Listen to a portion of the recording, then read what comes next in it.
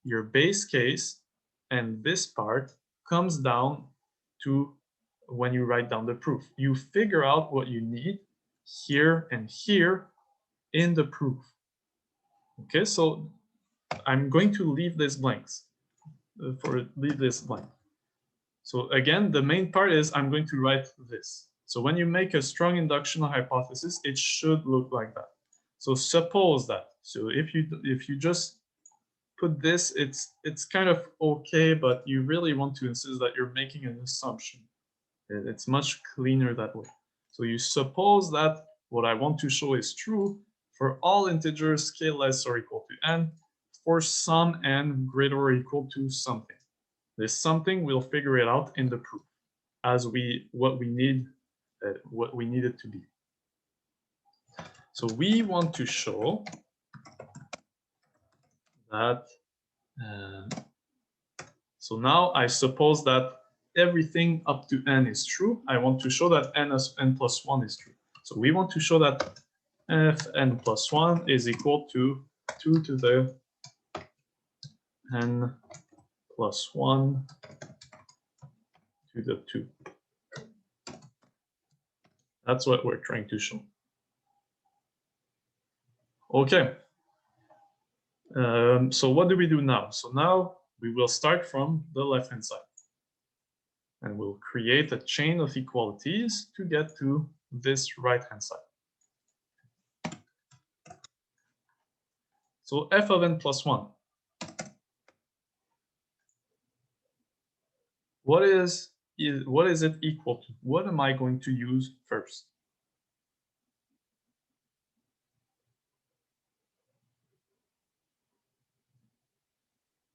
The recursive definition, exactly. So f of n plus 1 is equal to 1 over 2 times 4 to the n times f of n. By recursive definition. And this is the point where you figure out what you need in your base case. Why can I use the recursive definition? There is a constraint here.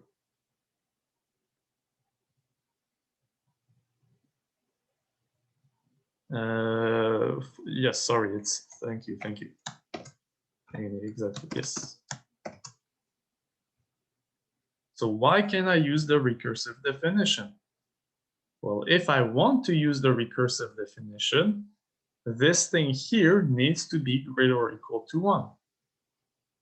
So n plus 1. Why is it equal? Why is it greater or equal to 1? Because this guy is greater or equal to 0.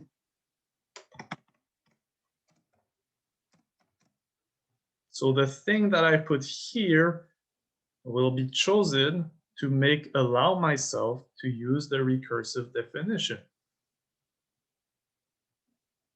Right?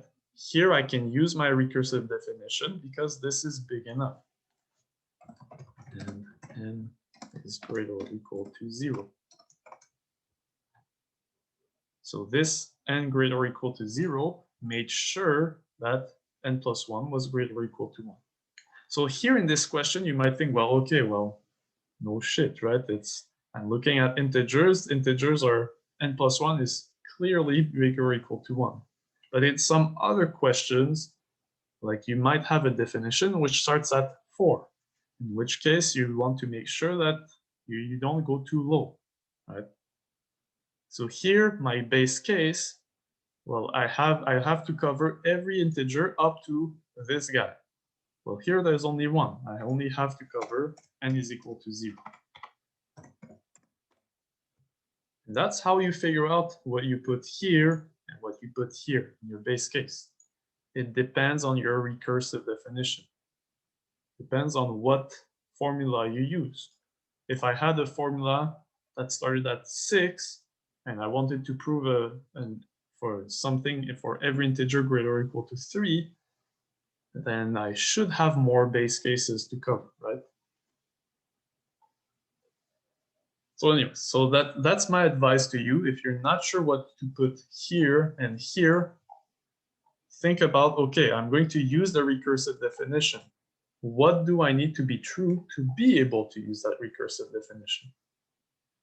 So we'll go back to the base case later. We'll just finish the induction step. But yeah, the base case is you still have to write something proper for the base case, but that's how you kind of find out what you need in your base case. It's from the proof itself. Okay, so next thing. So usually, if you're trying to solve a recursive function, you usually you want to show that something is true. Well, the solve that you have is true, then you usually just use the recursive definition, then use the induction hypothesis. So it's a good question. How bad is it? I'm not sure how bad is it. I don't have a marking scheme. If this was a 10 marks question, I would maybe remove 1 mark or 1.5 at most. Like if your base case is wrong, then yeah, you are missing a bit of it's not like you lose 3 marks. It shouldn't be like that, in my opinion. But you should lose maybe 1, maybe 0.5 marks. It depends on who marks you, but it is a mistake.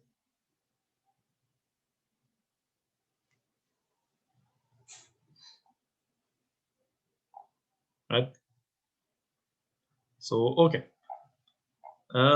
So next thing that we're going to use, so we use the recursive definition. Now I'm going to use my induction hypothesis. So here, if you want to just know what we're talking about, you can abbreviate this as the induction hypothesis, IH. So now I'm going to use the induction hypothesis, so I can replace this guy by what I assume to be true. So 1 times 4 to the n plus 1 times this thing here. So this becomes 2 to the n to the 2 by induction hypothesis. So here we didn't really need strong induction because we only ended up with something in terms of n. Right? So if in my recursive definition, I just go 1 step back, then I could have just used regular induction. But if in my recursive definition, I would have a n minus 6, then I would need strong induction because I would like to replace n minus 1 and n minus 6 by something that I can compute. But if you're not sure, just always use strong induction. And that's the safest thing that you can do.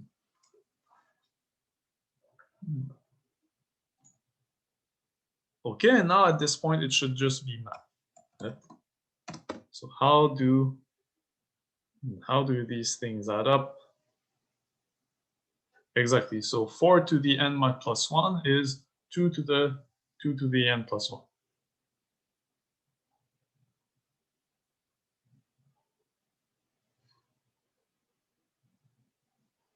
Okay, then I do have a factor here.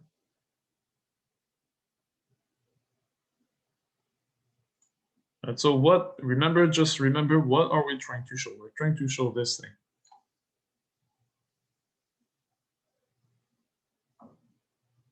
Right, which is equal to 2 to the n plus 1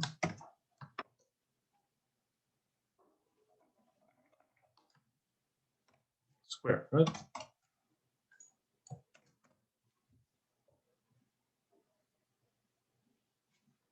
So now you notice, okay, well, I have 2 to the n squared. And then what else do I have? I have 1 over 2 times 2 times 2 to the n plus 1.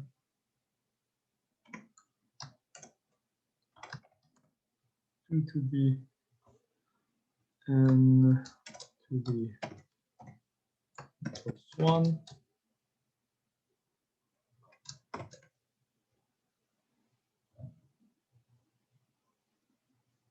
Yeah, so it is equivalent, right? So here I just did not expand my power. You don't need to expand it.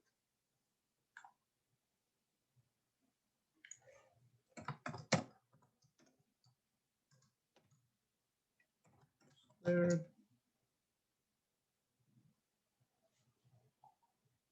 But this thing is equal to this thing.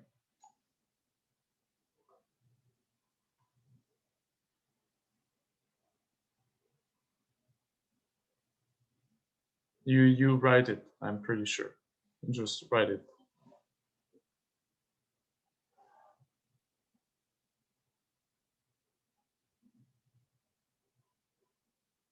Exactly. So we're almost done. So here, this divided by 2 will cancel out this gap. So here I'll be left with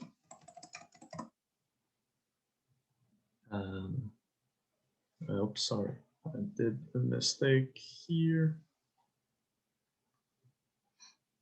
I'll pull out one of these. For the, Yep. Can you explain how you got the, what's it called? The 2 times 2 to the power of n plus 1? Here? No, in the second last line, right above. Here? Yeah, that one. 4 is what? 4 is 2 to the 2. Right. So here, this is equal to this, right?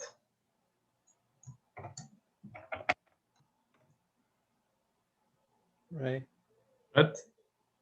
I see.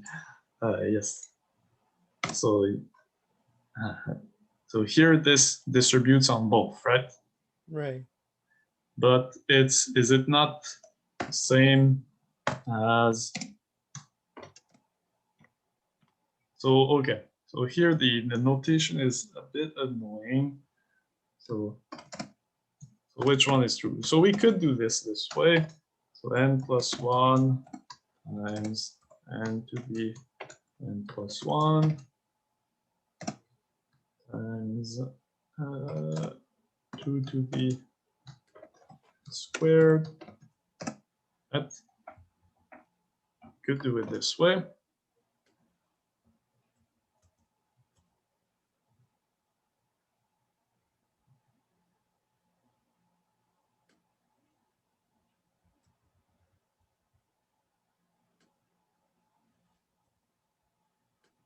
Now are we done?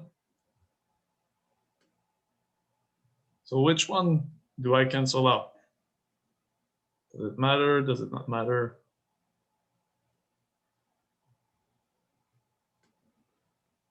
And yeah, we're pretty much done, right? So you choose one of them, it cancels out. This is equal to 2 to the n, oops, n like this times 2 to the n plus 1 times 2 to the n squared.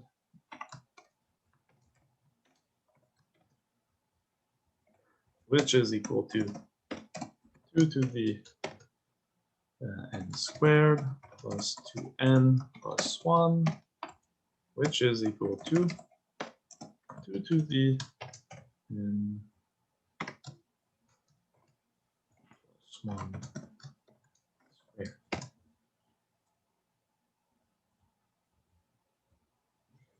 So here, pull out one of the 2's.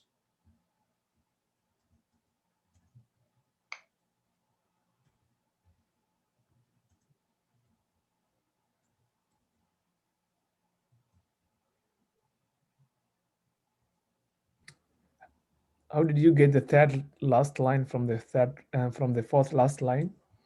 So here to there, right? Yes. So you tell me, what did I change here? How did I get from there to there?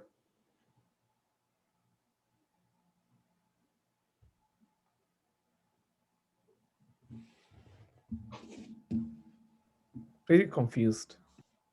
So if I have, when I get rid of a +1, what am I doing? So 2 to the n plus 1 is equal to what? How do I get rid of the +1 here? You can just multiply times 2. Exactly. So 2 to the n plus 1 is equal to 2 times 2 to the n. So 1/2 times 2 to the n plus 1 is equal to 2 to the n. So the 2 that I pulled out gets canceled out with this 1/2. I pulled out one of the 2's and I canceled it with this guy.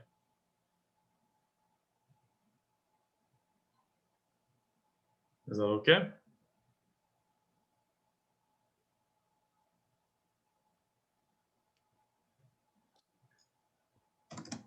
So Yeah, again, just continue down. so again, so I pull out one of the 2's here and I cancel it with this guy. And the rest is unchanged. The rest is the same. Then what do I do? Well, I just use exponents properties, right? They're all the same bases. So I can just add the exponents together. So this is n squared plus n plus 1 plus n, which is n squared plus n plus 2n plus 1. And then this thing here is just n plus 1 squared. And that's it. And yeah, well, the goal is to be done with this today. So like I said, I'll eventually pick things up. This is a slow question because it's induction. So I'm just making sure that everything is covered.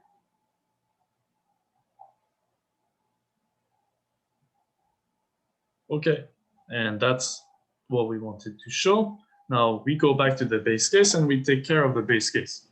Now in some of you might just write this, right? So f of 0 is equal to 1 and done. If you just write this, technically you're kind of missing the point. Yeah, I will put it in the Discord, absolutely. So, well, if not me, Erica will put it in the Discord. And it should be there.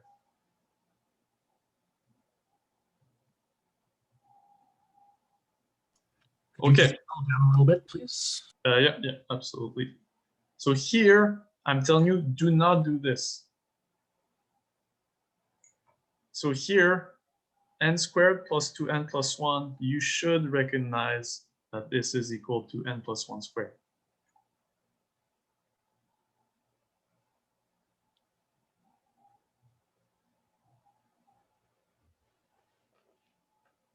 And here, this is not how you would do the base case.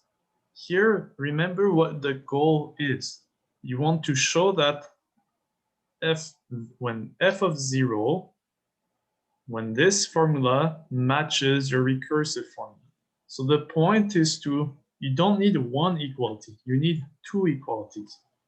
You need to say, okay, f of 0 is equal to 1 by definition, which is equal to, when I plug this 0 in this formula, which is equal to 2 times 0 squared. And now you're done. Okay, and that's more on point. I know it sounds silly, but really, remember, your base case, you're trying to show that your definition, this definition, and this thing is equal. So you need two equal signs. F of 0 is equal to 1, which is equal to this guy. So these two definitions are the same. And now you're done with the base case. So that's nitpicking. I doubt that we would move marks, but it's just be wary of that. Like, you want to show that this is equal to this when I put 0. So really, you should use this formula at some point. And now you're done. What happened in the constant after the fourth last line in the induction step? Here? Yes, From there that. to there. So again, 2 to the n plus 1 what is it in terms of to n? How do I move from there to there? You separate the n and the 1, and thus you get 2 times 2 to the n. Yeah, and what do I do with that separated 2? You multiply with the constant. Exactly.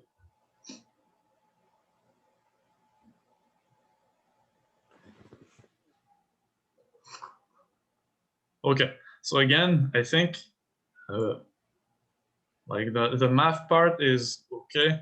In my opinion, if you did this part correctly, you get most of your marks. If you get stuck in the math, you might lose a bit of marks, but you shouldn't lose. In my opinion, again, it's everything is in my opinion. Like the main point that we're going to check is if you kind of know how to do induction, how to write a proof by induction. If you got stuck in the math afterwards, like if you're stuck in the math, just come back to your question and do the math, but you should at least know the induction template. So first of all, not all the TAs will be marking. I think only grad TAs will be marking. So, so that's a change, which, yeah, so, and I think TAs that are not from the course but have TA'd the course will be marking. And I think the marking scheme will be clear. So the assignments, it was a bit annoying because we had the solutions but no marking scheme. So depending on, so there's some TAs, to be honest, like, and they tell me themselves that they quickly read your assignments, they look for your final answer, they kind of glance at your answers and they say, okay, well, he got it. So some TAs do that, some TAs don't do that. I don't do that. I'm not saying there's right or wrong, but when you read your answers carefully, you might get to the right final answer, but what you write might not be correct. So I do tend to read your assignments a bit more and focus on what you wrote.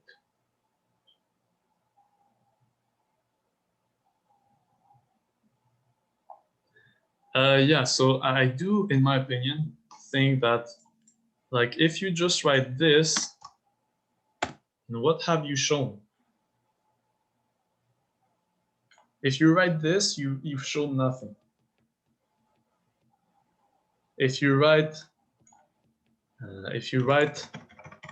1 is equal to the formula when I plug in 0, that's what you kind of need to show, right?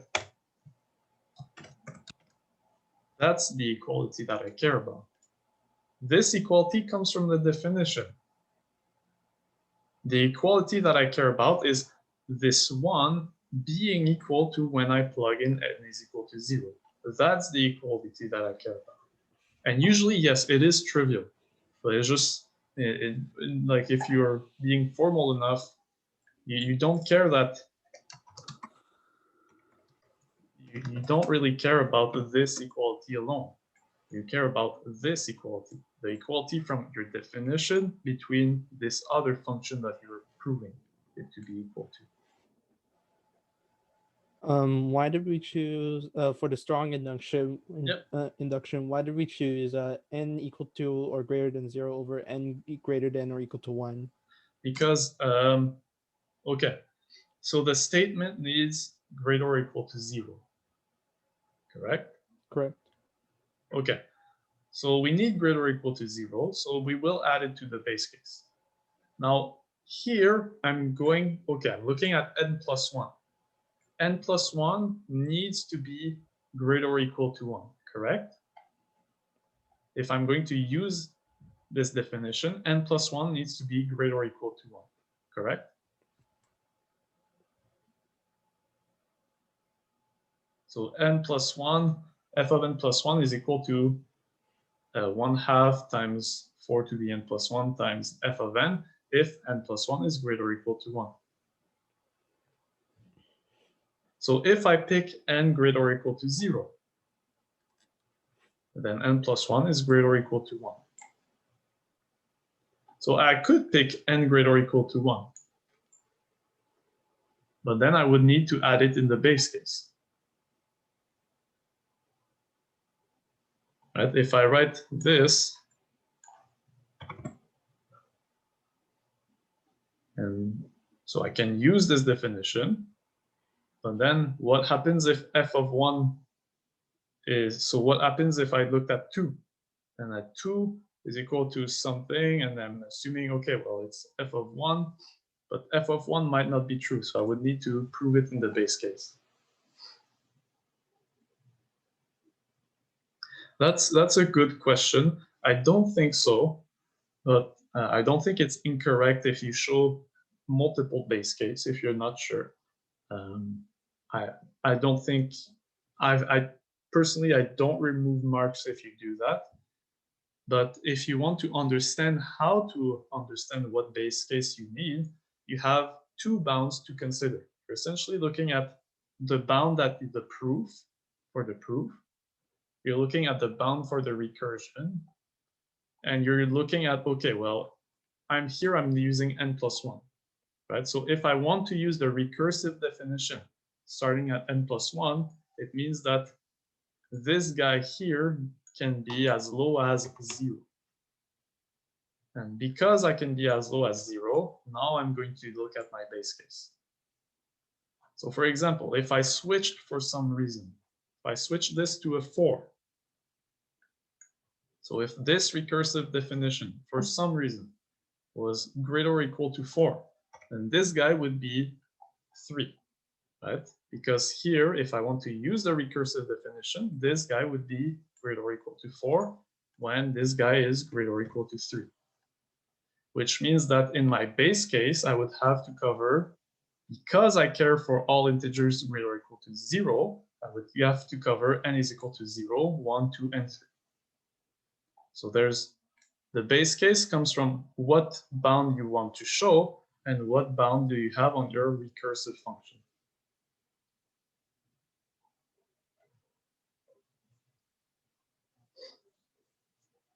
So here it's 0.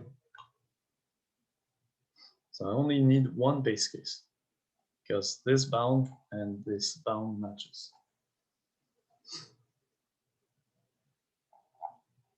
Yeah, sure. Well, I think it is, yeah, it is here. I think I did include the questions that Professor Holden said were important. Okay, so again, the focus is try to remember at least the template. Like this induction step, if you do it properly, in my opinion, you get some marks for that. And then you remember that, okay, I want to use the recursive definition and then my induction hypothesis. If you do that, it's kind of hard to lose marks afterwards.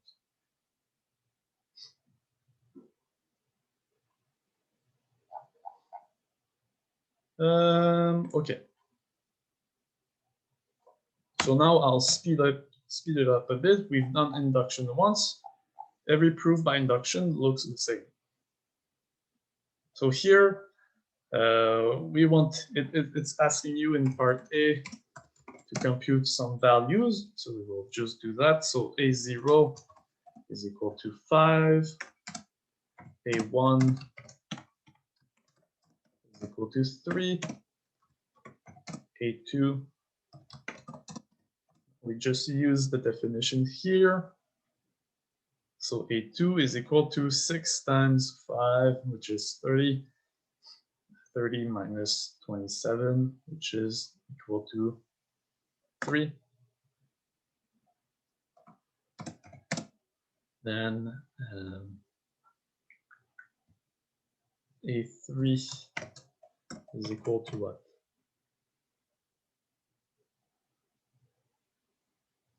Right, I haven't done a computation mistake, I don't think. Well, that's fine. So A3 is equal to 6 times A2 minus 9 times A1. So this will be 18 minus 27. So this is minus 9. Then A4. Is your computation right for A2? Yeah, I'm not sure, to be honest. So 5 times oh yeah, right. It's, oh no, I inversed. Yeah, thank you. I did. I was thinking this does not make sense. Thank you. So I switched these two values. So it's 6 times 3 minus 9 times 5. So that, thank you. 6 times 3, which is yeah, that makes a lot more sense. I still write it in the right place. Thank you.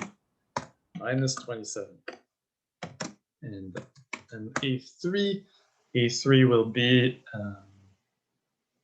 18 minus, oh, I see. So you get the power of 3, right? So like the clever thing to do would just, instead of trying to use this formula, just use this formula. Like if you're going to prove that this formula is true, then why bother looking at this, right? So just look at this formula. So you're going to prove that they're the same. So forget about this. Just, okay, well. So if just write like this is equal to 6 times minus 27 minus 9 times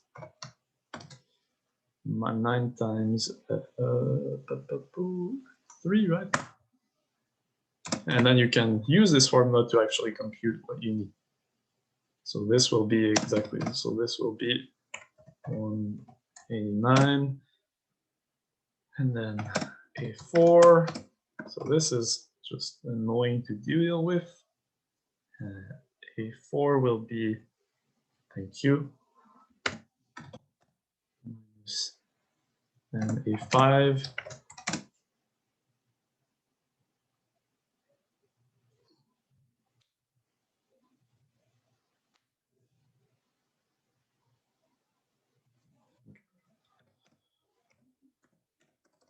Okay. So to be honest, I doubt that this would appear in your exam. I think the more thing that we'll really ask you is prove this equality, right? Okay, so how do we do this? Exact same template. So I'm going to copy this and copy. And then we'll just switch around what we need to switch around. So again, I delete my base case because let's say I'm clueless about what I need to do and I need to figure it out. So the induction step, I'm going to write my induction hypothesis. So I'm going to make a strong induction statement. So suppose that, and now what am I supposing? I'm supposing that AK is equal to 5 minus 4 times K times 3 to the K for all integers K less or equal to N for some integer greater or equal to, and now I leave it blank. Because let's say again, I'm clueless about what I need to do. So two things that I leave blank, this part here and the base case. So what do I want to show? I want to show that f of n plus 1 is equal to, in this case, 5 minus 4n plus 1 minus 4 times n plus 1 times 3 to the n plus 1. That's what we want to show. So what am I going to do? I'm going to start from the left-hand side. So I'm starting from the left-hand side. I want to use the recursive definition. So I'm going to write something like this. So it's equal to, and this should not be an F, right? It should be an A. So an plus 1.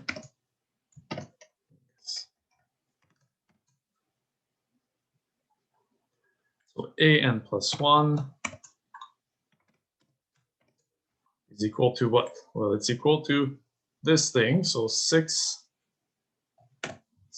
times an plus, minus 9 times an minus 1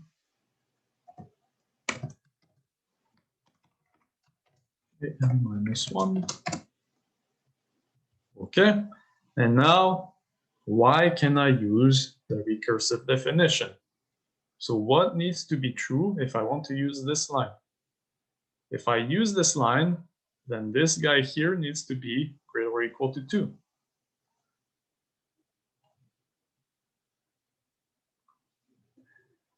So I probably on Discord, definitely on See You Learn for section A, but the recording should be available on Discord. That will be the goal. My worry is just it's going to be a very big recording. So yeah.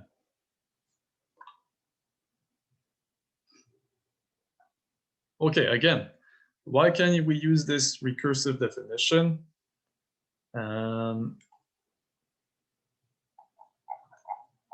don't know. Like maybe all of them, maybe I'll stop at the end of chapter 5, I don't know. We'll see.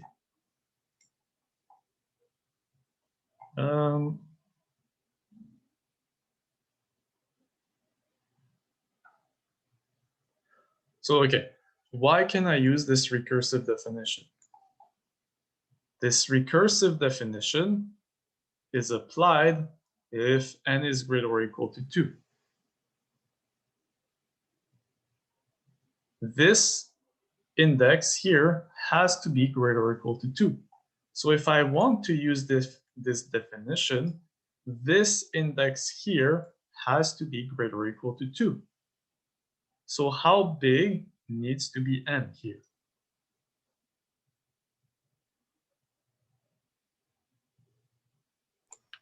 N needs to be greater or equal to 1. And that's how you figure out what you put here. If I want to use this definition, n needs to be greater or equal to 1. And now that's how you, from there, that's how you figure out what your base case are. What am I trying to show? I'm trying to show that for every integer greater or equal to 0. So I definitely need to consider the case n is equal to 0 on its own, and I need to consider the case n is equal to 1. So I need to consider all integers up to this guy. So n and 1. 0 and 1.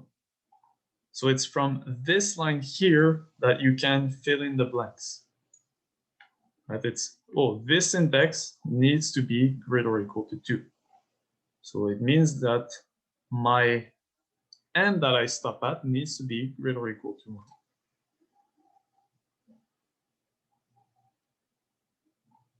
And now we just do the rest, right? So now at this point, we do the rest. So we use induction hypothesis. How do we use the induction hypothesis? Well, we made a strong induction hypothesis. So we not only know something about this guy, but we know something about this guy. So we can replace both. So this is 6 times, now what? So this is 5 minus 4 times n times 3 to the n minus 9 times 5 minus 4 n minus 1 times 3 to the n minus 1. And that's the induction hypothesis. Induction hypothesis tells me that I know something is true for all these integers up to n. So I can switch this guy to this guy and this guy to this guy. And then usually the rest is math. So now how do we transform this equation to what we want to show here?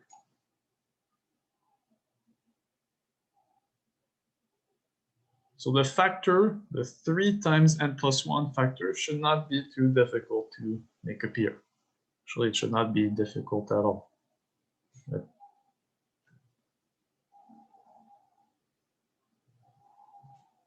Right? If I put this 6, I have a factor of 3 here, I can get 3 to the n plus 1.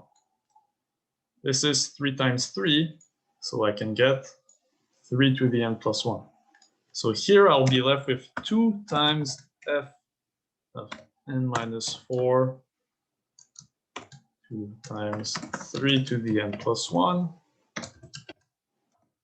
minus 5 minus 4 minus times n minus 1 times 3 to the n plus 1. Right? So the factors of 3, I just throw them in the powers here. Right? This is 3 to the 2. This is 2 times 3 to the 1. Okay, so this is equal to what? This is equal to 10 minus 8 n minus 5 minus n minus 4. This times 3 to the plus 1. So here I've factored out my common factor and I just expand it, right? And this becomes what? Well, this becomes, so 5, this becomes a plus, so minus 4n plus 4. Times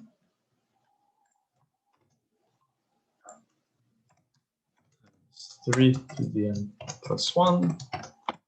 And now this is what we wanted. This is exactly 5 minus 4 times n plus 1.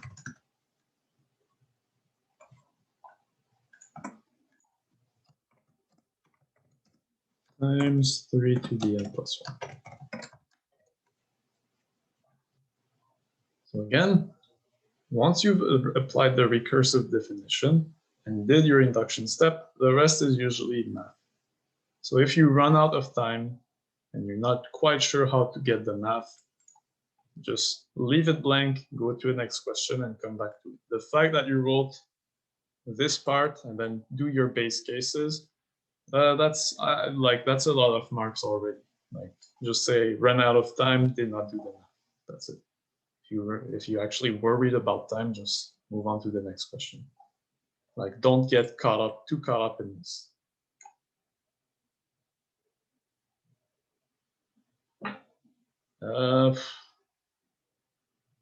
Yeah, I would be tempted to say yes, but to be honest, I don't think so. I think the math should be easier than that. But like I said, if you get caught up in some math problem, in some induction proof, like you still did a very good job if you did this properly. Like if you do this properly, you've done a very good job. Like, you shouldn't lose, like be that penalized. No. In my opinion, it's like maybe if this was 10 marks, you did not do the math correctly, but you say I just ran out of time. Like in my opinion, you lose maybe 1 mark, 1.5 marks. That's it. So you get at least 85% for that question if you do the rest perfectly. Right, so we're not quite done here. We have to do our base case. So here we have 2 base cases because we want to show that the statement is true for every integer greater or equal to 1. But here our induction step starts at greater or equal to 0. Here our induction step starts at 1.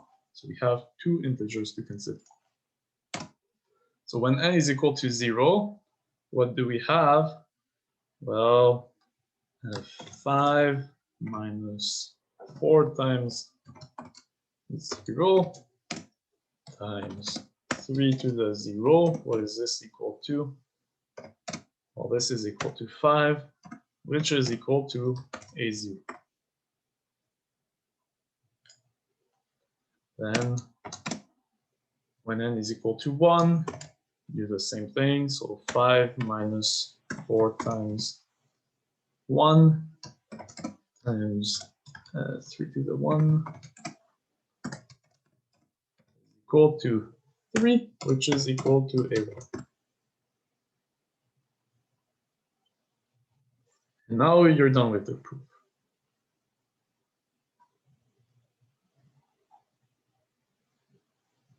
So again, try to, like, this template here is pretty important. If you want to make the marker happy, justify your lines here by recursive definition, then by induction hypothesis.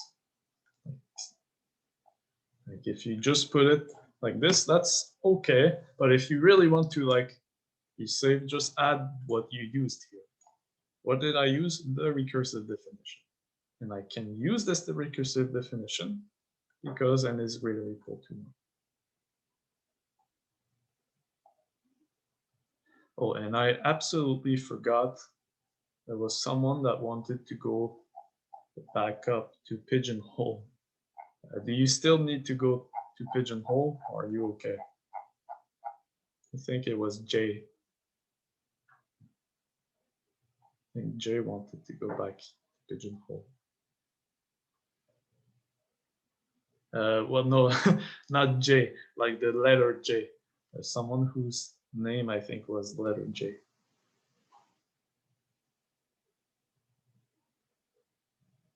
Or maybe you change your name, I'm not sure. Let me scroll back up. Yeah, there was someone that wanted to, or maybe it's not you, I don't know. Anyways, if no one says anything, then I guess I'm just losing my brain.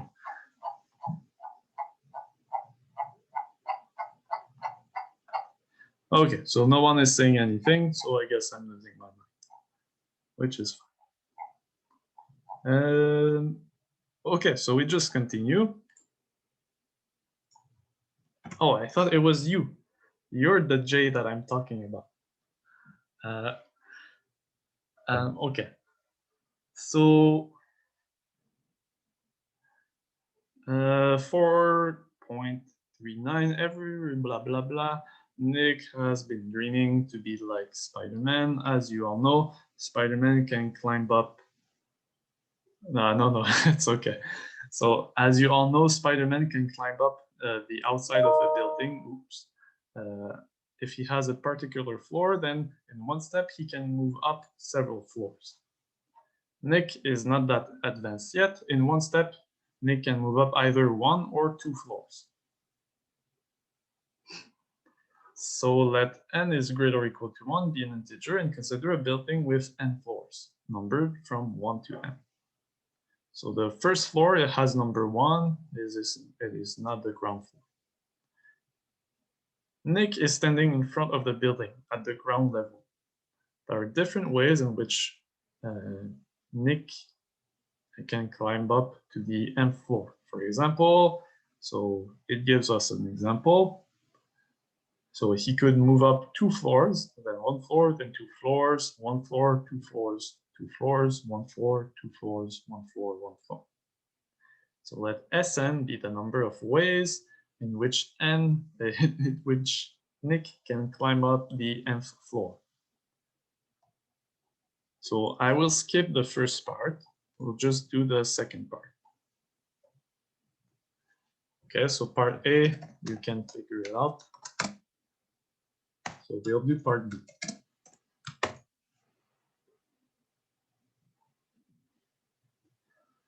So if you have a question which says express Sn in terms of numbers that we've seen in these chapters, it's probably the Fibonacci sequence.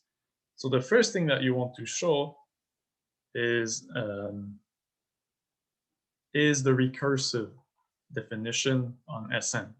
And then from that recursive definition, you see, oh, well, this looks like the recursive definition of the Fibonacci numbers. That's the idea of these questions. So how do I get a recursive definition on Sn?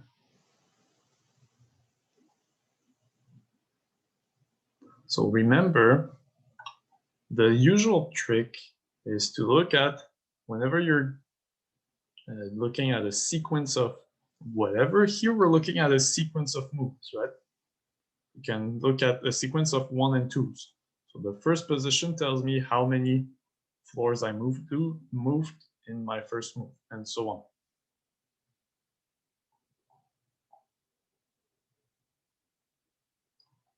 So here, what is my, how do I do this, right? So here, how do I do this? I'll just say, how can he make only 1 floor in each move? No, he can make 1 or 2. So we can move 1 or 2 floors. So here, okay, I'm one of the ways in which Nick can climb the n floors in total. So I'm going to look at the possible starts, the first possible move that I can make. So Nick has 2 options for his first move. So if he climbed the n floors and started by climbing 1 floor. But it's said in the question here. I think it said Nick can move up either 1 or 2 floors. So I know I'm kind of skimping through these questions quickly, so I'm not really giving you that much time to read them. So Nick has 2 options for his first move. He climbed the n floors and he started by climbing 1 floor. So what does that mean? So it means that, okay, my first number is 1. So then what do I know about the rest of my sequence? So first of all, maybe I should be a bit more precise. How can we describe the ways in which Nick can climb up the floors? How can we describe this? So is there a nice way to describe the ways in which Nick can climb up the floors? Can we describe it as a set? So like 2, I'm not gonna actually. So instead of a set, write it as a vector, right? A vector, okay, yeah. Sure.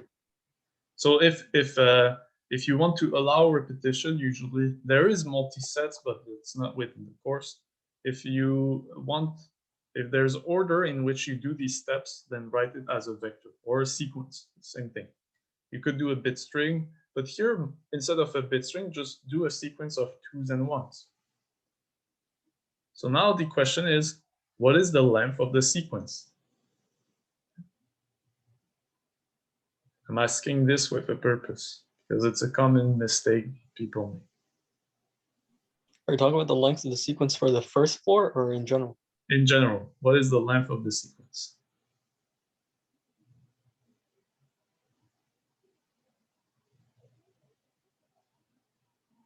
So it's kind of answering what someone said in chat. How can I describe it as a bit string?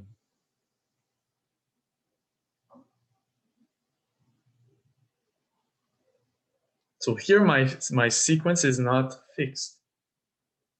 So maybe the best thing I can do is to actually say, well, okay,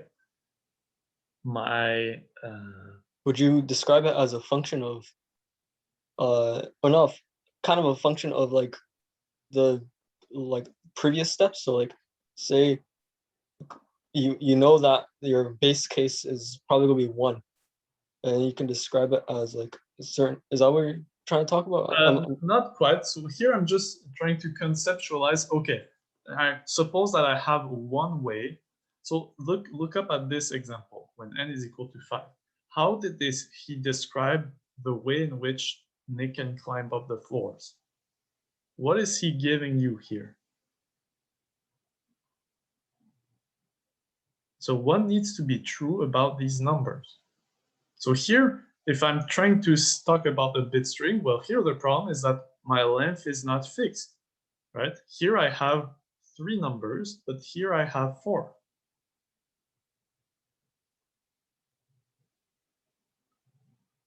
So how can I kind of in a nice way describe what I'm going to a sequence? The problem is that the length of the sequence is not exactly fixed.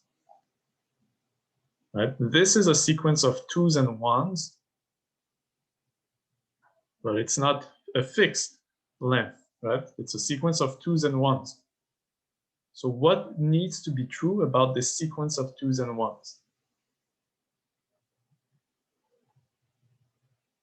What do they all have in common here?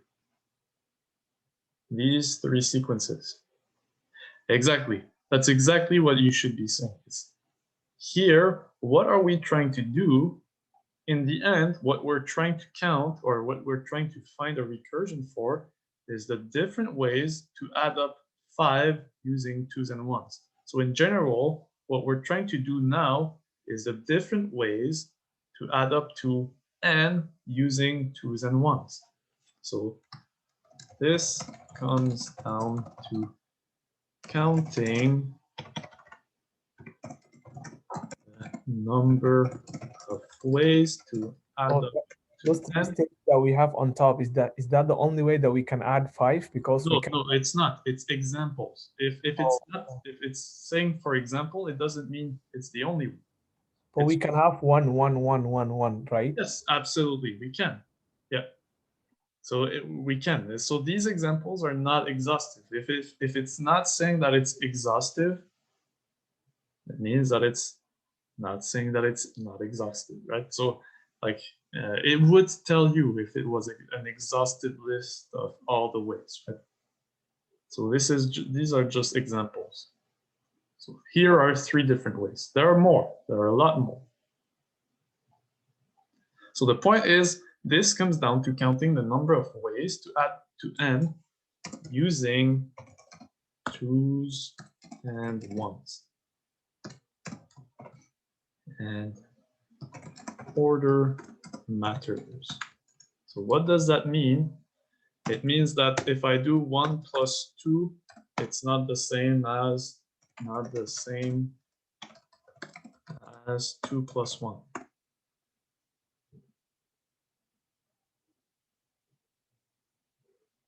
I think it's today. Yeah, I'll try to post it today. I hope it won't take too long to upload or whatever, but it should be today. So here, order matters, okay? So here, you see, these are 2 different ways here. 2 floors, 1 floor, 2 floors is not the same as 1 floor, 2 floors, 2 floors.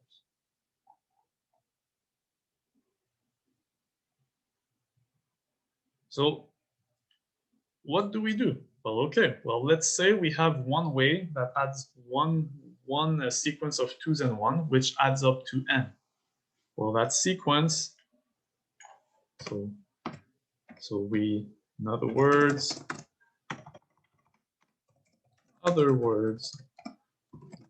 counting the number of sequences of 2s and 1s, which adds up to n. Yeah.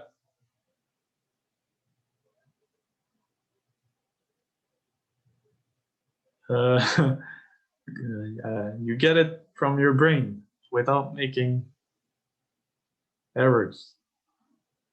And like, to be honest, I don't think this book has a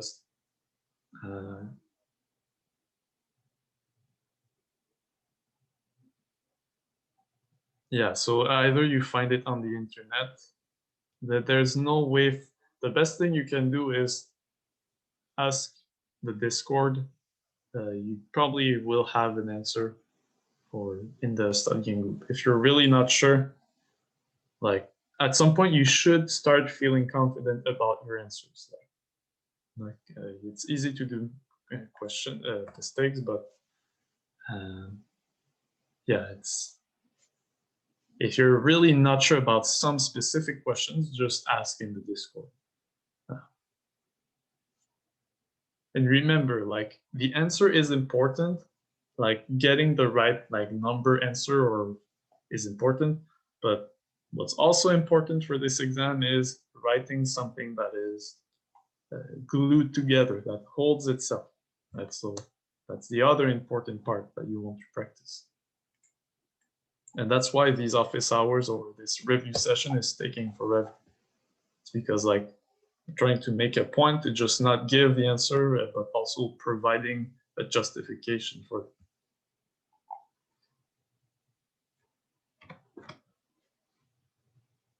Okay, so in other words, we're counting the number of sequences of 2s and 1s, which adds up to n. So we have two options. Such a sequence start with either 1 or a 2. If starts with 1, what do we have? So I have a sequence of 1 and 2s that adds up to n. My first number is 1. What do I know about the rest of my sequence?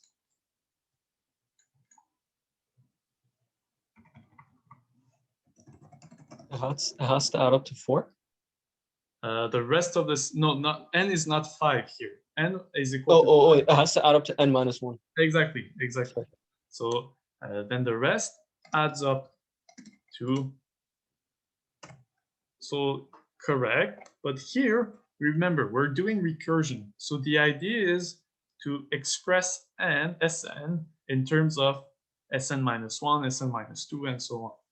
So the idea is if I start with 1, then the rest adds up to n minus 1 and is also a sequence of 1s and 2s. So how many such sequences are there? So I started with 1. So the rest of my sequence is a sequence of 1 and 2s that adds up to n minus 1. How many options do I have? How many such sequences are there? Remember, we're doing recursion. So what will I write now?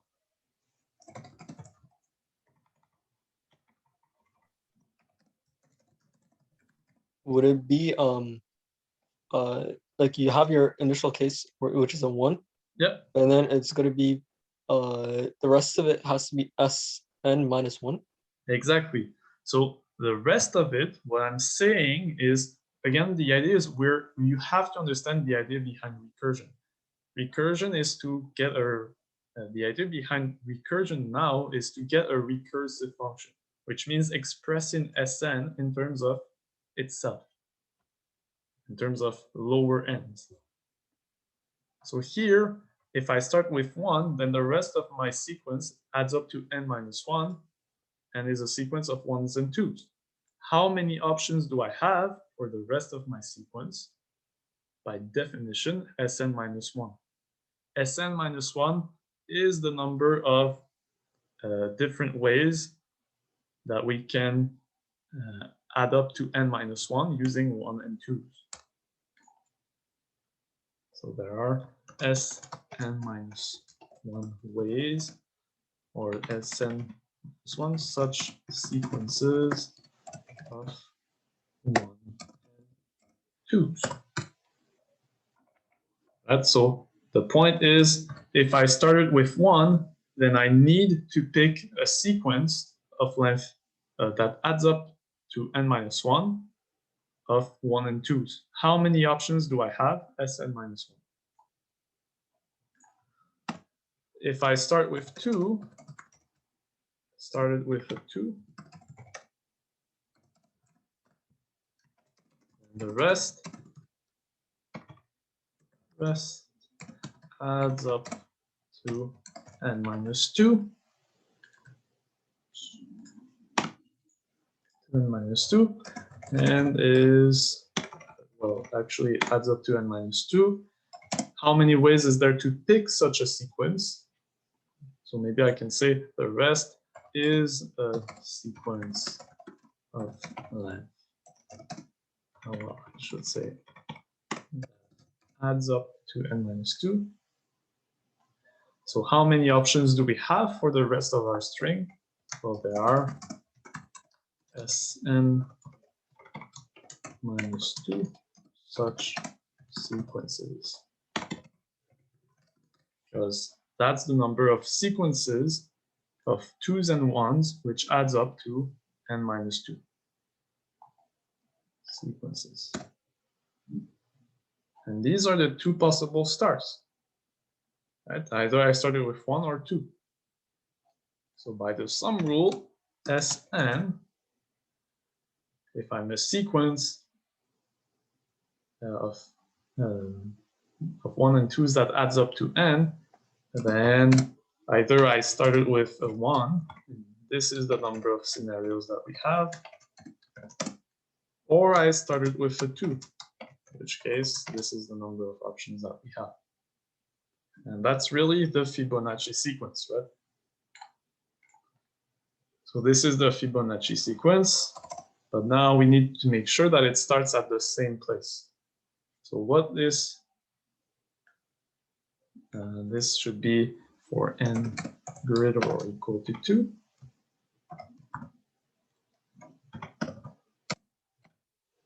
Now what is S1 and S0? Actually, does S0 make sense? Remember, in the Fibonacci sequence, we have F0 is equal to 1, right?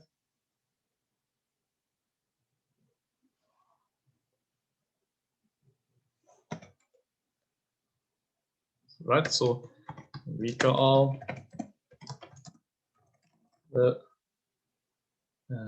recall that F0 is equal to F1, which is equal to 1. Now here, when S0 doesn't make sense. Are we not double counting here? Sorry, what? Are we not double counting? Like we are saying if it starts with 1, so that already gives us a string of Sn, and then we are saying if it starts with 2, so and then whenever we are finding Sn, we added 2. So are we not over counting? No, we're not. So here, take a string of Sn. It either starts with a 1, in which case there's this many strings that goes there, or it starts with a 2. These two cases don't overlap. So the number of strings of 1 and 2s, which starts with 1 and adds up to n, is equal to Sn minus 1. The number of strings, which starts with 2, of 1 and 2s, which adds up to n, is Sn minus 2. These are the two lines. These are two different cases. You cannot both start with a 1 and a 2.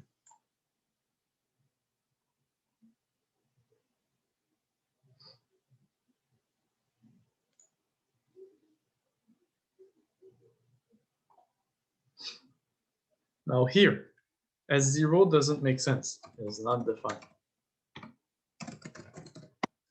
S1. How many ways? Well, I don't think it is, right? Let's just make sure. Yeah, it's not defined. So how many ways is there to using 1s and 2s to add up to 1? There's only one way, right? How many ways is there for using 1 and 2s to add up to 2?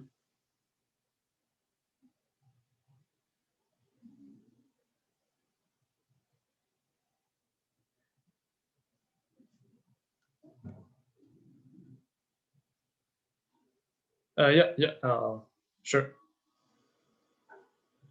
Yeah, so this gives 2 ways.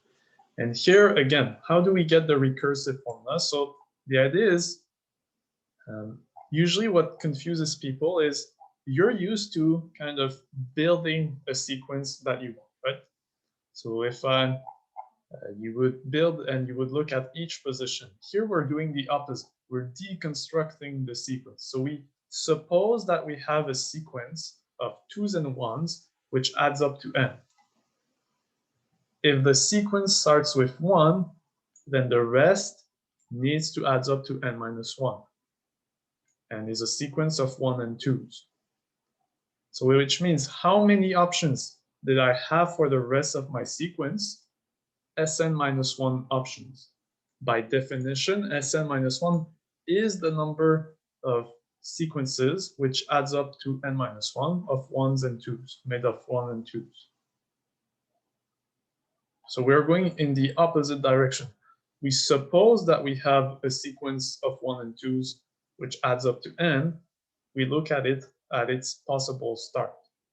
If it started with a 1, then the rest of my sequence needed to add up to n minus 1, and is a sequence of 1 and 2s. So how many options do I have for the rest? Sn minus 1. That's the definition. That's the number of sequences of, it's the number of sequences of 1 and 2s, which adds up to n minus 1.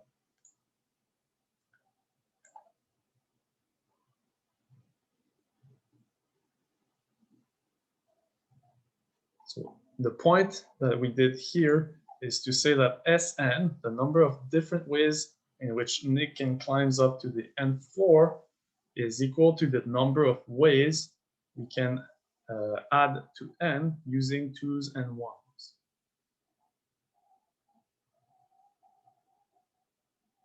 So I'm not sure if that answers your question, but again, the idea is start with a, so essentially I might have something like this, right? So 2 plus. So here, if I have something like this, so I started with a 1, which means that the rest needs to add up to n minus 2, n minus 1.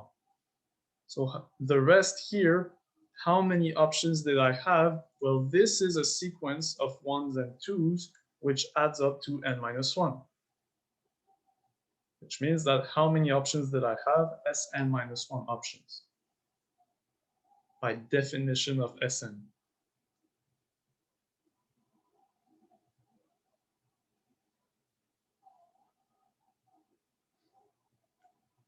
And we do the same thing for the 2 here.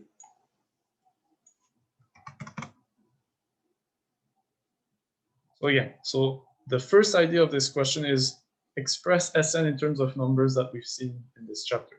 Usually, which means that the recursion that you should get is looking like the Fibonacci sequence. So you have to argue that this recursion is true in this scenario. And why is this true? Well, how do you do this? Look at the possible starts. So this looks a lot like the Fibonacci sequence. The only difference here is that this starts at 2. Sorry, it should start at more than 2, right? It starts at 3, I think. Right? I do not have S0. S0 makes no sense. So maybe that's what someone said earlier. S0 is not defined. So this sequence here needs to start, is true for n greater or equal to 3. So when S1, for S1, we have only one option, right? Because that's the number 1 and that's it. For S2, we have 2 options. Either we have 1 plus 1 or 2. These are the 2 sequences of 1s and 2s, which adds up to 2. Okay, so this is not quite the Fibonacci sequence. It looks like it, but it's kind of shifted. So how is it shifted? So remember, the Fibonacci sequence starts at 0. F of 0 is equal to f of 1, which is equal to 1.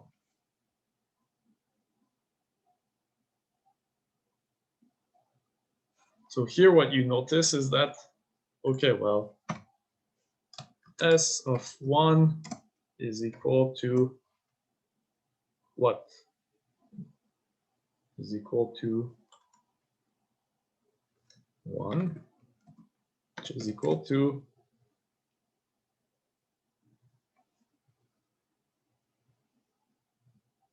so which one do I want to put? Do I want to put f of 1 or f of 0?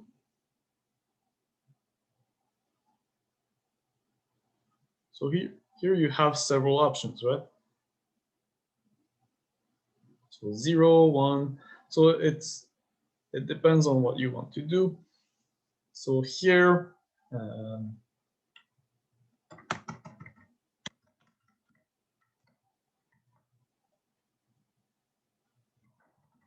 you can say several things. Okay, so the one thing that you could say is Sn is equal to Fn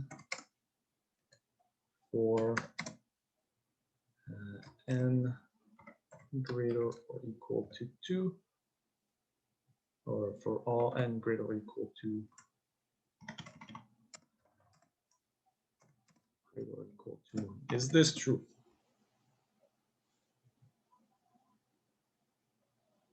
That's not true, or is it true? So if you're not sure, is f2 equal to 2? The answer is yes. Is f3 equal to 3? The answer is yes. So here, the only thing that's different is that S0 is not defined. That's the only difference.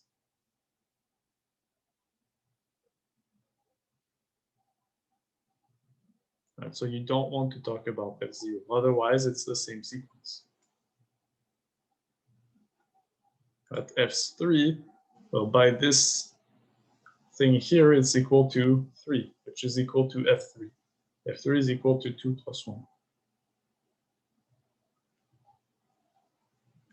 So the main point of this question is to justify this recursion and then check, just make sure that, okay, well, is this actually equal to this, or is this shifted, right? Maybe it could happen that you have like something like this, for example, in your question. Right? So you just want to be to look out for this. So even if you find this recursion, well, you still check a bit of the first cases and see how your sequence starts off. Right. For example, if S1, oh boy, I can speak. S1, well, that's probably my brother.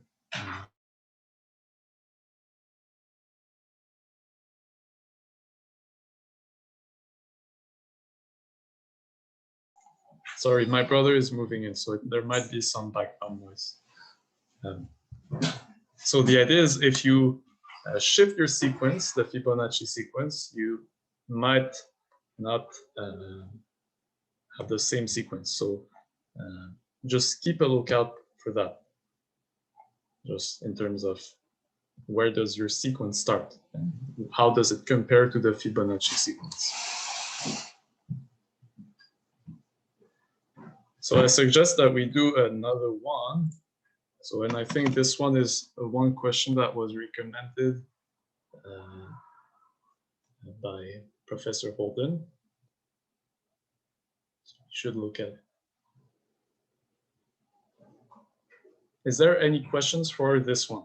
4.39. Is there a question for this one? So wait, I'm confused. Like, what is the final answer for this? So the final answer for this is this. We expressed Sn in terms of Fn, the Fibonacci numbers that we've seen in class.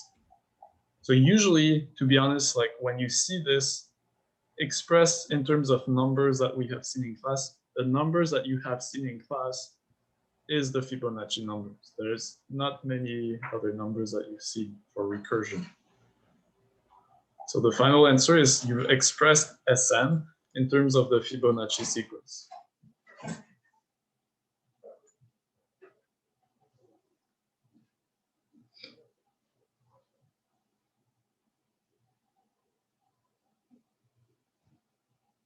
Okay. So again, sorry for the background noise. My brother is bringing books in, a bunch of books.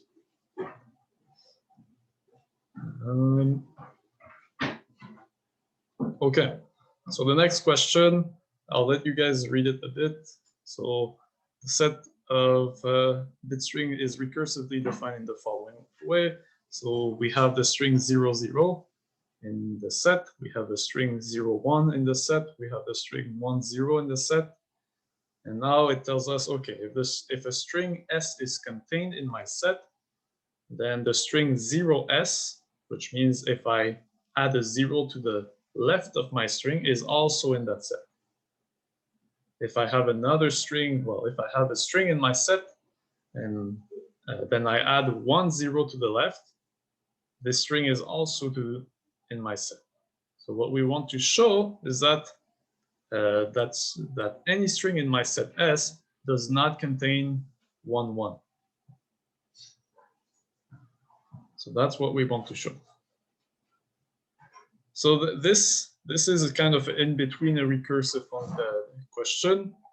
You can use recursion to prove this, but actually I'm not even sure if it's strictly needed. So how would you argue this formally? Does anyone have an idea of how would you? I think we all understand what the question is asking, right? So any strings that I formed using this protocol does not contain the substring 1, 1. So how will we show this? We have to prove this somewhat formally.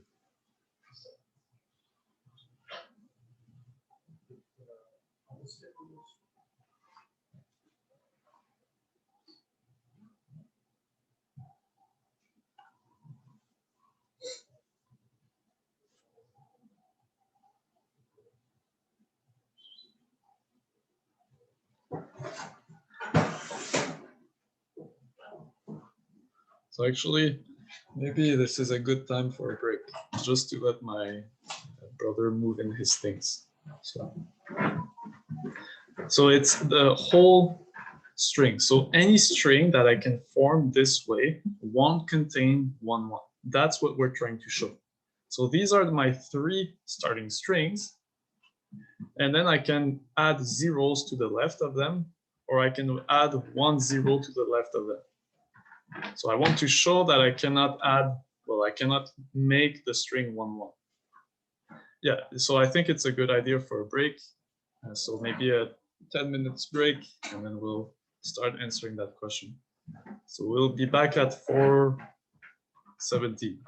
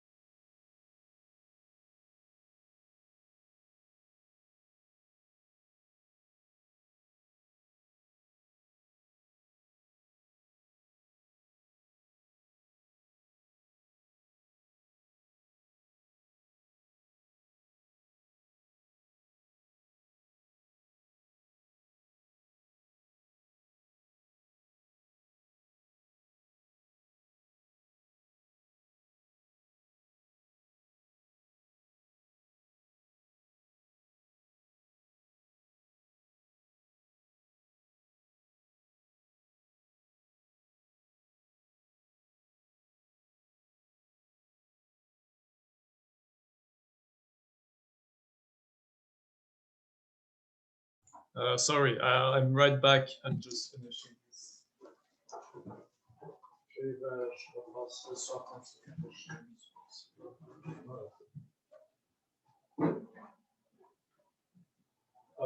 Tu reviens pas aujourd'hui? Non, ben, je vais pas rentrer le voir.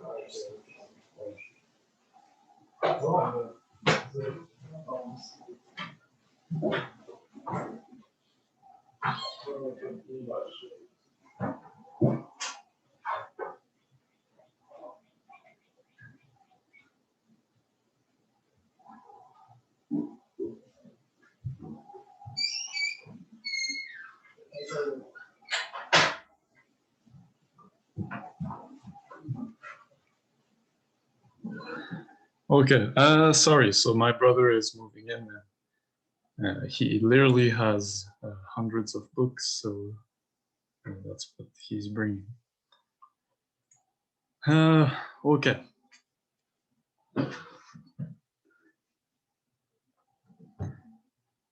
So are you guys ready? Are you guys all back from the break? Yes. All right. So how do we do this?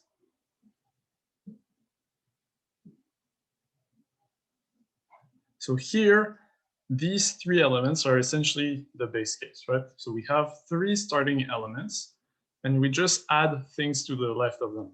So we either add zeros or 1 zeros. So for example, 0, sorry, so 0, 1 is one of the elements. Then I could have added 1, 0. So this guy becomes an element. So then I can apply, I can add a 0 to the left. And then I could have added then 1, 0. And then I could add another 0 to the left and so on. So I can just keep adding things to the left as long as there are zeros and 1 zeros. So here the strings don't have the same lengths, right? This is an infinite set.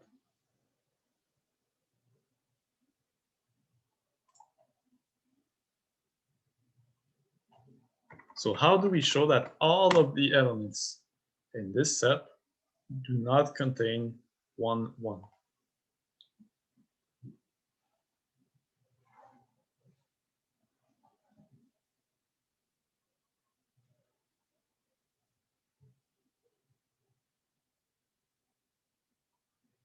So do we do this recursively? Do we do this by induction?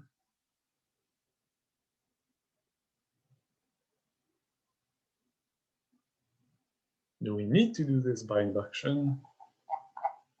What would we do?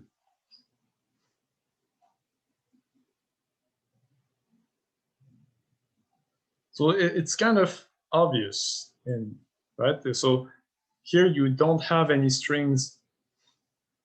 Exactly. So we never actually add 1 on its own. So if we added a 1, then the next thing that we add is either followed by a 0 or, well, the next thing that we add is either has to be followed by a 0, right? So I'm not sure. He gave this question as an important one, right? But really the idea is very simple. You just never add 1 to the left of another one. If you added a 1, then the next thing that you add is followed by a 0.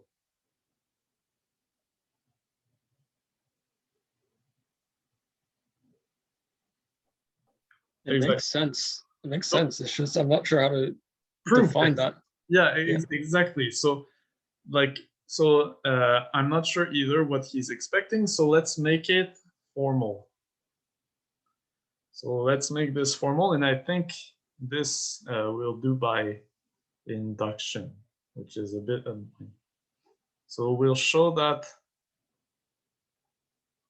Again, I'm not sure if that's the kind of answer that he's expecting. In my opinion, And again, it's a disclaimer. That's just my opinion. In my opinion, for this kind of problem, it should be sufficient to understand that if I added a 1, then the next thing, it has to be followed by a 0, right? Oh, did he do the question in the class? Did he do this one in the class?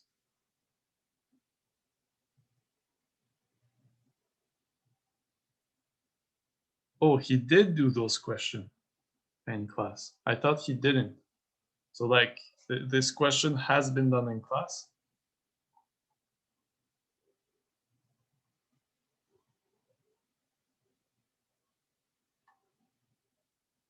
.49.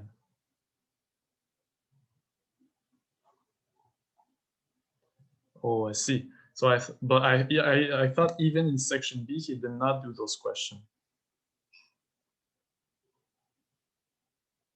I see. So he did solve this one. Okay, so you could do contradiction, sure. So Professor Holden.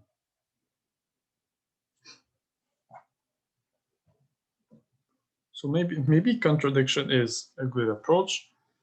I think that the direct approach is also good.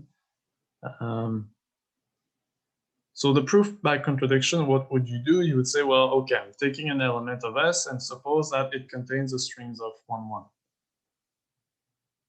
Then what do you do?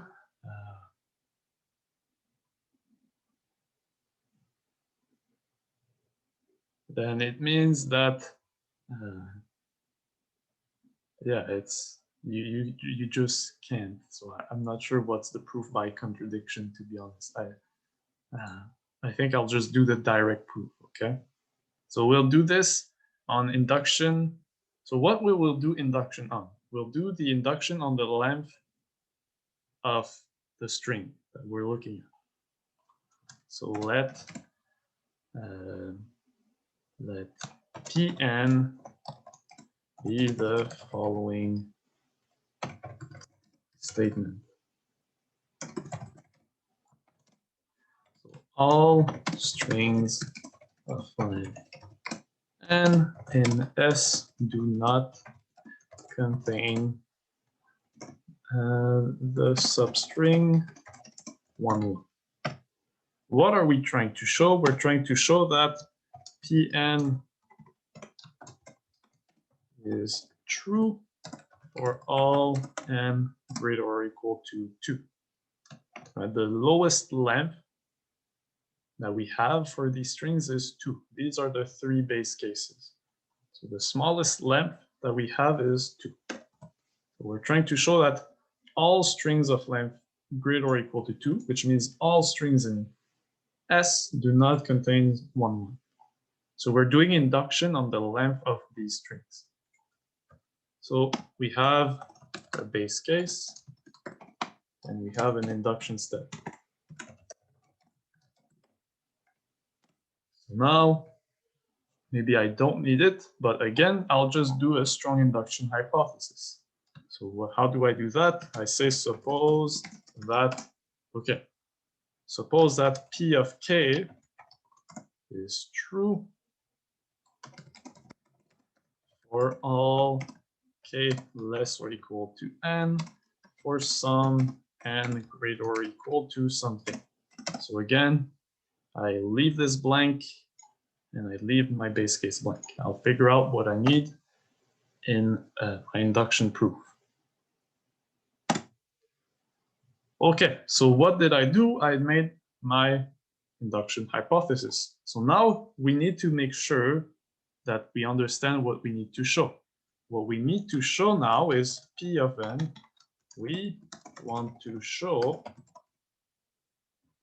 that P of n plus 1 is true. Which means, what does that mean? Which means that all strings of length n plus 1 in S do not contain the substring 1, 1. So here, the important part is that there's an all strings of length n plus 1 do not contain the substring 1, 1.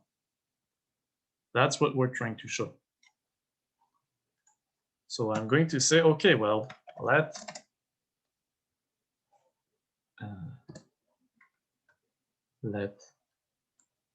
S be a string of length n plus 1 in S. So I'm taking one string, any string of length n plus 1 in S. Then by definition, S is equal to either 0 S prime or, and by definition of S is equal to 0 S prime, or S is equal to 1, 0 S prime, I should say, some string S prime. Or maybe I'll just split the cases instead. Maybe it will be less confusing. And we have either S is equal to, so the small string that I took of length n plus 1 is either equal to 0 and the string of length n for some S prime in S. Or we have another case where the string that I took is equal to 1, 0 S prime for some S prime in S. So these are the two cases we're looking at. And why are these two cases? So here my length is, if this is true, if I can write this like this, it means that these are not, like, this is not my base case, right? So I'm taking n greater or equal to 3, which means that this guy needs to be greater or equal to 2. S is a string that I took at random. S, so again, make sure that you follow this part. What am I doing? So I want to, I'm looking at the following statement. For each n, this is the statement P of n. All string of length n in S do not contain the substring 1, 1. What we want to show that P of n is true for all n greater or equal to 2. So we do this by induction.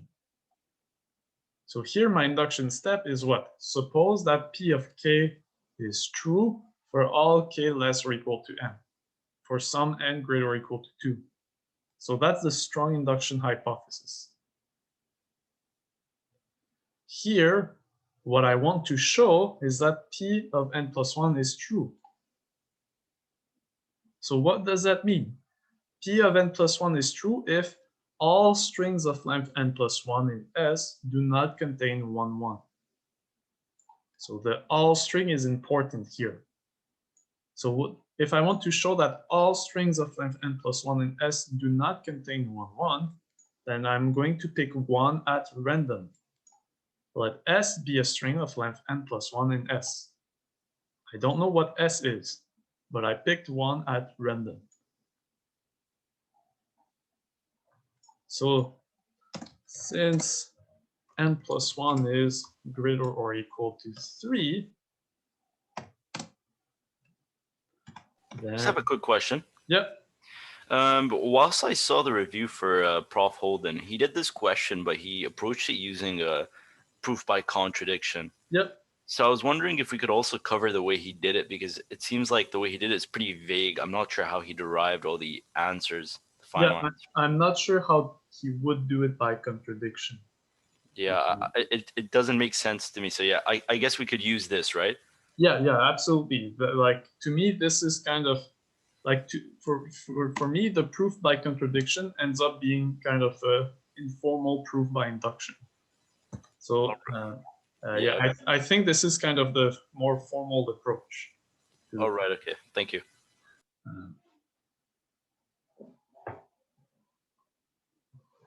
So the idea here is what is, okay, well, I picked a string of length n plus 1, and n plus 1 is greater or equal to 3 in this case. So here, because n plus 1 is greater or equal to 3, I know that I can write my string that I took as 0 plus something else, or 1, 2 plus something else. Why do I know this? That's the definition of S. So the only case when this could not have happened is when I look at one of these base cases. But these base cases have length 2. Here I'm looking at a strings of length 3, at least 3. So by definition, I know that these are the two possible options. Either I had a string of S already, and I added a 0 to it, or my string came from a string of S, and I added 1 0 to it. So this is why we can do this, because n plus 1 is big enough. It's at least 3. So the strings that I'm looking at is of length at least 3. So it's not one of these base cases. So that's why I can write S as something like this or something like this.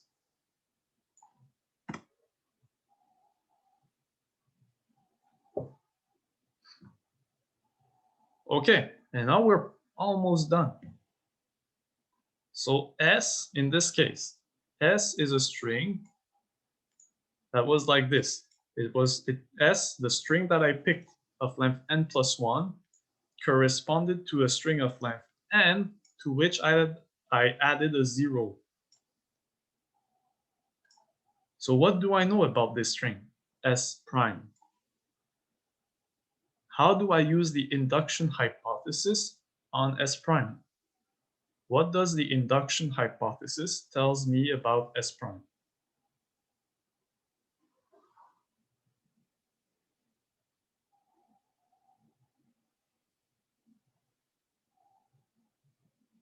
Exactly.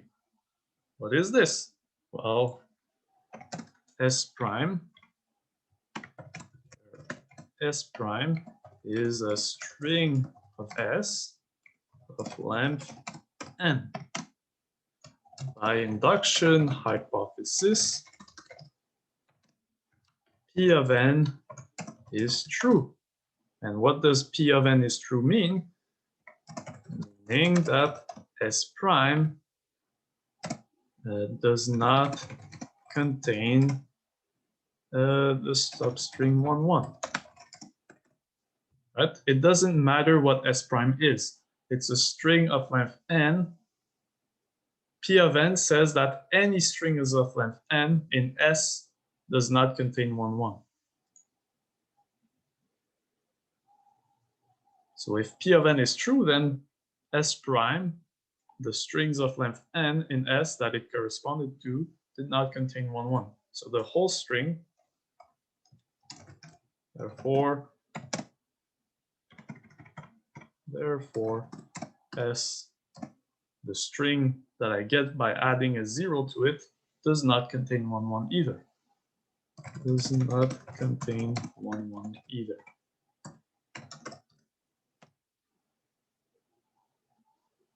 Same argument here. Here,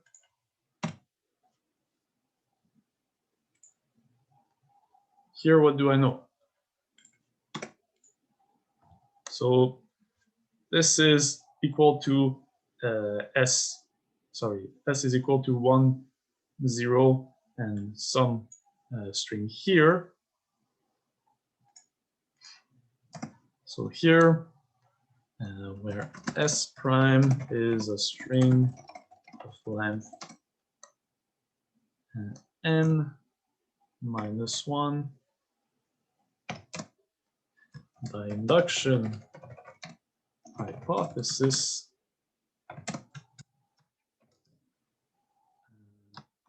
so here we'll have to be a bit careful. We'll just have to make sure that this n minus 1 makes sense. That's the only thing that we have to be careful about. But the idea is the same. By induction hypothesis, Pn minus 1 is true, meaning that that substring that I'm looking at does not contain 1, 1. So the whole string 1 contain 1, 1. It's not just you. It happens.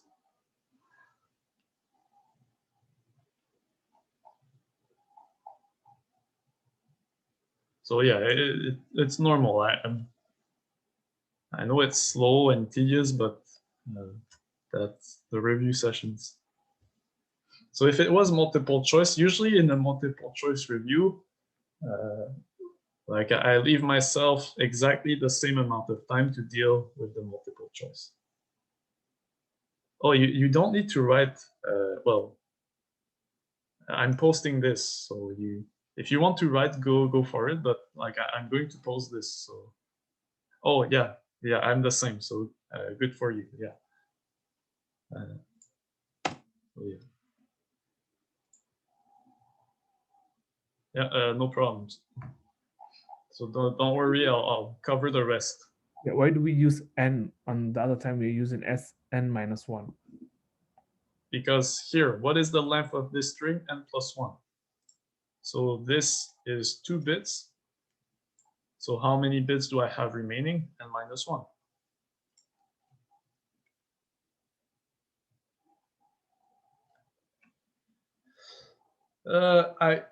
That's the thing is, if he did it by contradiction, then he didn't need to do it by contradiction in my head. If you argue in contradiction, you're kind of going around this formal argument.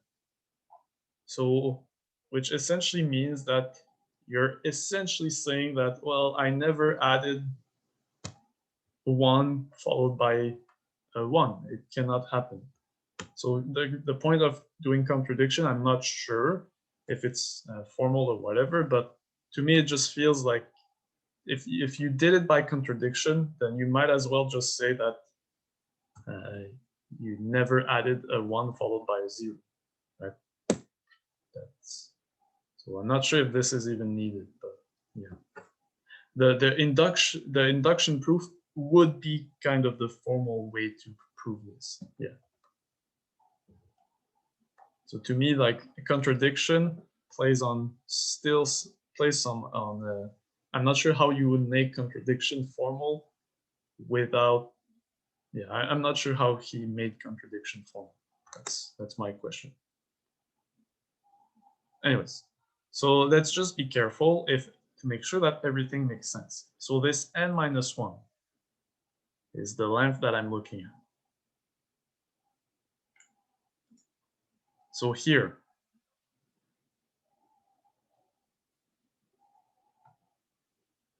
so if S is equal to of length 3,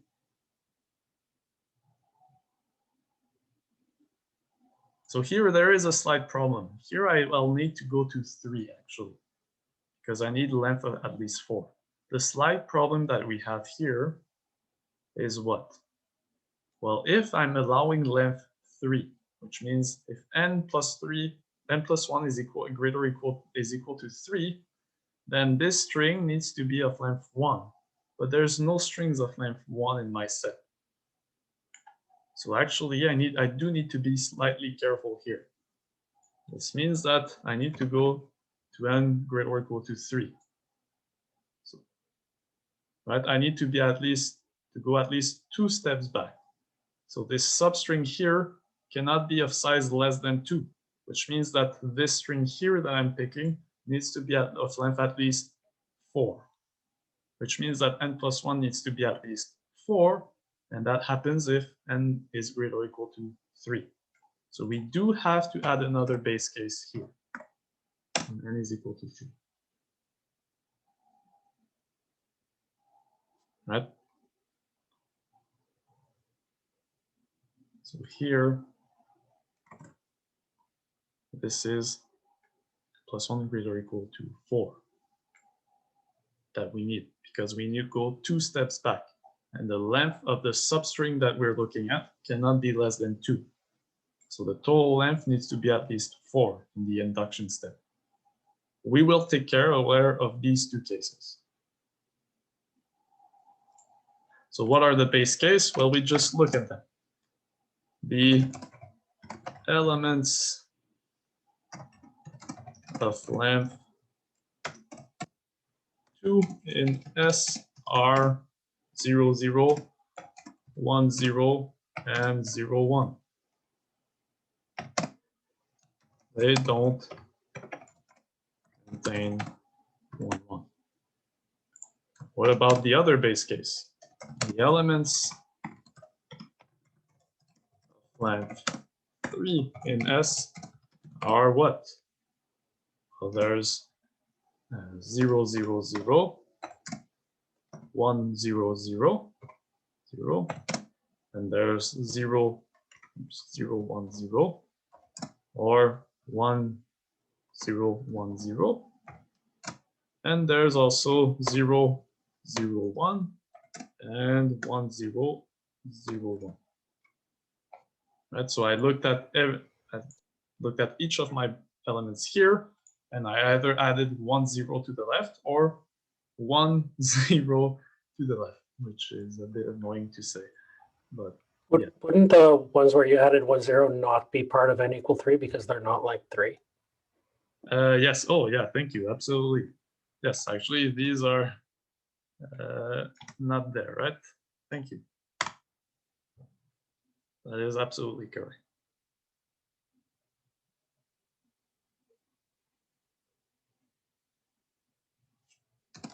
They don't contain 1.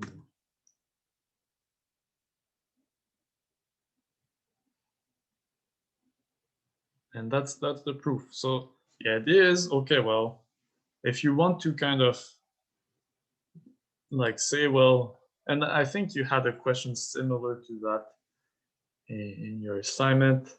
You, well, not to this one, but the idea is essentially we expressed a string in terms of a smaller string. And that's it. We just use a definition of S, and you go back. Just this makes it nice and formal.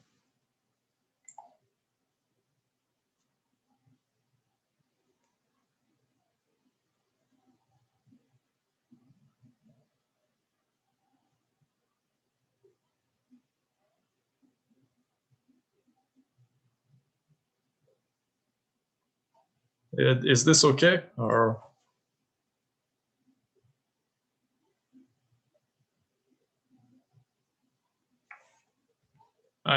well, it depends on how long it takes to upload, but it should be today.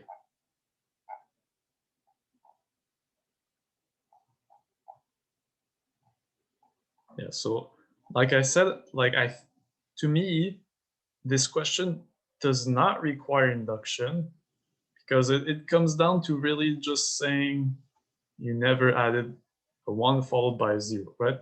And I think that's what he's doing also in the contradiction, but in some other way. So if he wants a formal answer, I think really that's the formal answer. I'm not sure how you get another formal answer by using contradiction. I'm not sure.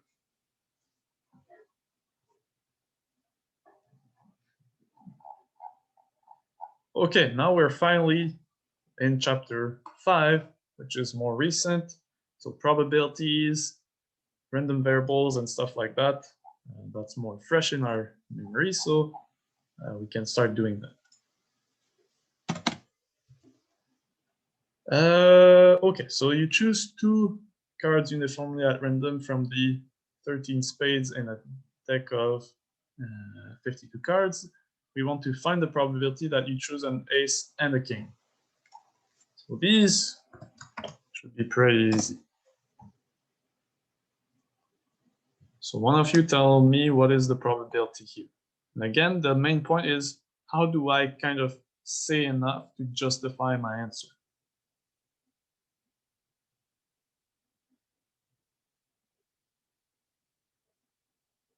So what is my sample space here?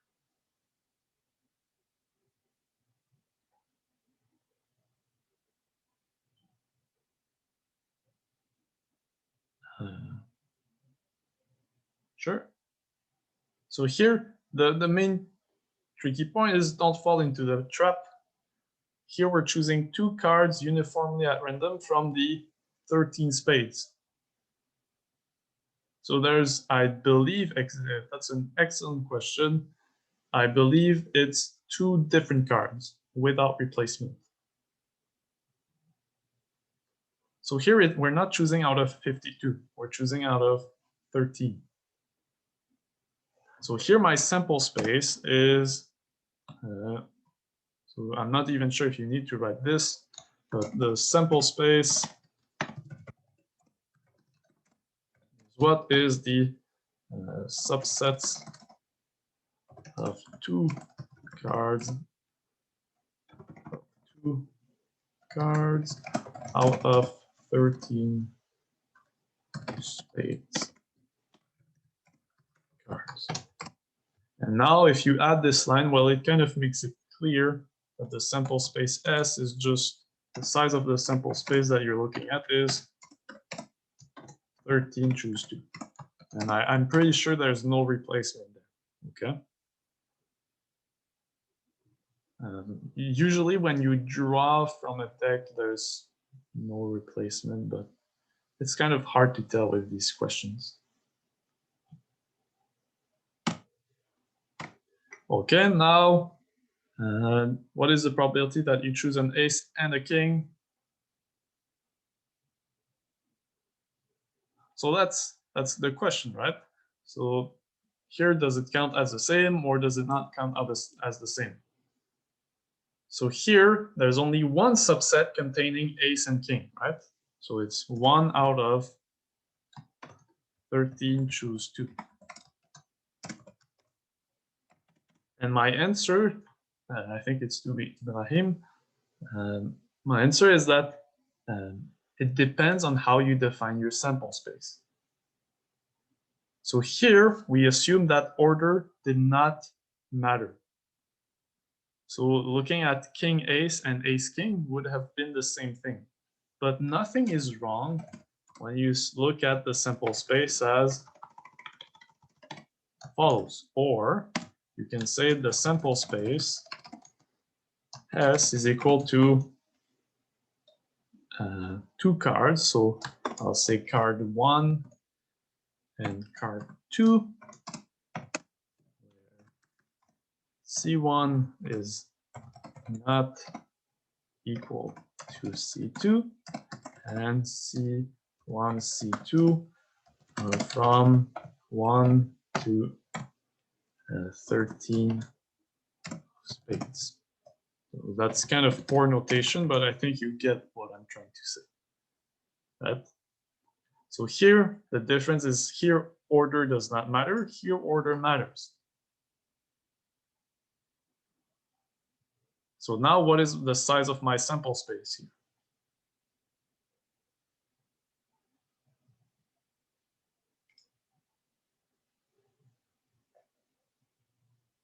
Here, the size of my sample space would be what? Well, it would be 13 times 12. No replacement, right? Because they cannot be equal. So once I've picked something, I cannot pick it again. Now, what would be the size of the event? So if it says there's no replacement, that means that you're not putting the card back in the deck, and therefore the sample space shrinks. Correct? That's what it means. Yeah. So exactly that, and that's why we initially have 13 options for the first card and 12 options for the second card. Right, but if it was just 13, or if there were replacements, it would be 13 choose 2, correct? Exactly. Okay. No, well, not 13 choose 2. It would be 13 to the square. 13, yeah, 13 square. Yeah. So here, if there was replacement, we would have to use 13 square. Well, okay. Let's be careful, okay? So here, I'm not saying that this does not depend on replacement, no replacement, or whatever. This is just 2 ways to get to the same answer. That's what I'm saying. Here, in both cases, there's no replacement.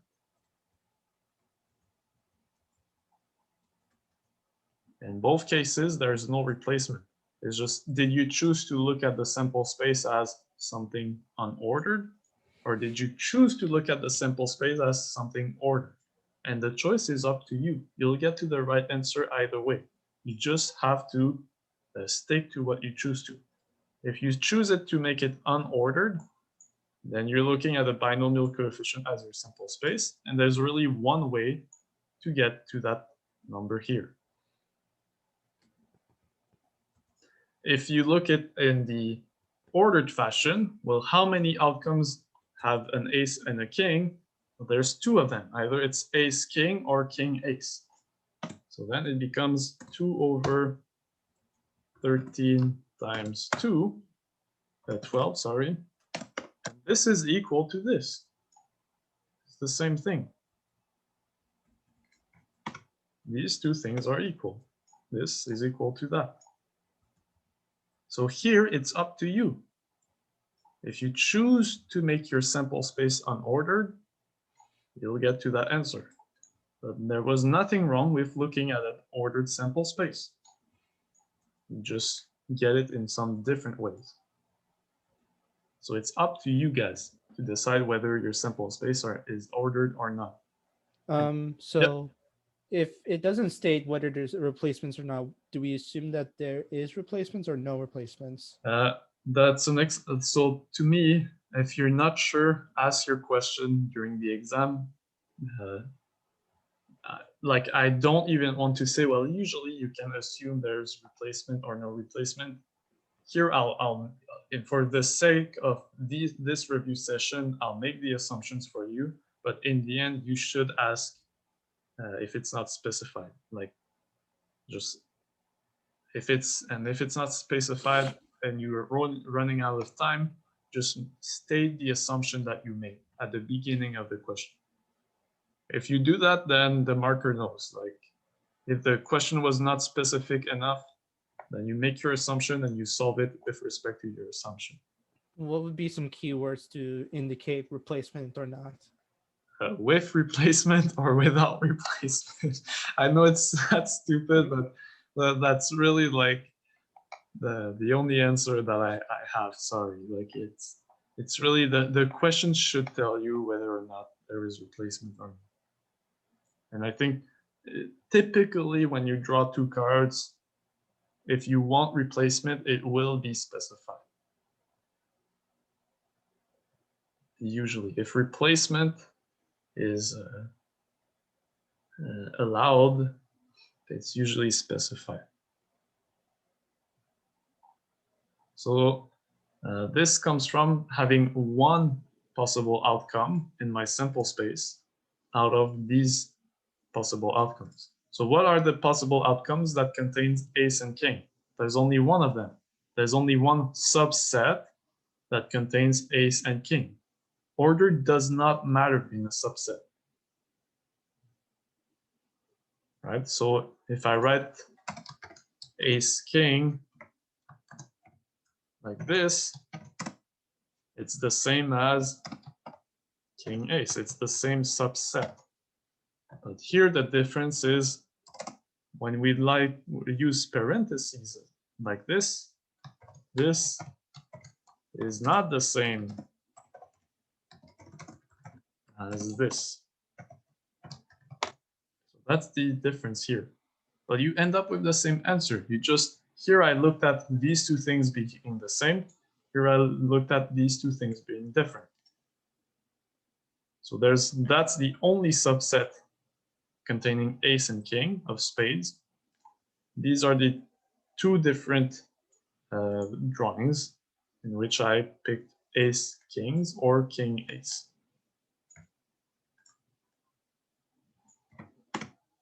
So again, the point here is that it's up to you. Usually when you're drawing a card or drawing more than one card's order does not matter. So that's usually the first thing that you think about. Subsets. Okay, part B. You choose two uniform from this deck of 52 cards. We want to find that you choose an ace and a king. So now the sample space changes, right? The sample space, what is it now? It's called subsets of 2 cards out of 52 cards. So here the sample space, the size of the sample space is equal to 52 choose 2.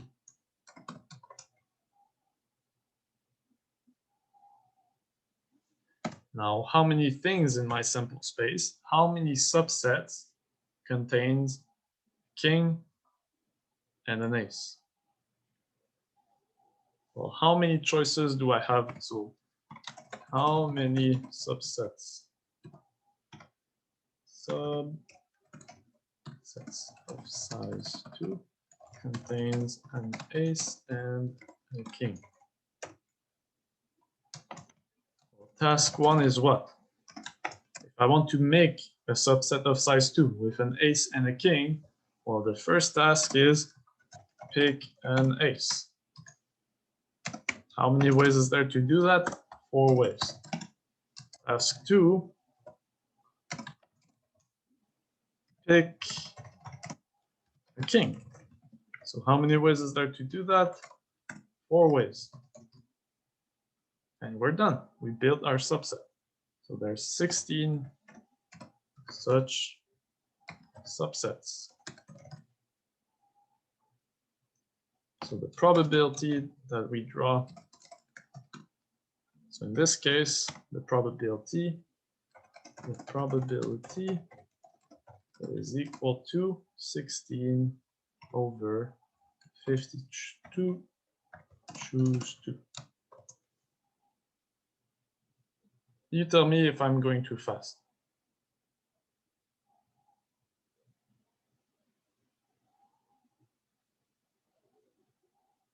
Okay.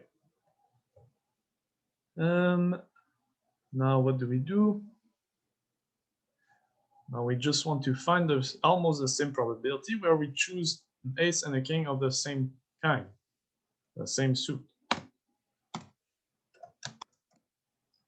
Well, it's almost the same thing here, right? I'm going to copy paste this and just modify it slightly. So my sample space doesn't change. So here I just write of the same kind. Well, here it's kind of obvious that there's only 4 of them, right? Let's just pick an ace. There's 4 ways to do this. Pick the king matching the suit of the ace. There's only 1 way to do this. Once I've picked my ace, well, I know which king I need. So here, there's 44 such subsets. So the probability is equal to 4 over 52 choose 2.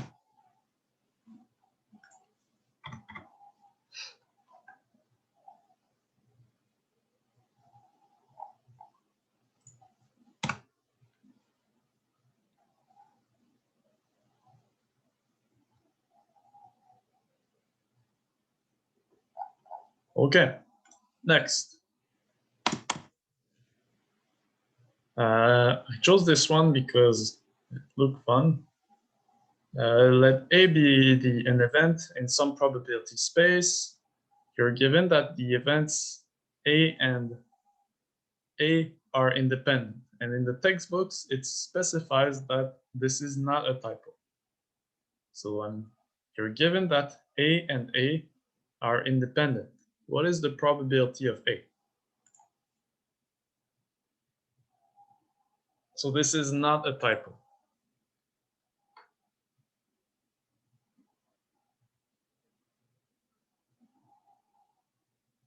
If I know that, Would it be 1? okay, so let's check.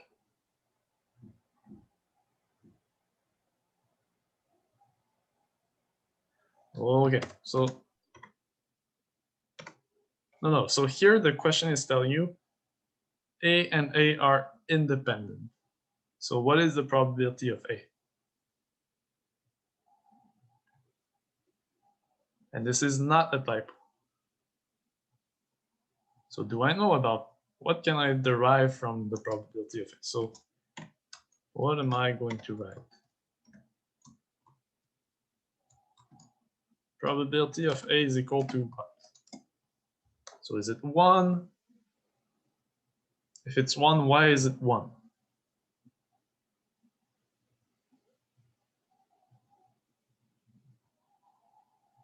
And yeah, that's exactly the reasoning, right?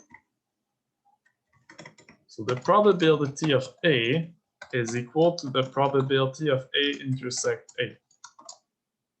That's just true. A is equal to A intersect A. By independence, this is equal to this.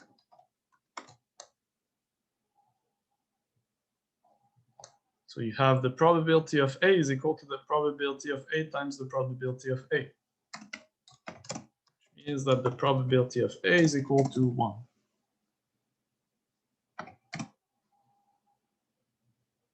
And that's it. I know it's, but yeah, that's it.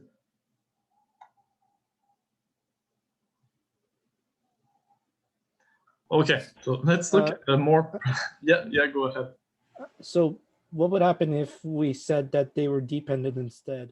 How much would it change? Or so how much would it change? Well, if they are dependent, this equality here is no longer true. So can we say anything about A in this case? We can, right? This equality here is key, right? This equality is always true. This equality is not always true. This is using the fact that A and A are independent. Right? I can split this intersection because by independence, by definition of independence. So if it switches to dependent, we actually cannot really say anything about A.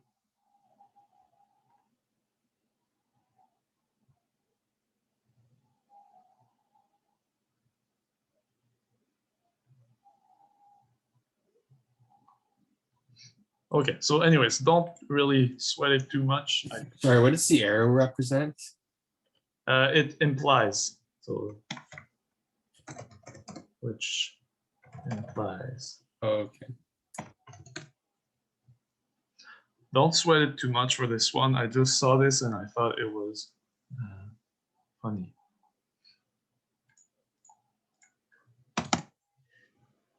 Okay, so back to more standard questions. So here, no. So A and A dependent does not mean that this is true, right? Just be careful. But if they are dependent, it means that this equality that you wrote is not true.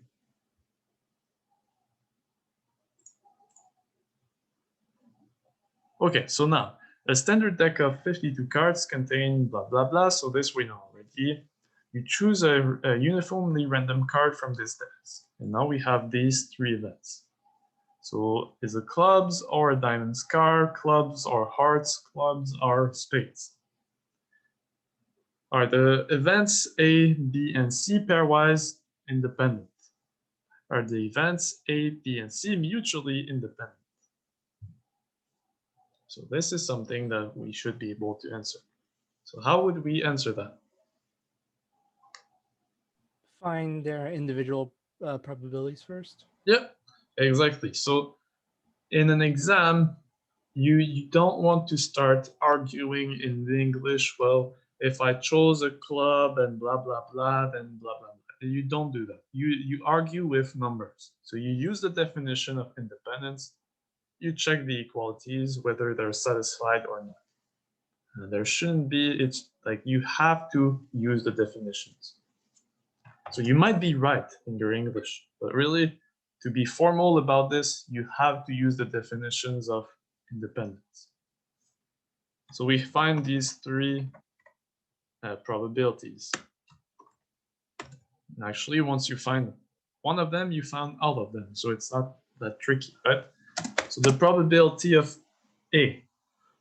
So I pick one card. It's either a club or a diamonds. Well, this or here is a disjoint or, right? Again, it's either I'm a club or I'm a diamonds card. So it's the probability that I pick a club plus the probability that I pick a diamond. This is just 26 over 52. It's probability of clubs plus probability of diamonds.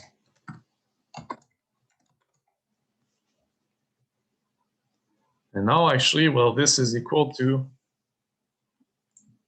similarly, probability of B is equal to 26 over 52. And this probability is equal to the probability of C2.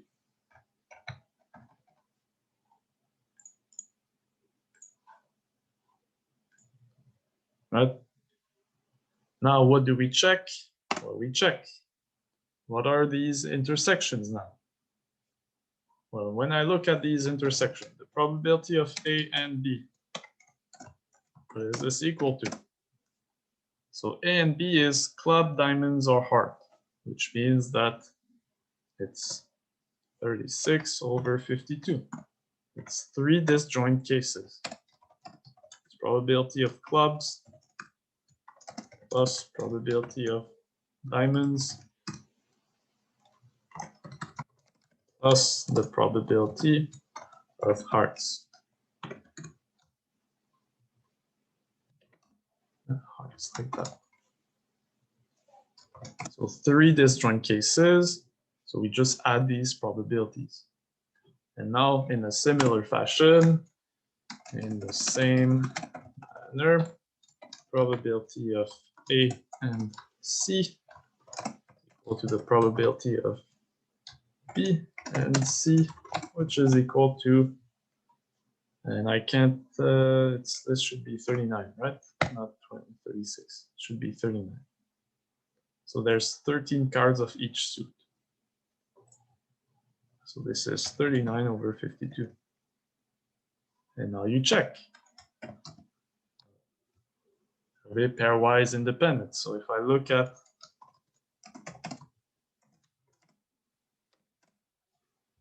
this probability,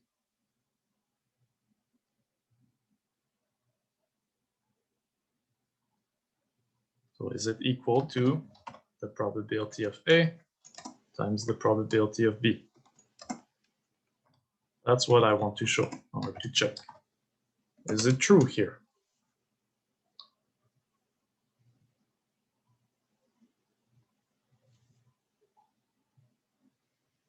Is 39 over 52 equal to 26 squared over 52 squared? The answer is no. It's not verified. 4, 8, and they are not independent. Similarly, A and C are not independent, and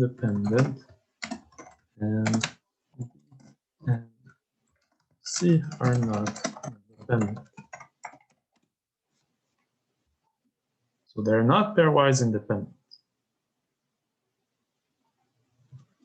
Okay, what about part 2? On part 2, we want to check this thing. So is A and B, C equal to the probability? So that's what we want to check. Check whether this is true.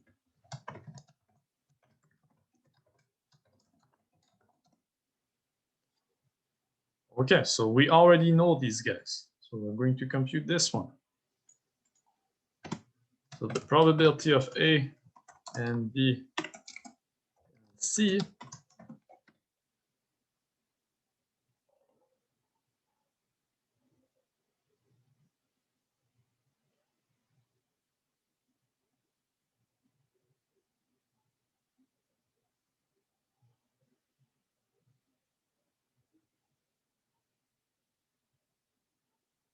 one, zero. Which one is it? So first of all, did I do this correctly?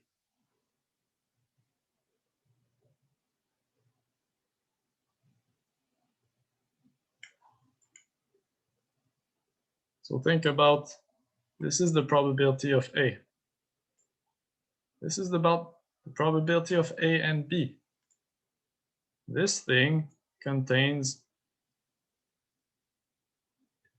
like, can I increase my probability when I look at intersections?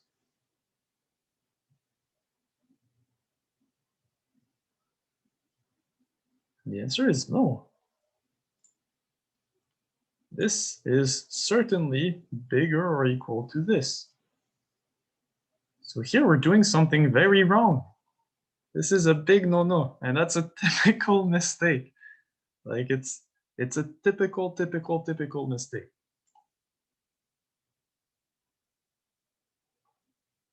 Here, this probability should not be more than this. So what did I do wrong here? What's going on? We added them instead of multiplying them. Exactly. So here, if I want to be in A and B, then it have to be a club. So this is 13 over 52. And now, the same manner, this has to be 13 over 52. And now, is this verified? Yes. Yes, exactly. So, so now it is verified for A are independent. Similarly, A and C are independent, and B and C are independent. Right? All of these intersection comes down to having a club.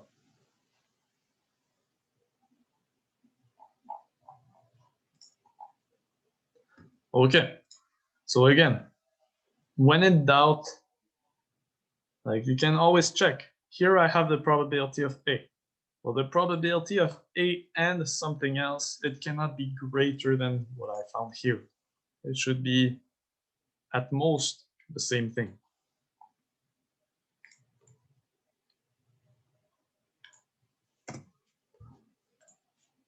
Okay, now what do? Well, what is the probability that A and B and C happens? It's still 1 over 4, right? It's the probability of clubs, which is equal to 1 over 4. Or if you want, 13 over 52. Now this is not mutually independent, right?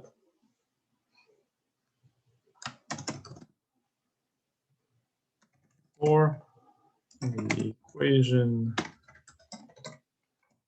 of is not verified.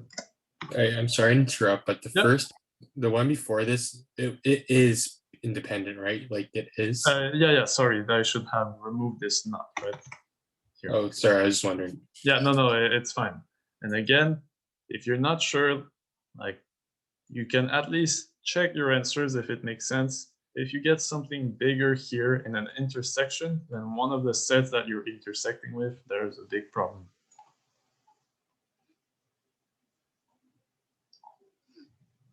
So again, therefore the equation is above is not verified. And so A and B and C are not mutually independent.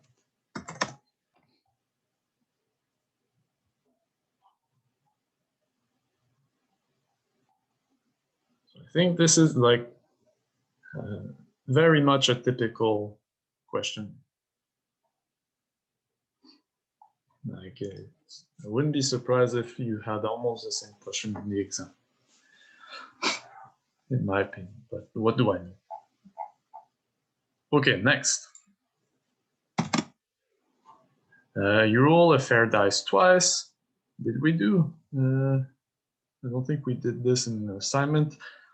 Consider the events, the sum of the result is even, the sum of the result is at least 10. We want this conditional probability. So here we use definitions again. So the definition of conditional probability is this. So it's the probability of the intersection divided by the probability of the statement that is given. So here it's B. Okay, so now what is the probability of A and B?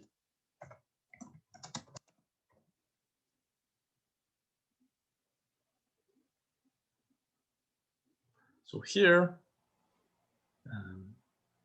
and I do this not in the, so if you did this in your one of your assignments, like assignment 4 or 5, don't feel bad, but it is a mistake that I see sometimes when I'm marking your assignments.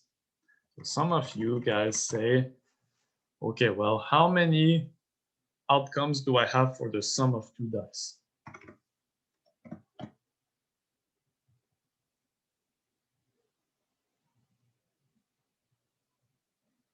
So what is the range of the sum of two dice? The sum. It's from 2 to 12, right? So the sum, how many outcomes do I have? It's 11 different outcomes. So some people in the assignments, sometimes write, well, okay, well, I'm going to count the number of sums that are even, which are 6 of them. So the probability of A is 6 over 11. And the answer is not all of these sums have the same probability of happening.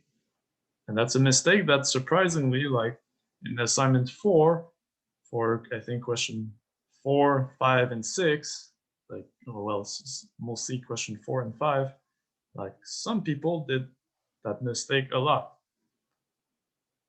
So be careful, like the probability that the sum is 2 is not the same as the probability that the sum is 4. Anyways, so how do we do this? Here we do it as follows. So the sum of the result is even. So the probability of A and B, luckily, we don't have too many results.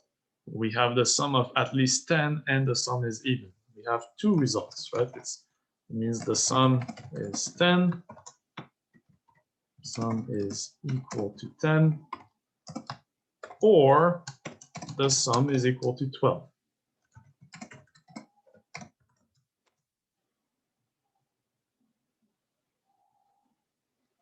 So just be careful.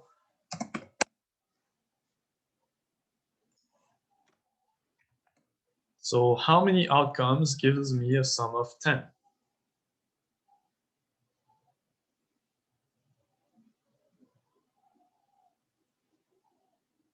3, right?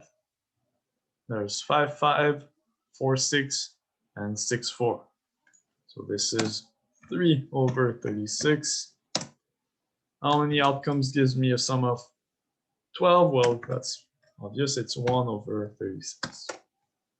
So 4 over 36, which is equal to 1 over 9. Okay. Now, what is the probability of B? Well, this we have done in the assignment, right? So I think I can kind of shortcut here. This we have seen 1 over 6 in the assignment. So from sign. Right.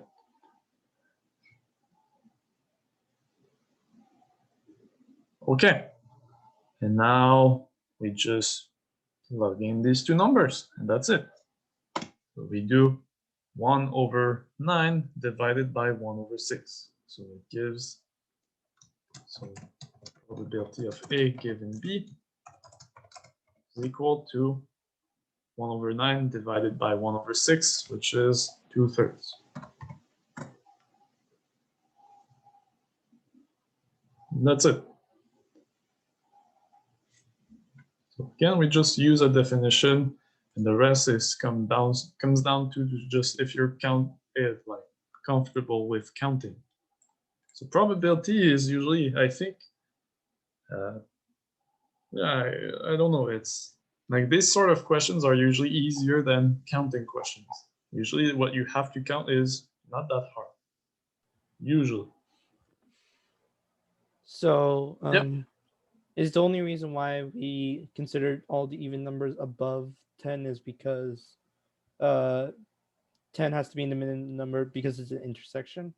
Yeah, exactly. So if this and this is true, so the sum of the result is even, and the sum of the result is at least 10. So it means that I'm only looking at 10 or 12.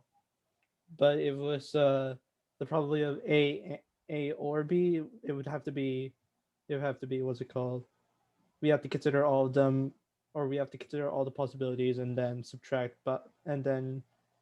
subtract because of overcounting, correct? Yes, exactly. So if it was an or that we were looking for, then we would have to use inclusion, exclusion. Yeah.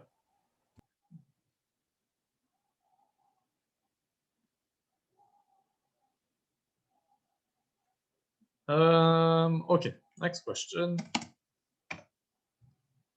So let A and B be two events in some probability space.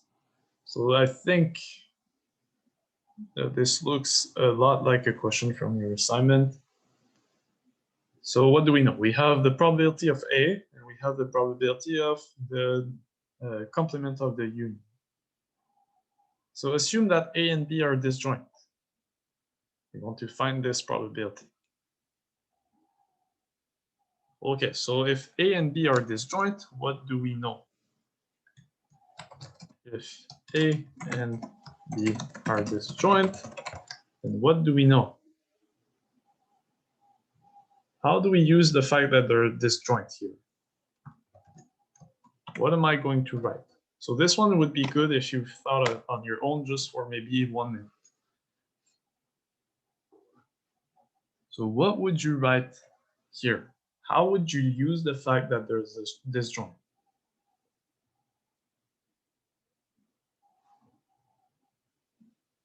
Exactly. That's exactly correct.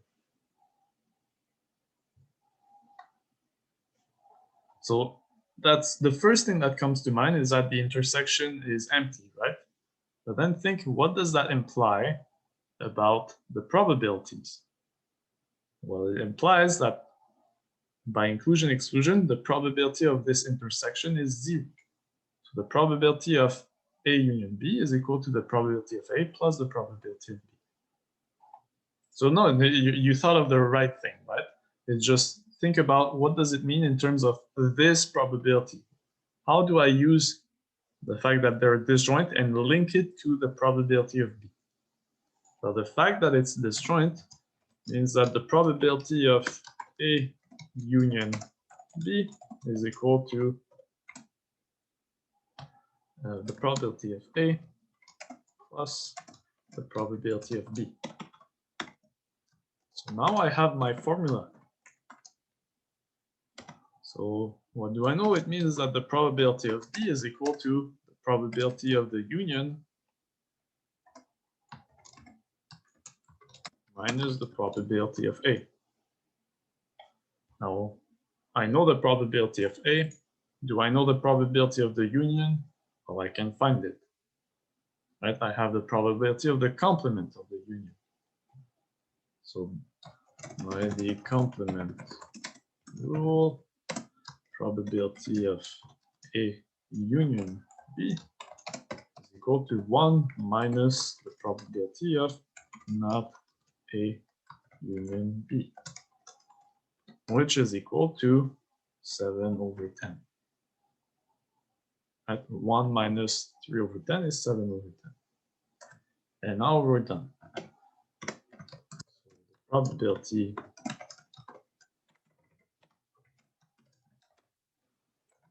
is equal to what? It's equal to 7/10 minus 2/5, which is 3/10.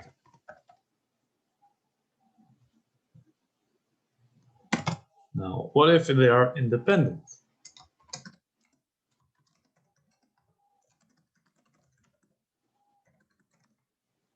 What do we know? What we know is that the probability of A and B is equal to the probability of A times the probability of B. All right, so how do we use this? Well, we use inclusion exclusion. Probability of A union B is equal to the probability of A plus the probability of B minus the probability of A and B, which is now equal to the probability of A. Just rewrite this in another line just to make it clear. Probability of A plus the probability of B minus the probability of A times the probability of B. How we know this guy? We know this A, so we have a formula for the probability of B. So what we have is that 7/10 is equal to 2.5, sorry, 2/5 plus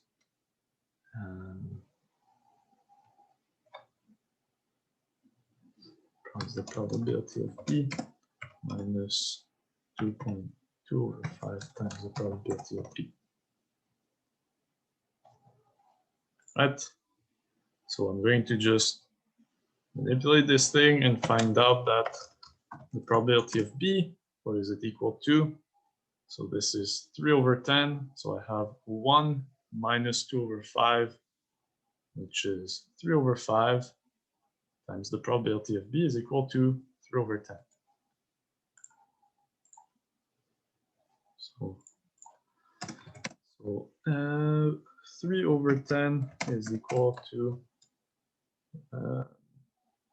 1 minus 2/5 times the probability of B. And we can just find that 3/10 divided by 3/5 is equal to the probability.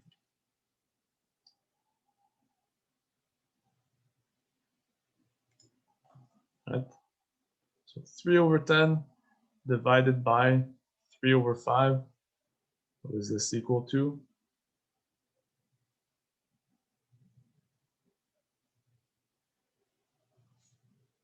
Three over 10.5.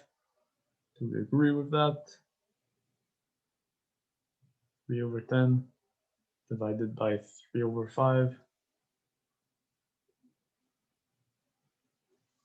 So 3/10 divided by 3/5, that means 15/30, which is 1/2. And that's it.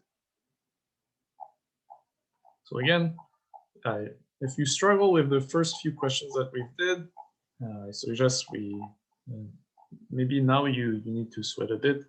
This is all we are doing here is just using the definitions, right? We haven't done any sort of very hard counting or anything. So you need to know your definition. Definition of independence. Definition of a conditional probability.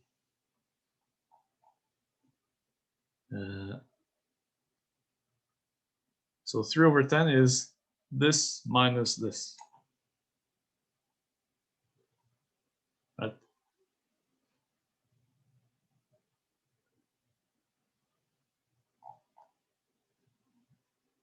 Okay. So now again, we'll use some more definitions.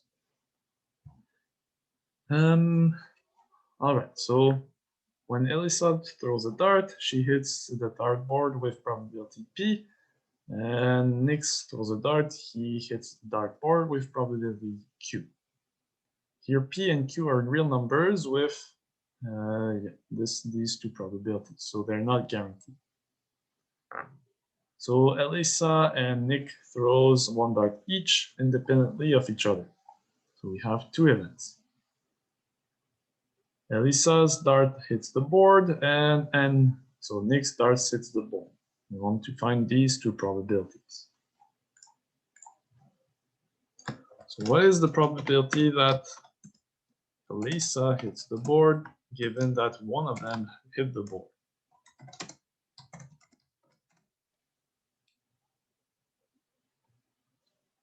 Okay. Now, if we apply the definition of this, this is by definition the probability that E intersected with E union N over this probability that E N, like that. Now that's by definition of the conditional probability. All right, so how do we find these? How do we find these things? So what is the probability of E union N?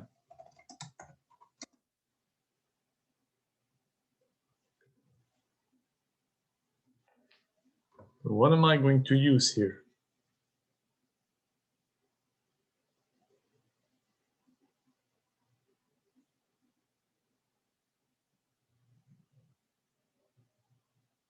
So P plus Q, there's an intersection, right? So it's inclusion, exclusion. It's the probability that E hits the board, so this is P, plus the probability that Nick hits the board. No, it's fine, it's easy to forget. So P plus Q, what is the probability of the intersection? P times Q, exactly. P times Q. So just be careful. It's P times Q. So it would be E and N, which comes down to T times P times Q. So this is fine. And now, how do we deal with this?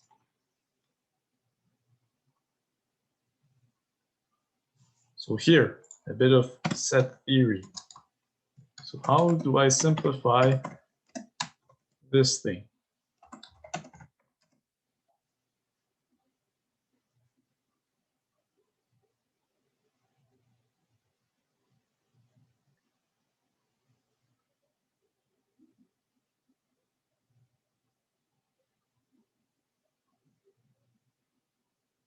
Distribution, okay.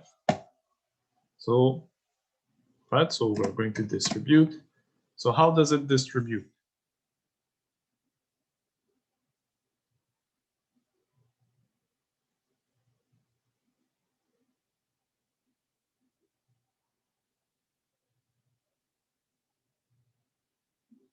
So which one is it? Is the intersection is the intersection distributed, or is it the OR that's distributed? Yes.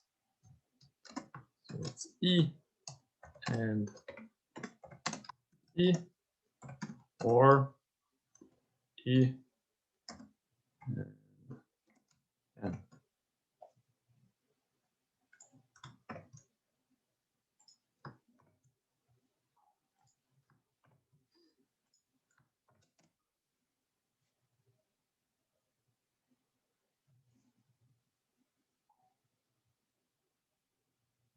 Okay.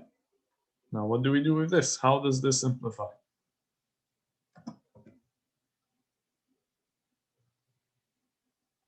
So first of all, does everyone see this? Does everyone agree with this first equality?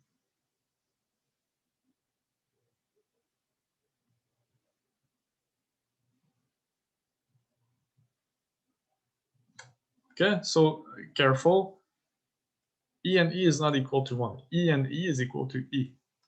So E and E is equal to E. Or so I have E or E intersect N.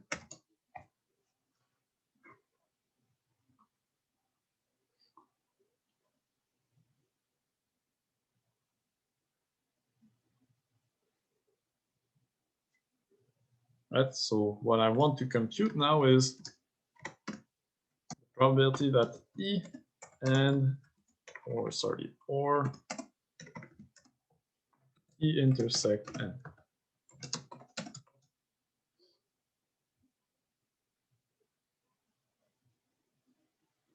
Doesn't that also just simplify to E because Sorry. the intersection is part of E? This. So does this simplify to E? So it does not simplify to E. Here I could be in E and not necessarily in N. Or if I'm in here, then I'm in E and in N.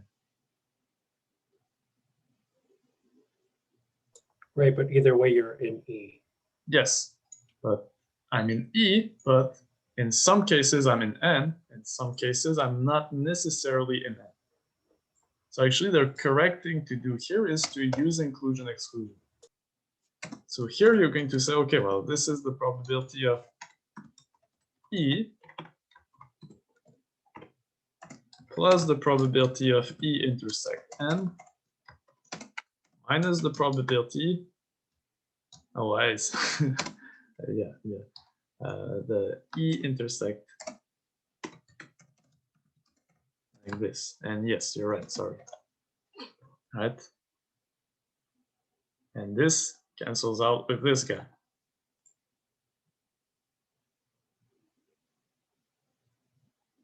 So yes, you are correct. So either way, I am in E. So this is just E. Good question. I do believe so. Yeah, if you draw, but actually, like drawing might take you a while. But yeah, no. If you draw a Venn diagram for this part, I'm sure it's fine. So actually, this is just the probability of E. Sorry about that. And this is E, right? And we're done. So it's this thing over P.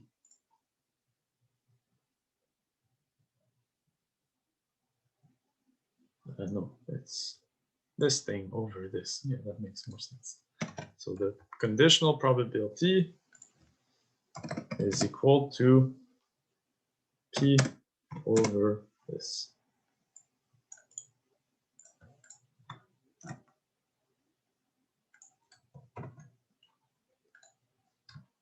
Okay, now we do almost the same thing for this guy here.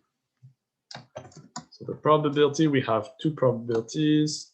So the probability of E and N is this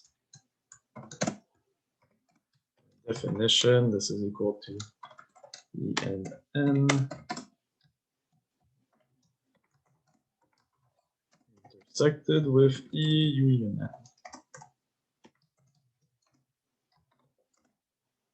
Divided by the probability of E union. Okay, so now you can think about this.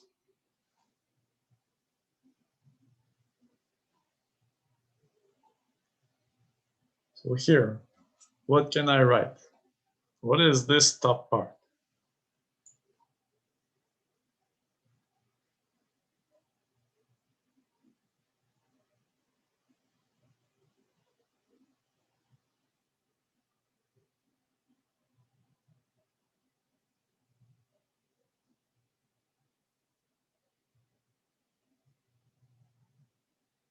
And yeah, so why is that?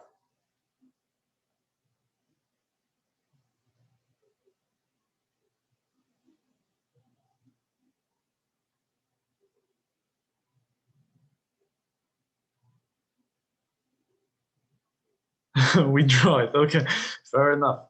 But actually, like we didn't even need to do this here. When you have an intersection, like this E is contained in this guy. So from the get-go, you could see that, well, when this one of these is contained in the other one, and the intersection is just the contained one. Here, E of n is contained in this guy. So this is equal to the probability of E n divided by the probability of E union n, which is just P times Q divided by P plus Q minus P times Q. So we didn't even need to distribute these things. You could just notice that which is equal to the probability of E divided by the probability of E union n, since E is contained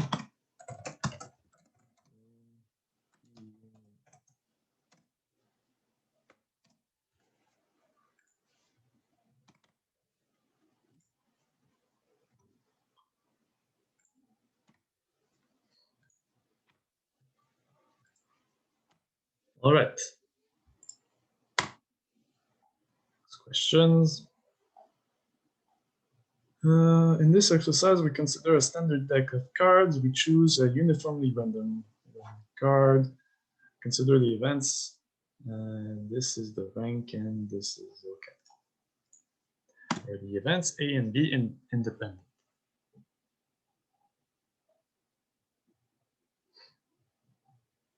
So how do we answer this? We check the definition of independence. So we check whether this is true. A and B equal to the probability of A times the probability of B.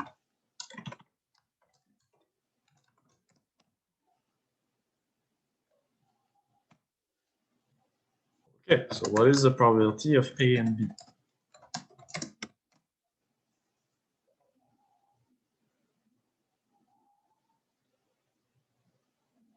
This should be pretty straightforward, right?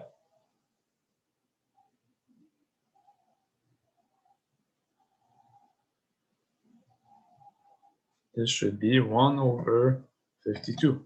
There's only one ace of diamonds. What is the probability of A? Again, this should be pretty straightforward. How many aces do we have in a deck? We have 4 aces, so 4 over 52. Probability of B is equal to 13 over 52.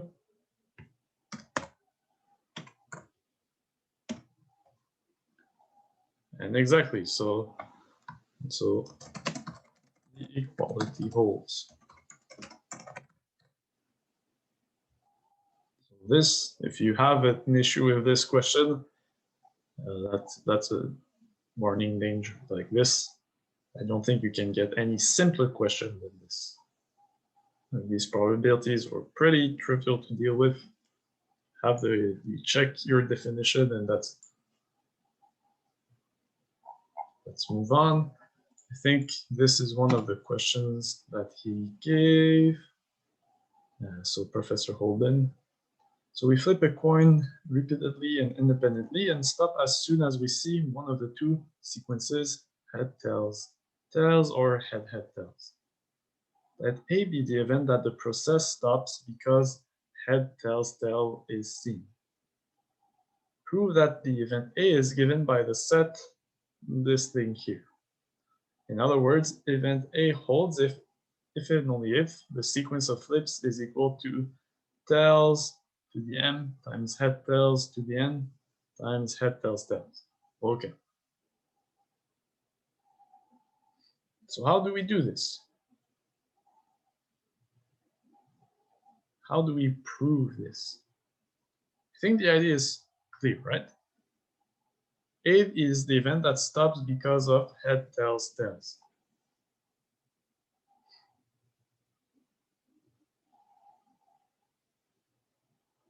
Okay, so I know that I have a bunch of flips, so maybe a bunch of things like this. And then at some point I got head, tails, tails.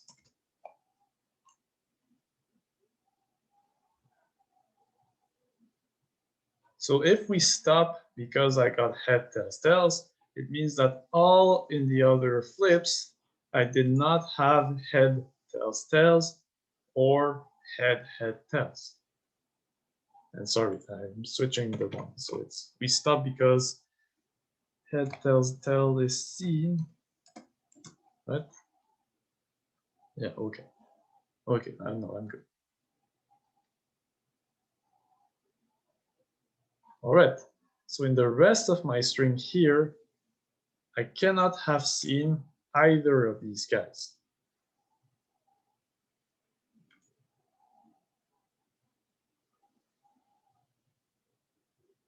So how do I prove that the rest of my string has to look like this? Well, what you can say is probably something like the following. So consider the position. So you can look at the position of the first tails. So I could have any number from so until my stopping point from of number of tails, right? So I could have a bunch of tails before. That would be fine. So that expresses this. So I could have a bunch of tails up to some certain point. Then once I have a tail, what happens then? So, okay, I'm going to rephrase this. I'm just trying to give you the idea of what's happening. So the idea is I have a bunch of tails, and then I have a head.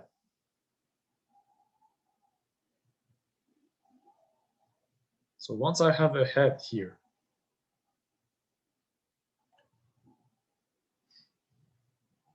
what needs to happen?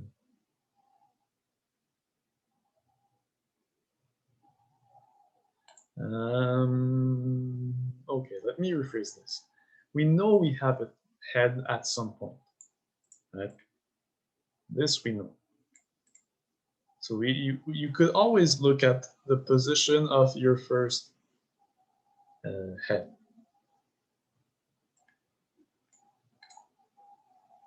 Right? So you could partition this with respect to the position of your first head. So you'd have until let's say my first head is here. So I have this thing here. This is my first head, which means I had 4 T's like this, and then I can follow it up by something else. So if I follow it up by a head like this, what needs to happen then? Then the rest of my sequence needs to be heads.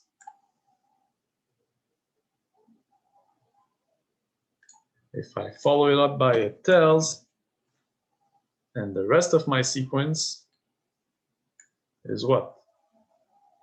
It's a bunch of heads and so on. So I'm not quite sure what sort of proof he's looking for. I guess you could do it by induction, kind of like this proof that we did with the elements of this one. It looks a lot like this one, to be honest. So if he wants a proof of that, I'm not sure how formal you guys have to be. It feels like you shouldn't be proving this by induction, it feels like.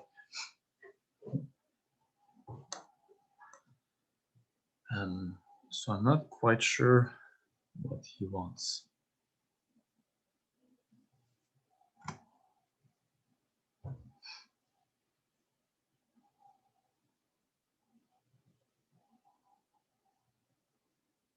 So did he solve this one in class, or he didn't do this one, right?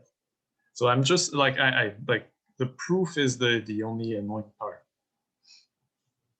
Is, does he want formal proof, or can you just kind of skim through it? I'm not sure. But let's give a formal proof. So we have an if and only if statement, right? So is it true? So let's look at the first easy one. If this happened, so if my sequence of coin flips is equal to this thing, then is event A true? And the answer is yes. So one side of this if and only if is trivial, right? If one of my sequences there,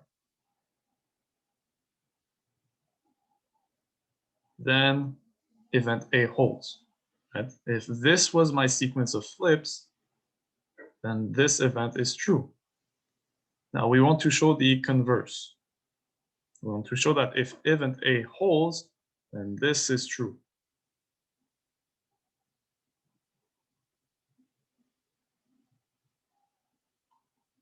So how do we do that?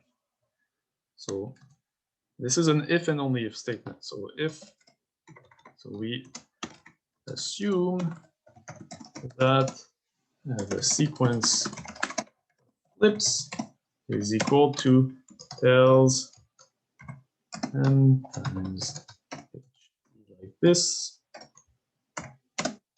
and followed by head, tails, tails. So is it true that event A happened? And the answer is yes, because in these flips, you did not get head, tails, tails, or head, tails. This alternates, right? This thing here is equal to head, tails, head, tails, head, tails, head, tails, and so on. All right. So here, so trivially, event A happened. There isn't much to show in this case. If this is true, then we know that H tails tails was seen first. Why? Because there's no head tails tails in there, and there's no head tails. So especially there's no head tails tails. Right? This alternates. No head tail tail in this sequence. So suppose the converse. Now suppose that event A happened. So the claim that we're trying to show now is that if event A happened, then we know that this sequence happened. So how do we know that we can actually write it like this?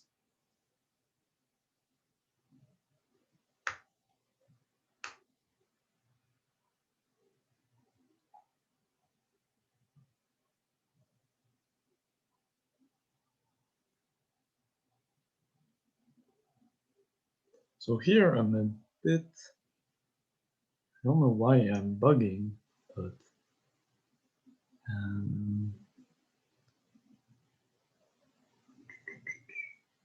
to me, I'm not sure if this can be permuted around.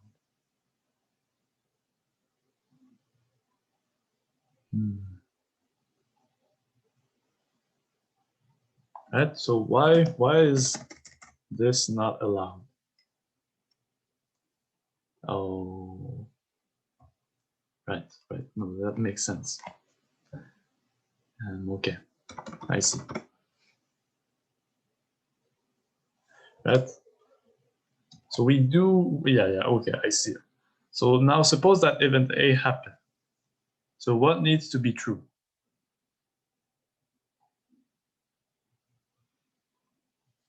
So again, it comes down to observing that you need to alternate at some point. That's what it comes down to. So look at, so we have a head here, right? So you have two cases. Either you have no heads before this one, in which case you just have T of M, or you have another head before this one. But actually, like, the guy before this one has to be tails.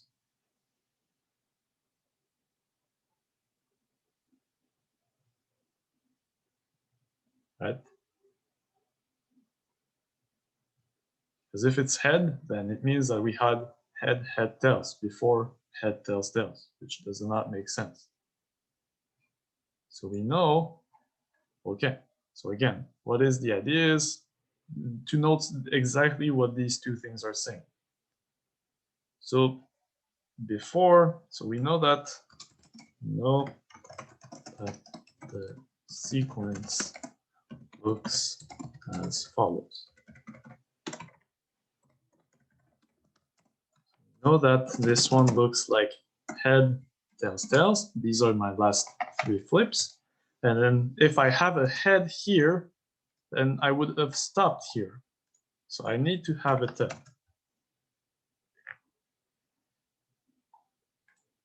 Okay, so now I have a bunch of cases. So I have a bunch of blank to fill. So I look at these two blanks. So I know that the end of my sequence looks like this. So what do I know about this part? Well, either it was all heads, or at some point I have another head.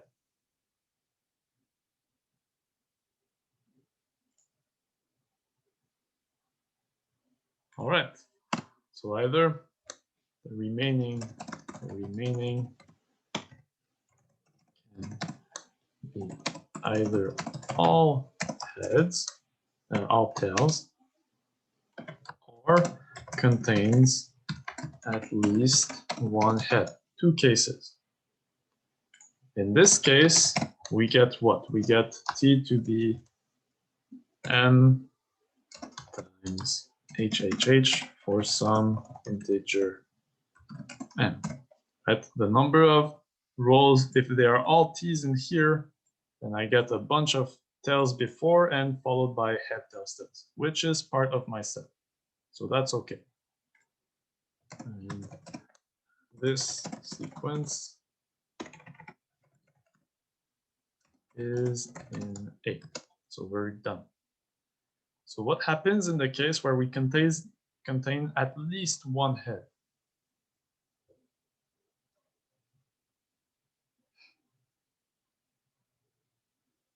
So what happens then?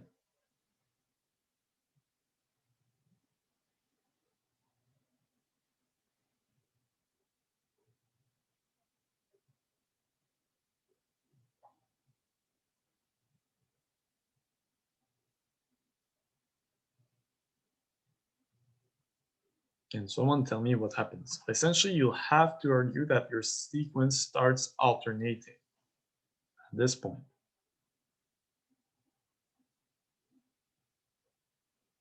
Again, it comes down to having a tails here.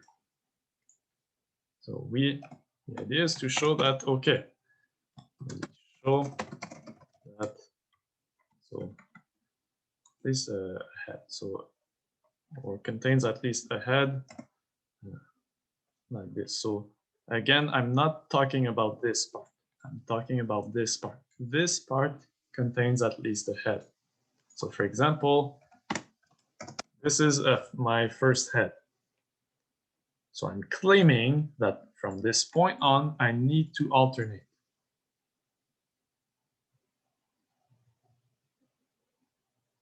Why is this true?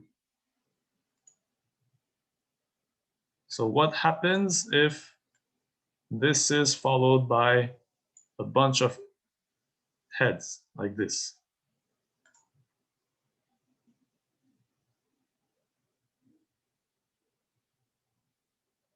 What happens if these are all heads? Exactly. So here, the first thing that we note is, exactly. So here, for example, so here again, the key thing here is that I'm not looking at a fixed length, okay? Here, this is just somewhere along my sequence. Right? I'm not saying that I have only whatever, so 1, 2, 3, 4, 5, 6, 7, 8, 9, 10, 11. I'm not saying that this is a sequence of length 11. Like this could be arbitrarily long, this could be arbitrarily long. So maybe I'm just better off putting ... dots like that. So if this happened, so if I highlight this part here, so if I highlight this part, if in the green section I only have heads, well, at some point I would get head tails, which is not good. It means I would have stopped. So it means that in somewhere in there, I need to have a tail. Okay. So what else then? So you're trying to get to the point where, okay, I actually need to have a tail here and a head here and then followed and so on. So what happens if I have a tail here and then a head before? And again, I have the same issue. So this cannot happen.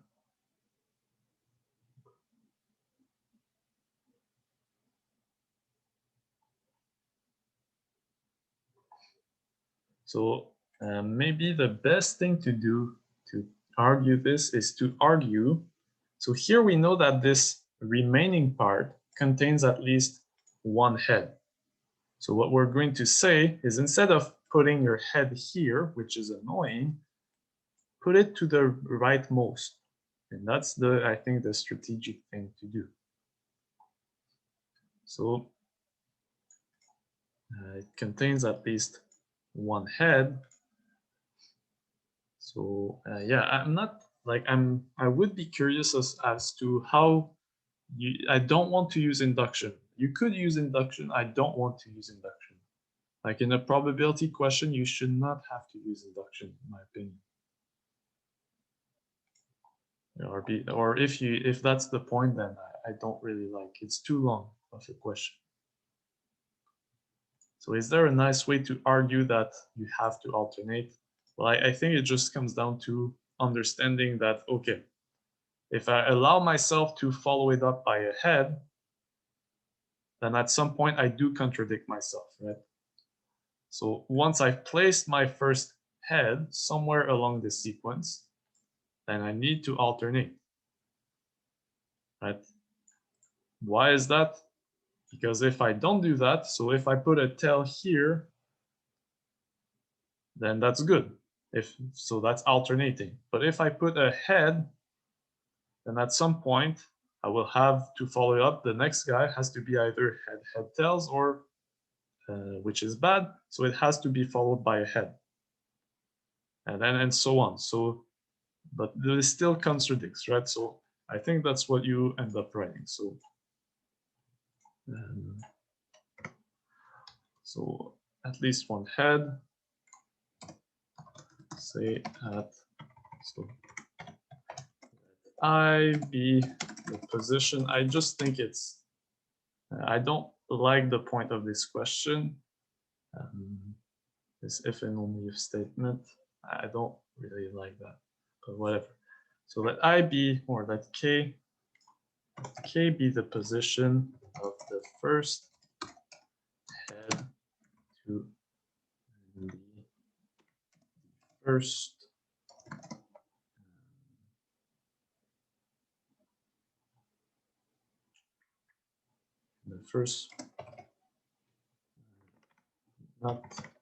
not included in the last 4 flips. Right, so the point, what am I saying here? Either the portion not included in my in my 4 last flips contains a head, or it doesn't. If it does not contain a head, so if this portion does not contain a head, then it's a bunch of tails, which looks like this.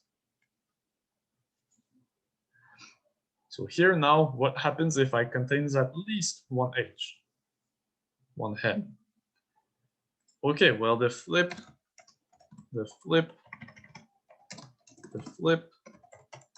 after this head needs to be a tail. Why is that? Because otherwise we would have head followed by tails at some point.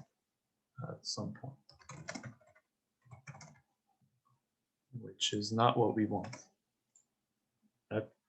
If I allow myself to have two consecutive heads, then it means that at some point, because I know it's followed by a T, well, either all of these are heads or one of these are T's, which means that either way I get head, tails. And that stops the sequence.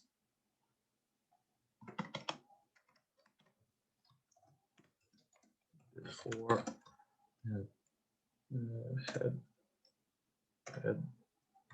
tails. Okay, so we have HT, and now we're claiming that, okay, well, that's the only part that I'm confused about. Is why is this not?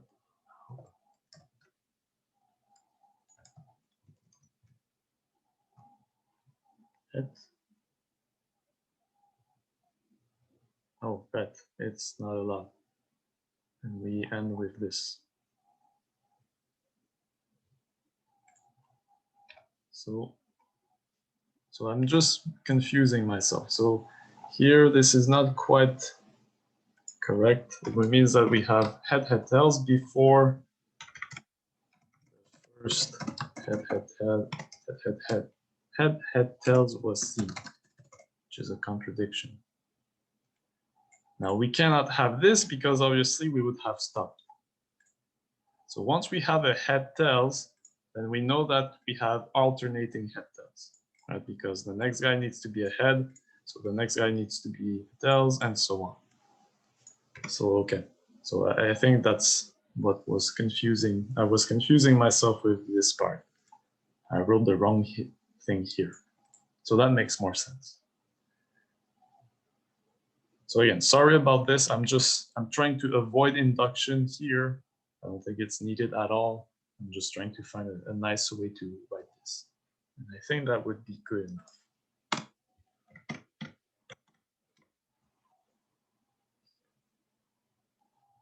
Right? So if I know that if I don't have a head in this portion of my sequence of flips, then they're all tails, which corresponds to A, which is fine. So now assume that I have a head somewhere. And what we're showing is that from this point on, the rest needs to alternate. So this would be all tails. This would be my first head. And then why do I need to alternate? Well, okay, if all of these are heads, then that would contradict the fact that I stopped, right? I would have head, tails at some point. So I need to have a tail. Now, if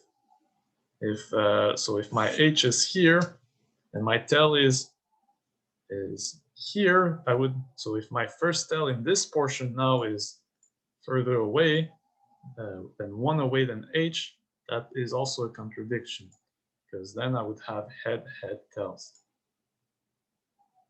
So the first tail in this portion of this sequence needs to be here. And now you have the same argument, right? You just alternate. That's what we're saying. Again, I'm losing my voice, so sorry, I'm just talking quieter.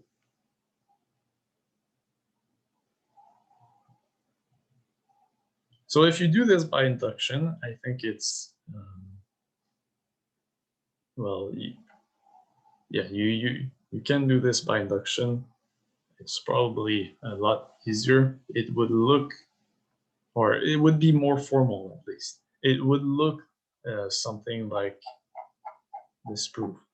The only annoying thing about induction in this case would be that we have two integers, which I don't think is something you've dealt with. So it would look something like that.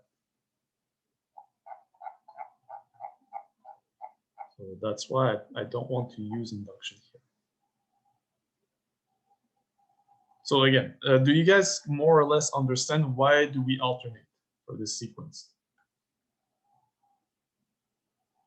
Right, it's okay. So sorry, I spent way too much time on this one. That's kind of the idea, but I'm not sure what sort of formal proof you would expect for this. I think that's kind of good enough.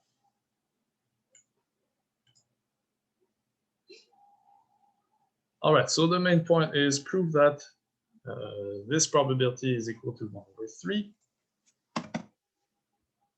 Okay, so how do we do this? Anyone has suggestion? So this probability is a sum, right? So we could probably use the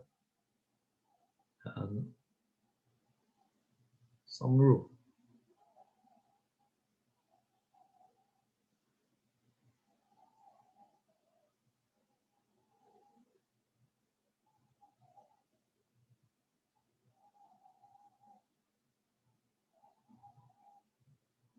So how would you guys tackle this one? How would you show that this is equal to 1/3?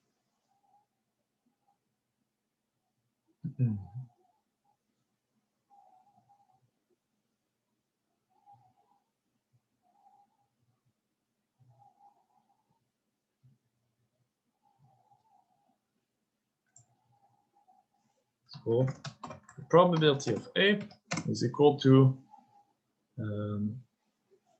what?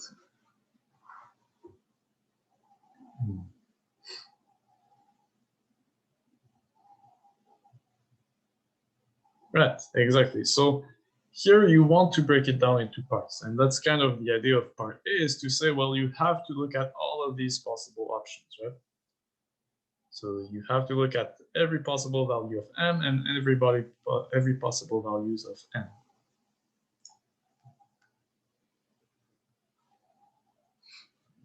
All right. So we do this. So this is a double summation, right? So this is the sum. It looks scary, but really it's not that scary. So the sum from, we'll start with M is equal to 0 to infinity. Infinity. And of the sum of, so I have a double summation, right? I'm summing over all M and all N.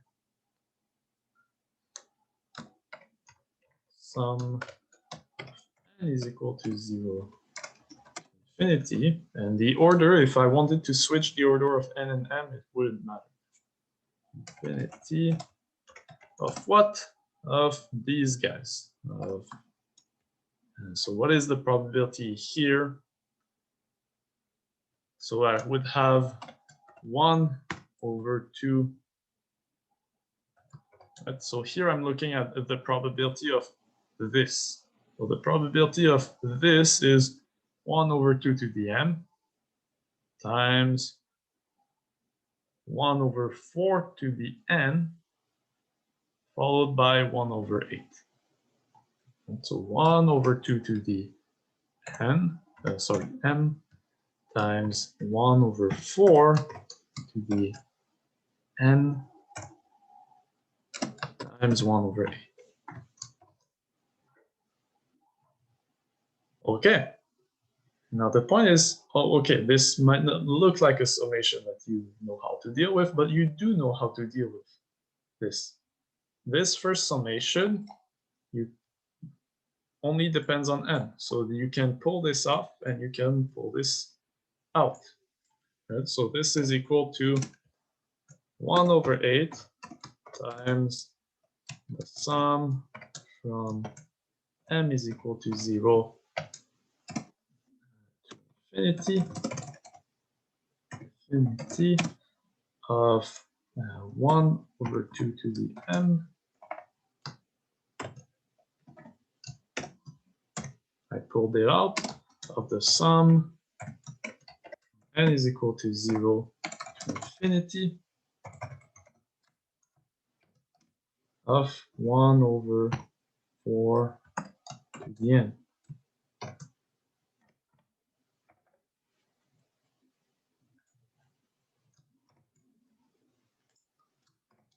Okay. Now this guy, do you know how to simplify? Sorry, this portion here. What does this look like?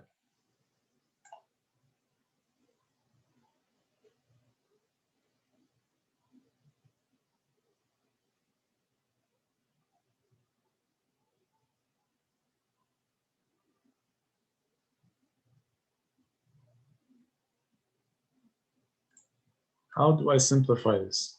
So you should know this, right?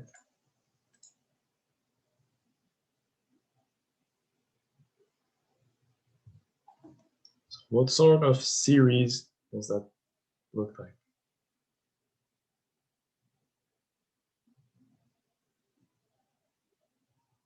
So if your guys are too dead to answer, I'll just give it to you. So this is a geometric series, right? So this is the sum from n is equal to 0 to infinity of 1 over 4 to the n. Well, this is equal to, so I have 1 over 8 times that's the sum m is equal to 0 to infinity 1 over 2 to m.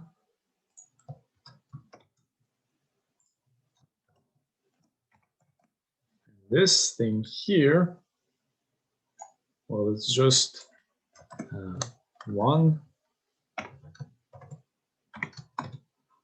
over 1 minus 1/4. This is just 1 over 1 minus, so 1 over 3/4, which is 4 over 3. So I'll just rewrite this.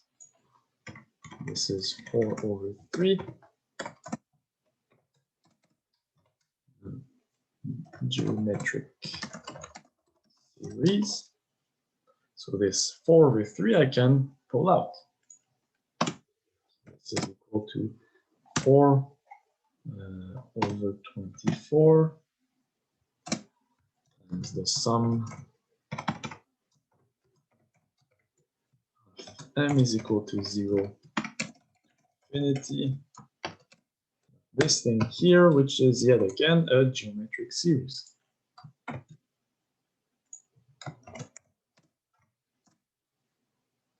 So this summation here, what is it equal to? Well, this is equal to 1 over 1 minus a half, which is 2. So this is equal to 4 over 24 times 2. Again, geometric series. This is equal to 8 over 24, which is 1 over 3.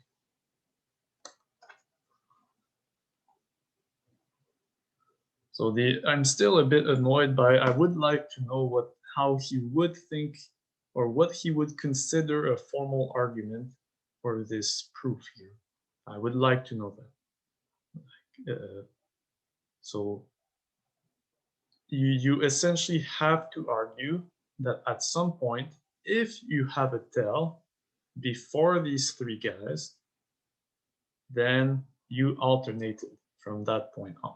That is the difficulty of proving this statement here.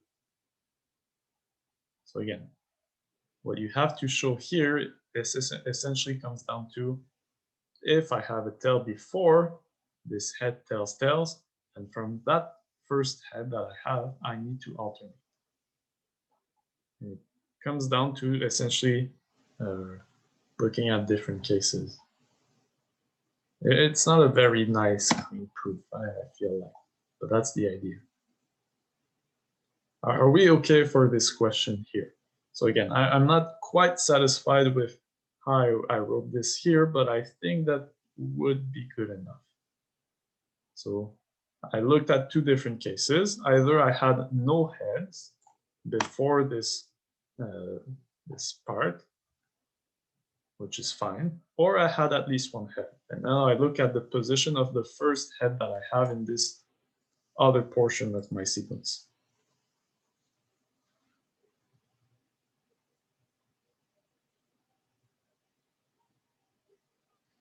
So it's this otherwise here that I don't like. This otherwise is still a bit heavy. That's the only thing that I don't like. But I think for the sake of this proof, that's kind of good enough. Okay, so I think we're almost done. So one more page of exercise.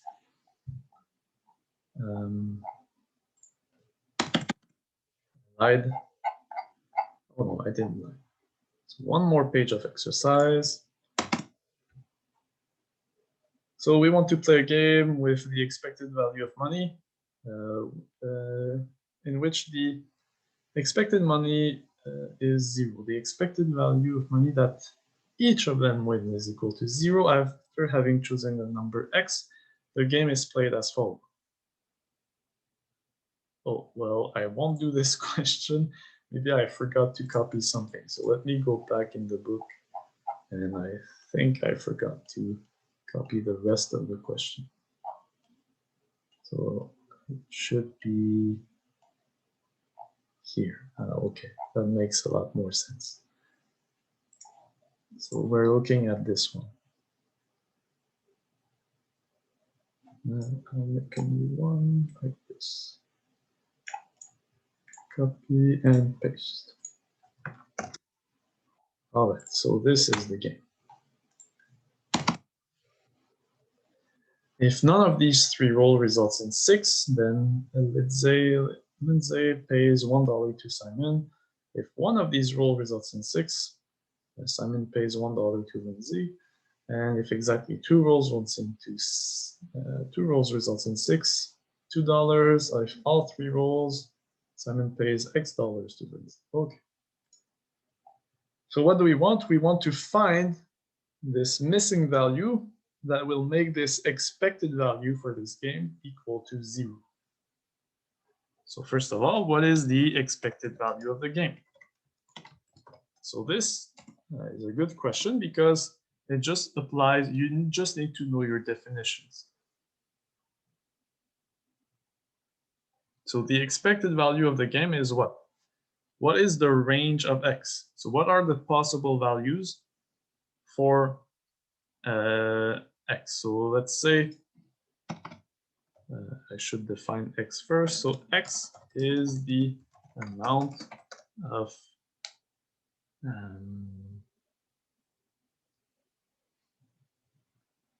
so maybe I can say it like this. X is the amount of money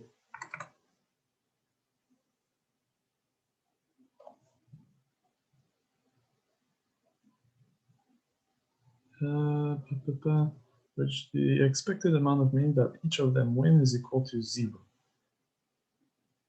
So okay, so X is the amount of money. So I don't think this is the best way to answer this, but let's go with it for now. X is the amount of money that Lindsay wins, and Y is the amount of money Simon wins. Okay, so what do we want? We want the expected value of X, and we want this to be equal to the expected value of y. And we want this to be equal to 0. Right? That is what we want to do.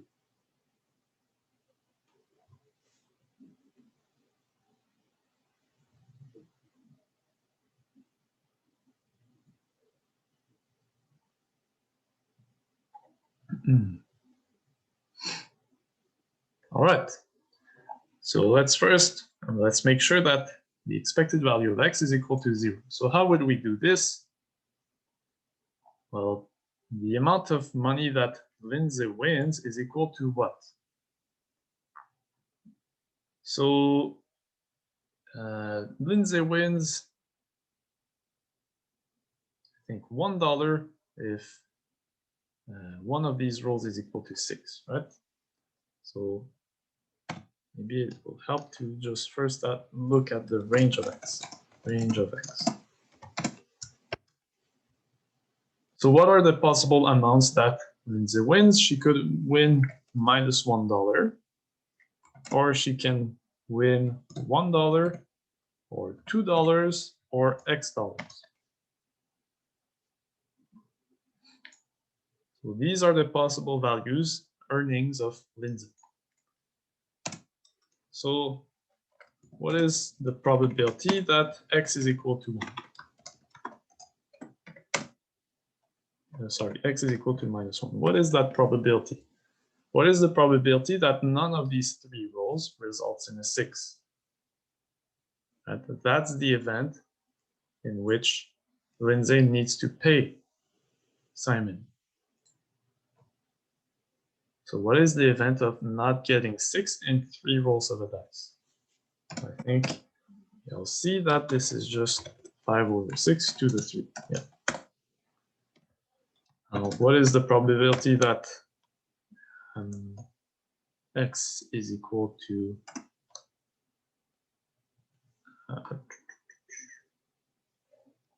x is equal to 1?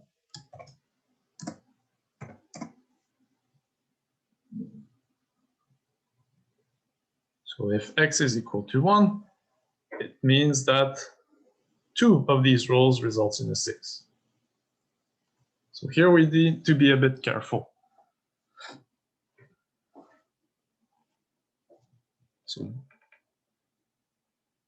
So it's still not what you're seeing here. It's close to 5/6 to the 2 times 1/2. It's close to that. What are you missing here?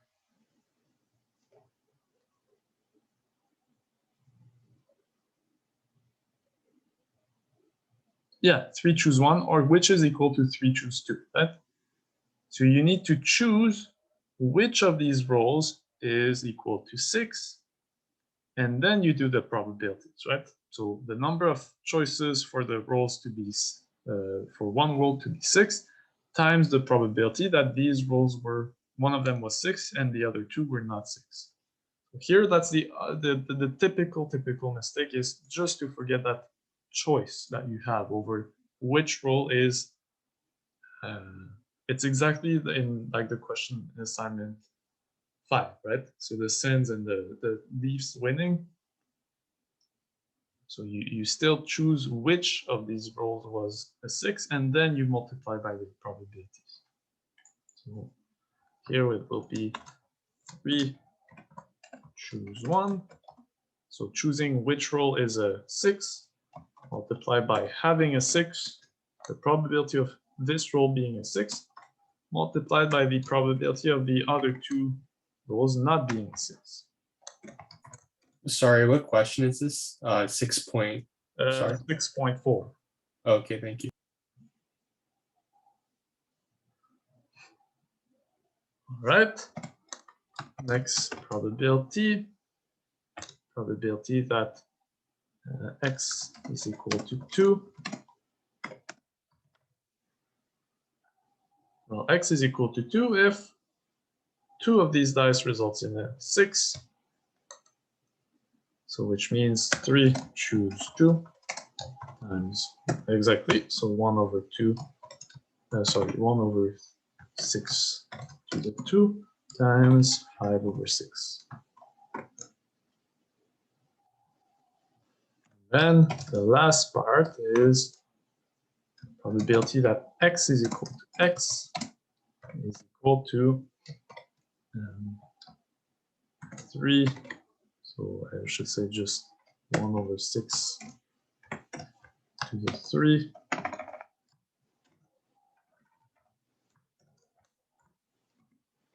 And times, and that's it, right? So now, what is the expected value? So, so is this one of the questions that he recommended you? Do you know this? I think it is, right? So to me, that's quite a annoying question because these are not really nice numbers to deal with. It's just like it's easy to do a computation mistakes, and I don't like these type of questions. I feel like this really comes down to just manipulating a bunch of numbers. So the expected value of x will be equal to what? So the expected value of x is equal to -1 times this thing here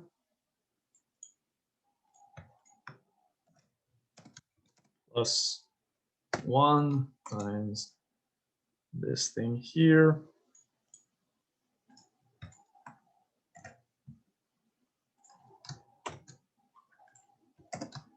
plus 3 choose 2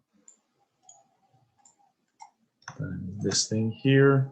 So I should have the 2 times 3 choose 2 plus x times this thing here. Right? So don't forget that in the definition of expected value, you look at every values in your range and you multiply it by their corresponding probabilities. So -1 times the probability that x is equal to -1, and so on. See that like this. So to me, this just seems like annoying. Not much of a point. Okay, so now the idea is we want this to be equal to 0. We want e of x equal to 0. Well, we can solve for x. Right? So we will solve for x. So solve for x.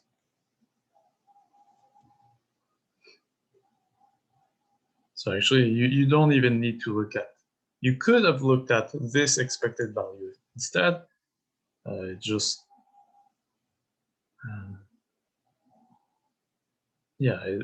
instead of, you would have a bunch of minuses, which doesn't really change anything. So look at one of these expected values, and you solve for x. So I have no idea what the answer would be. It just, to me, like I said, it just seems like a question to make computation mistakes on. Like there's other questions, in my opinion, that it could ask. But it's a fair question because it asks you to find some value to get some expected value, which is a nice concept that we haven't done so far, I think. So anyways, are you guys okay with this question? Like, do you know how to deal with the rest of it? Right, so we look at one of these random variables, we looked at the range, we look at each individual probabilities, and then we just use the definition of expected value. Are we okay for this one?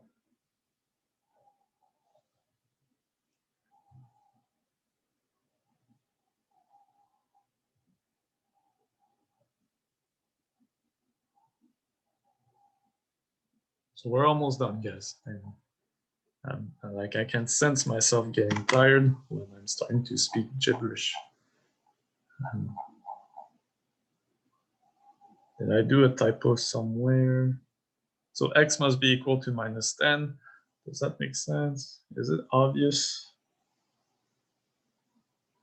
I think that makes sense, right? So the main point is you'll have this factor of 2 to 6 to the power 3 that you can just get rid of, right? So you don't care about this denominator. So here you will have -5 plus,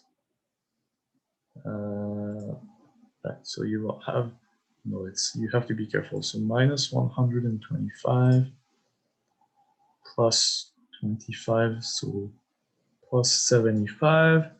So that's -50 plus 30, so that's 20. Yeah, so I think I get 22, yeah, just from off the top of my head, yeah. So you get this portion adds up to -20, and then you just throw it the other side, right?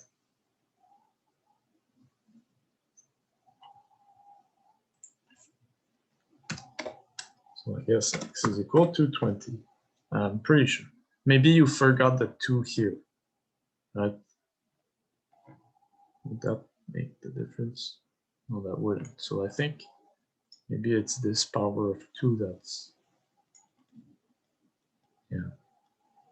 Anyways, so the point is solve for x, Wahoo, and then you're done.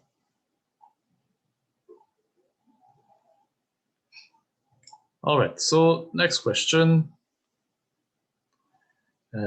Consider the sample space S.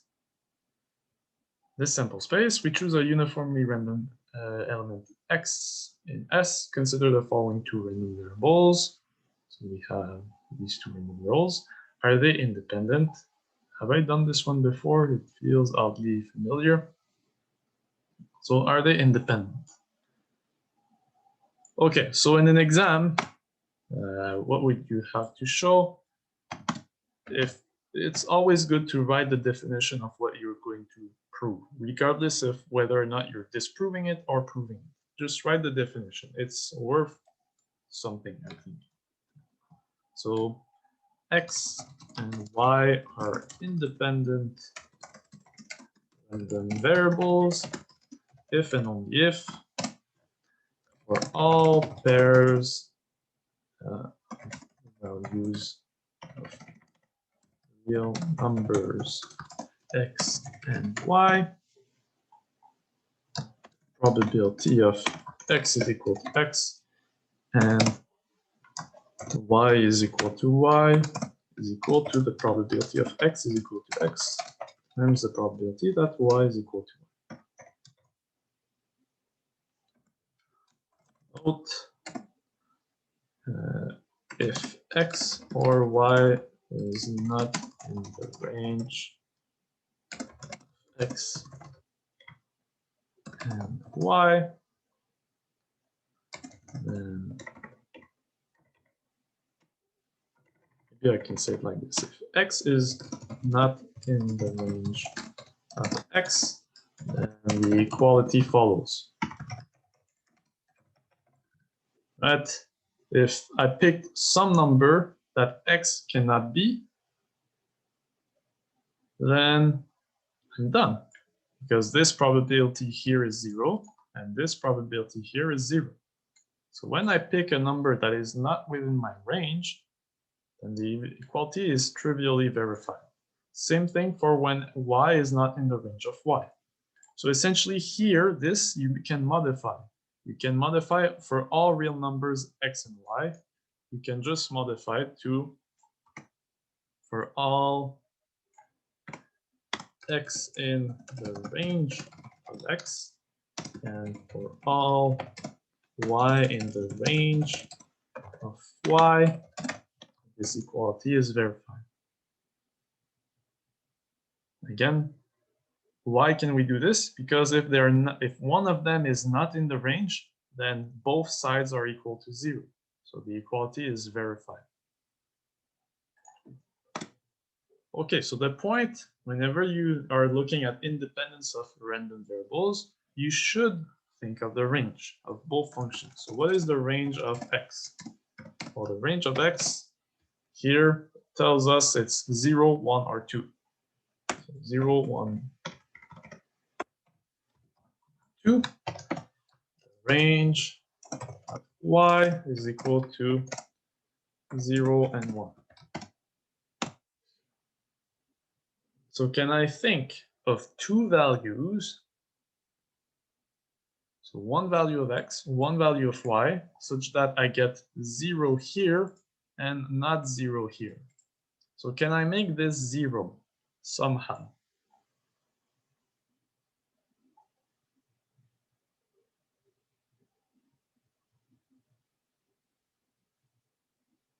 For some reason, I don't think you can.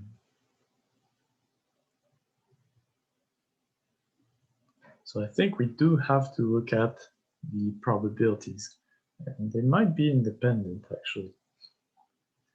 So okay, so let's start with 1. So the first set of two values I can have is x is equal to 0 and y is equal to 0.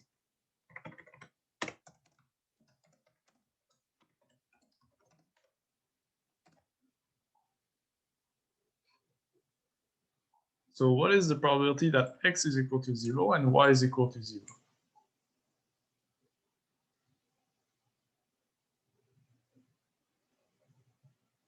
So x is equal to 0 if I'm 1 or 2. Y is equal to 0 if x is even, which means that actually this is just the probability that my element is equal to 2. So here, maybe just for the sake of notation, this should not be a little x. That's kind of annoying. So this maybe should be an A or something else, right? The x here is not the same x here. Right? So just be careful about that. But anyways, so the probability that x is equal to 0 and y is equal to 0 is 1 over 10. What is the probability that x is equal to 0 and y is equal to... so what is the probability that x is equal to 0?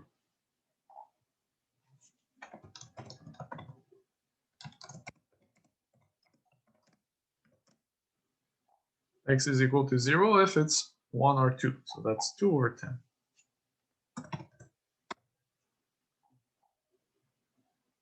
Y is equal to 0 if x is even. So the probability that y is equal to 0 is what? Well, it's 5 over 10. And so the equality is verified, right? 1 over 10 is equal to 2 over 10 times 5 over 10. So this is equality is verified. So the equality is verified. What about the next one? Probability that x is equal to 0 and y is equal to 1 is the same exact same idea, right? So this is 1 over 10 because this means that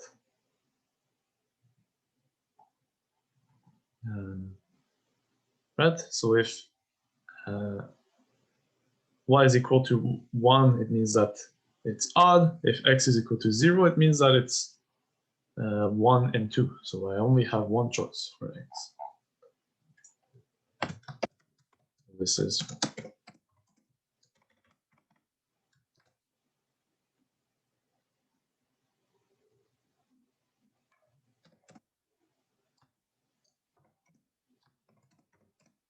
same thing. So 1 over 10. Sorry, 2 over 10. And so this seems to me like pretty just boring question a bit. So this is 5 over 10. And again, yeah, I'm pretty sure all of them holds. Let's just do one more case. But yeah, I'm pretty sure all of them holds too. So let's do a case where we have more than one number, so maybe 4 numbers involved. It's really, as you can see, well, half of them are even, half of them are odd, right? So the fact that the ratio between even and odd is the same kind of makes y a bit pointless. So if x is equal to 1 and y is equal to 0, well, what does that mean? It means that I have 2 options, right? Either it was 4 or 6. So this means 2 out of 10. The probability that x is equal to 1 is equal to 4 over 10. And the probability that, as we know, y is equal to 0 is equal to a half. Well, at least 5 over 10. So again, these are the same. So you can check that all equalities are true.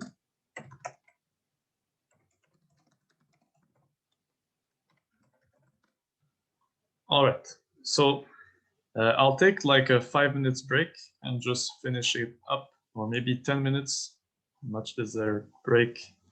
So we'll come back in at 7 and we'll finish this thing quickly. Okay, so we're wrapping this up. So let me share my screen again.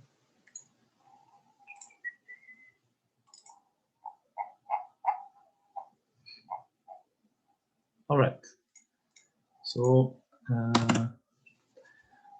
this indicator variable.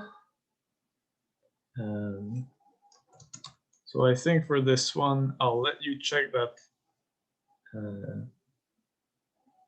x and z are independent random variable. I do believe so.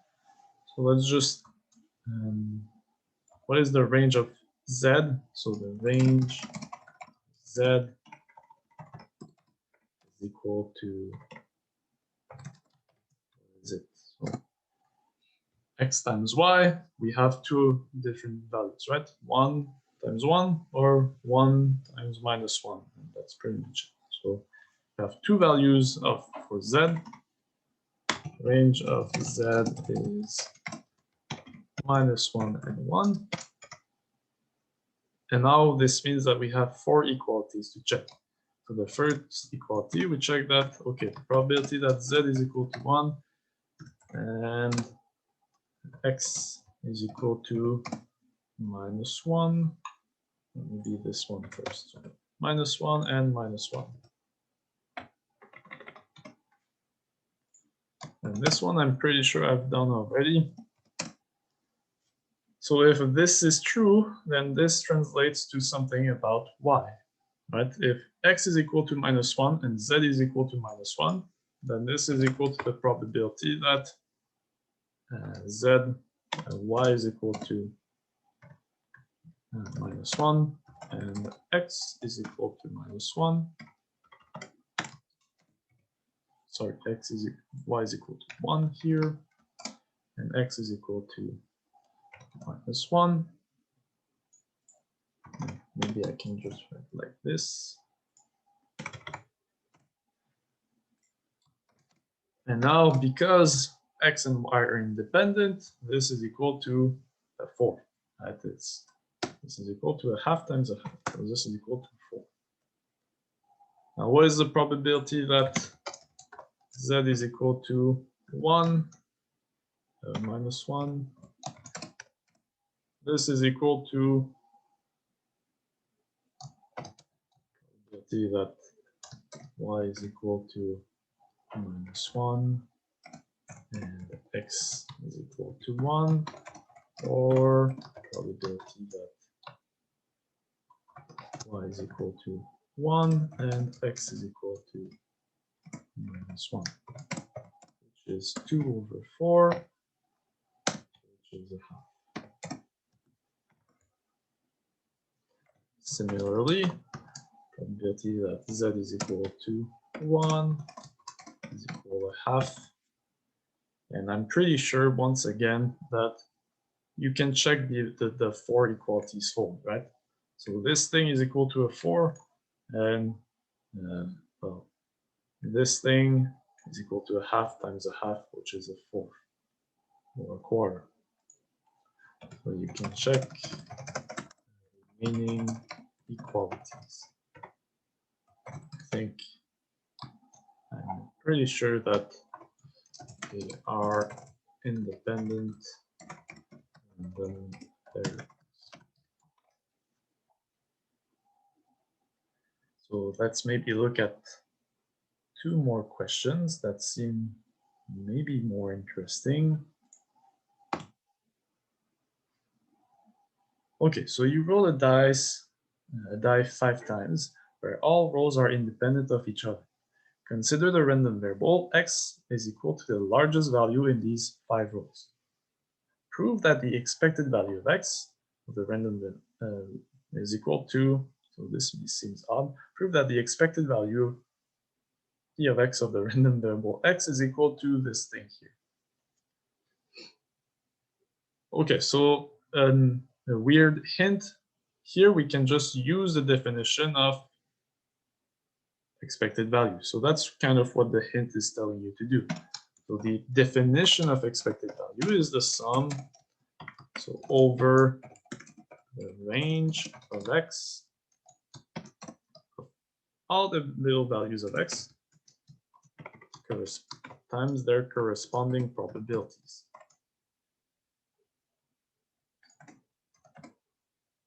So maybe instead of over the range, I'll just say in the range. So we need these 2 things. We need to think of what is the range of x, and we need to think of what are these probabilities. So what is the range of x?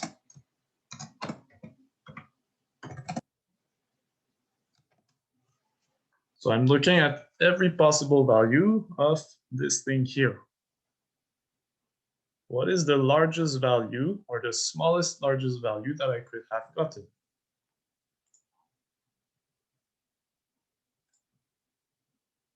Well, here it's 1, right? And what is the biggest value that I could have, largest value that I could have gotten? It's 6. Okay, and now what is the probability that x is equal to 1 here? Maybe we can do k at once. Or 1 less or equal to k less or equal to 6. So this is what we're looking for, this thing here. So what is this thing? So if x is equal to k, it means that my largest value is k. So this is a typical question. It could be about sets, creating sets with a largest element. When I tell you the largest value in this row is k, so it means that I need at least 1 row to be equal to k. So how do we do this? So choose, so how many ways to do this? So the sample space is equal to so 5 rolls of a dice. So you could say D1 to D5, where DI or each J is in 1 to 6, a number from 1 to 6. Makes it clear that the sample space is 6 to the 5.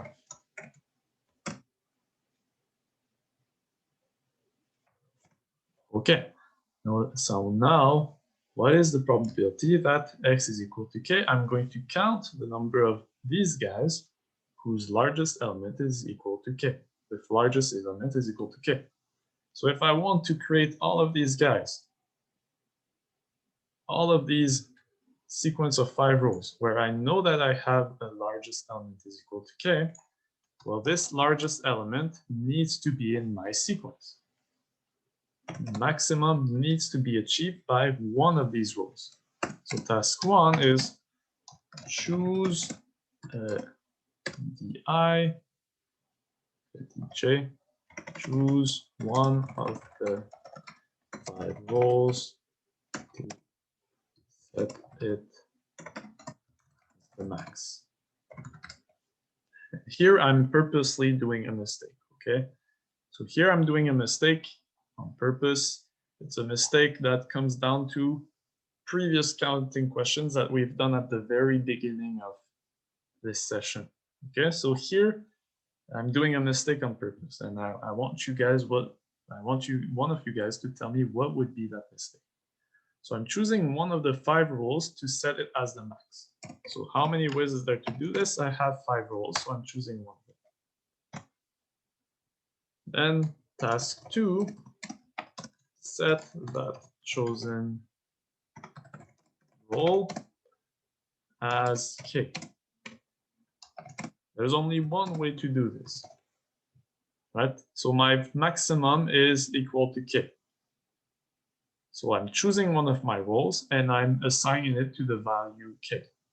So this assigning part, there's only one way to do that part. Task 3, for the remaining 4 other roles, what do we care about? Well, the remaining 4 other roles, they should be less or equal to that maximum. So for the remaining 4 other roles, we have how many possible values? K minus 1 options.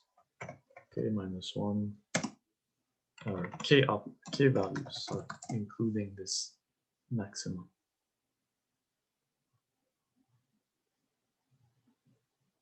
So how many ways does that yield in total? So that yields 5 times k. And so the probability that x is equal to k would be 5 times k over 6 to the 5. So there's a mistake in there. What is my mistake?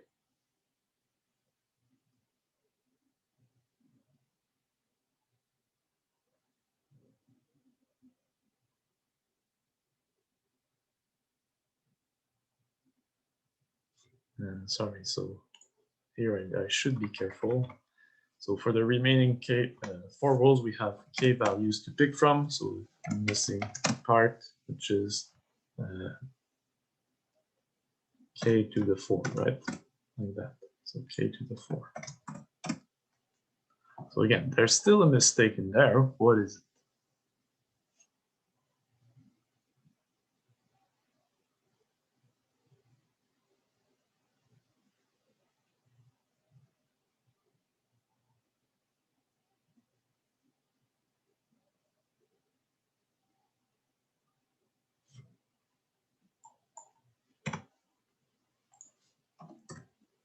So where is my mistake here?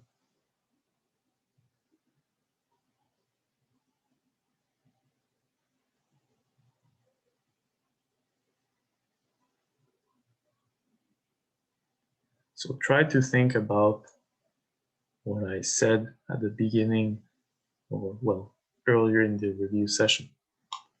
Here we're building a sequence where we can repeat some numbers. So I want to count the number of different sequences where some elements might be the same, such that the largest element is k. So what am I doing wrong?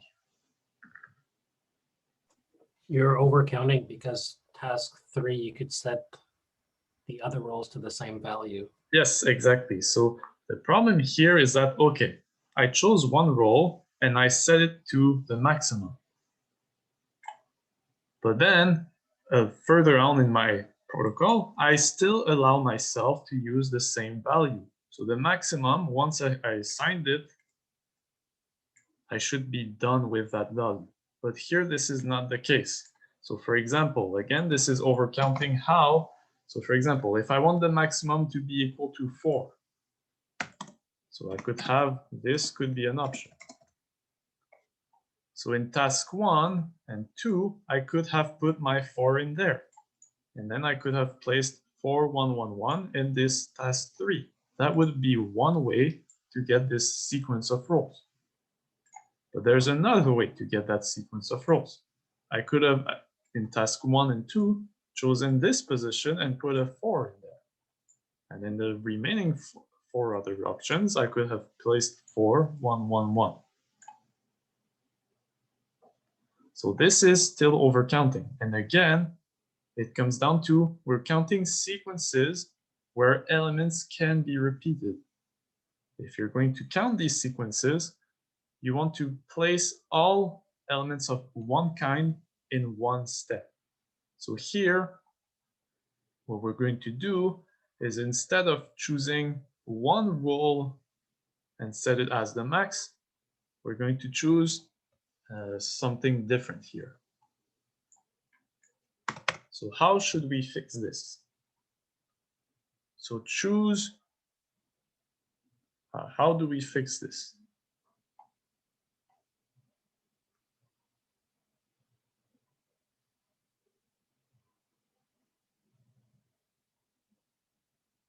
Can we fix this in a nice way?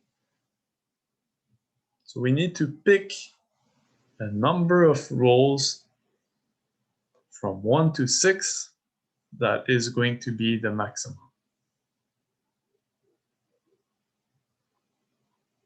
So here it is a bit annoying, actually. Like this probability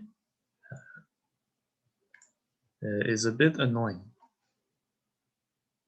So we can find a nice formula, but this formula K is breaking down in terms of how many rows are the maximum.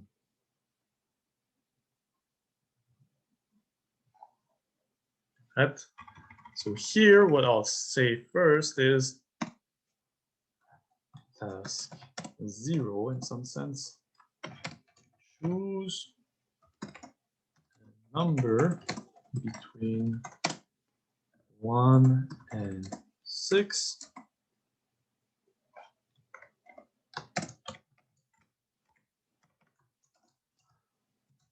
This represents the number of rows that are equal to K. There's 6 ways to do this.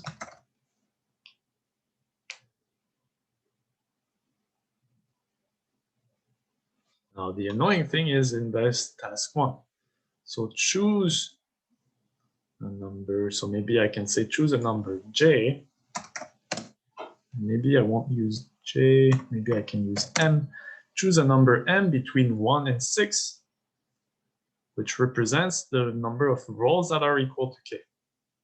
Now what I'm going to do now is choose M of the 5 rows. And sorry, it should be 1 to 5, not 1 to 6. I have 5 rows, not 6 rows. So choose a number between 1 to 5, because I have 5 rows, that could be equal to the maximum. So there's 5 ways to do this. Then choose M of the 5 rows and set it as the maximum. Sorry, so this is 5, choose M, and set that those chosen roles. Maybe I can actually remove task 2 if I want, but it just makes it clear. Set those chosen roles as K. There's only one way to do this. So this task 0 that I did is essentially choosing the number of roles that are going to be the maximum. Then I'm choosing which roles are going to be the maximum. And then there's only one way to set those roles to be the maximum. And then the rest, or for the remaining 5 minus M roles, I have K minus 1 values to choose from. because I chose exactly the right number of rows that are the maximum in task 0. So this becomes k to the minus k minus 1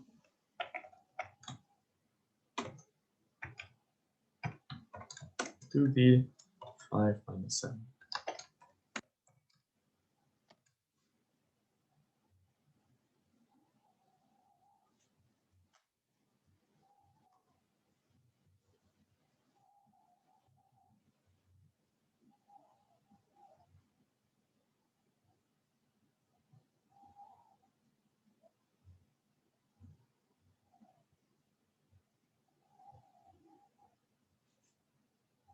Okay, so what does that tell us? It means that the probability that x is equal to k is actually equal to a summation,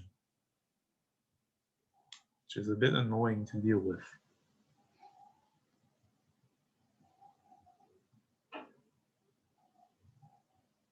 That it's equal to the sum of n is equal to 1 to 5 of what? Of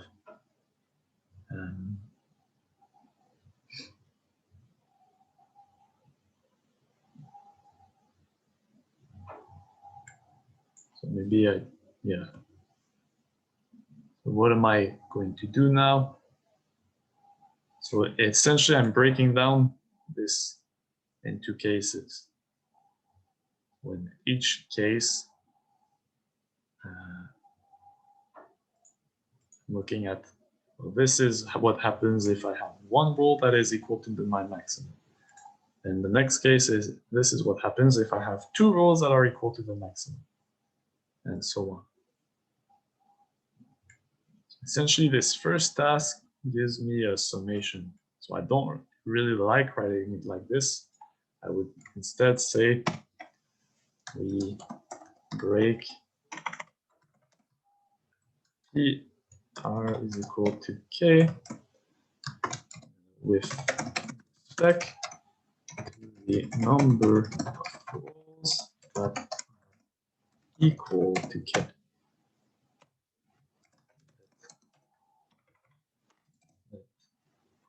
And be that number. Essentially, it's a mini partition argument, right? We're breaking down all of these probabilities by considering another number, n, which represents the number of rows that are equal to the maximum. That number.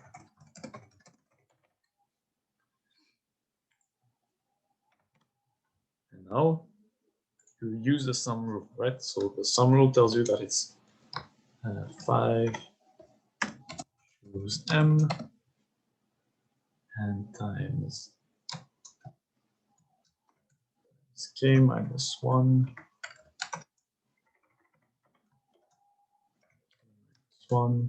to the 5 minus m.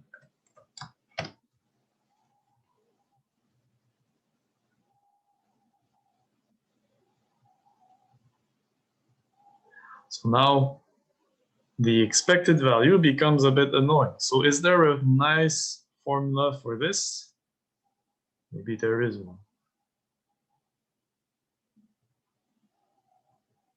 And the answer is yes, there is one.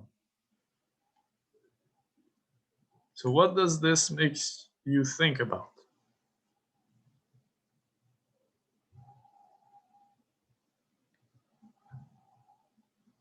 So you see this in an exam. What does that remind you of?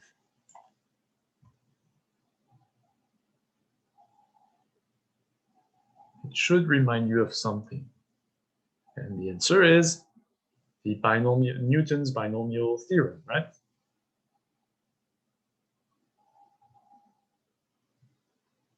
So this looks a lot like Newton's binomial theorem. So if you don't remember what it is, let me just pull it out, maybe from the book. So let me just pull it out. Some rule. So Newton binomial theorem. This is Newton's binomial theorem.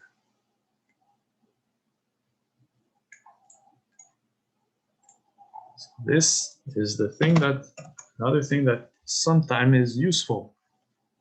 So I don't want to speak for their exam, but usually Pat and Michiel both put that identity at the beginning of the exam. So if you need it, it's there.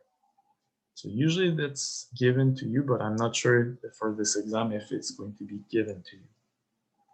So why does this look like our situation? Well, okay, in this case, n is equal to 5, so we have 5 choose m. And then, well, here I have 5 minus m, but what is the y here? So I know what my x is. My x is k minus 1. What is the y here?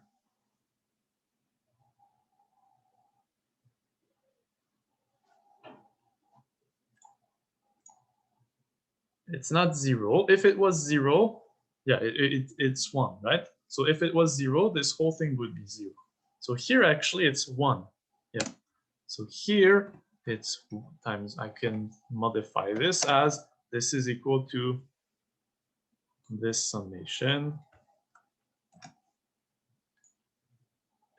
So this is equal to, and then we'll think about what we did, okay? We'll think about what we did. We'll think about, was this really necessary? Okay.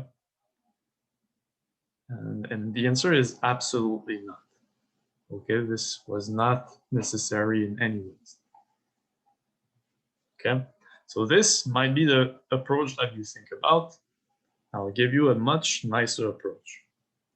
But in anyways, this works out. So this is equal to 1. So if I add a product of the power of 1, like this, times m, then I might think, oh, well, this looks a lot like this.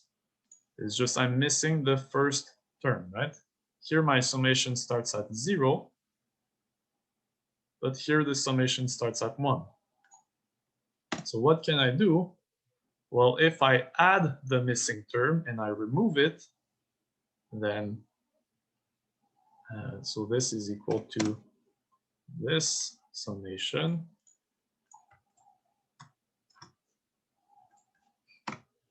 I add the missing term and I remove it. So what is, when m is equal to 0, 5 choose 0 is 1.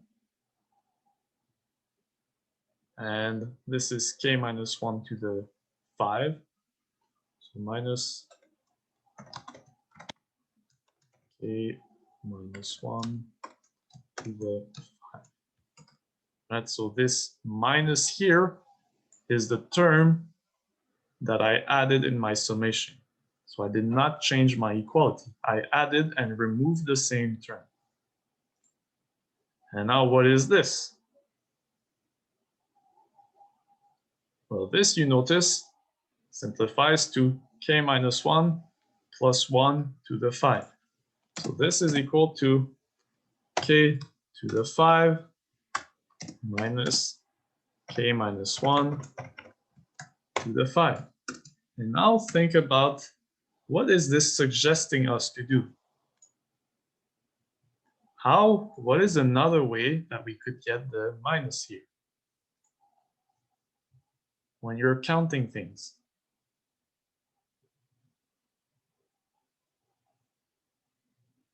So this is the right answer. Now, how could we think of a much easier way to get to that answer? So what is this? What is k to the 5?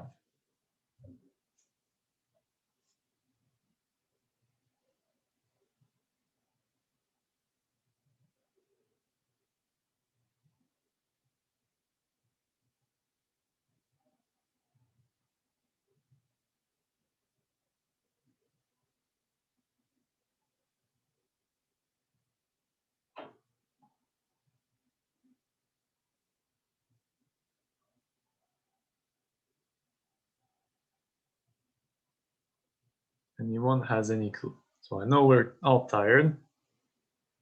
So not all rows, close enough. So all 5 rows have the same number k, not quite. But it's all rows are less or equal to k, right? So all rows are less or equal to k. And now what am I removing here?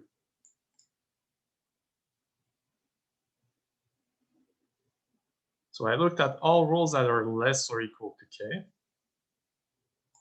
And I remove where the case where, oh, all rows are actually less or equal to k minus 1. So which means that I will have at least one of my rows that is equal to k.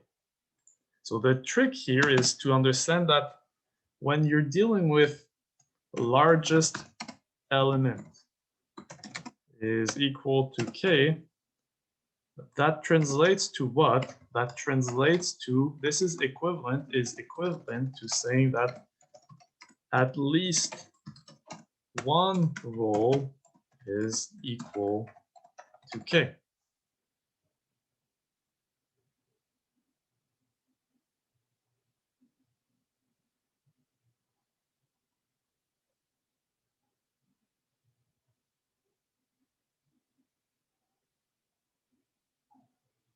Correct?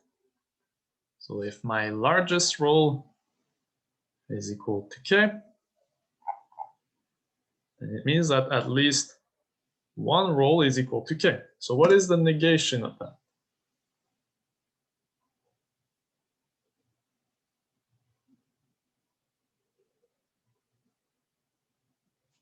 I'm trying to make you understand that this subtraction comes from doing a complement rule. What is the negation of at least one row is equal to k?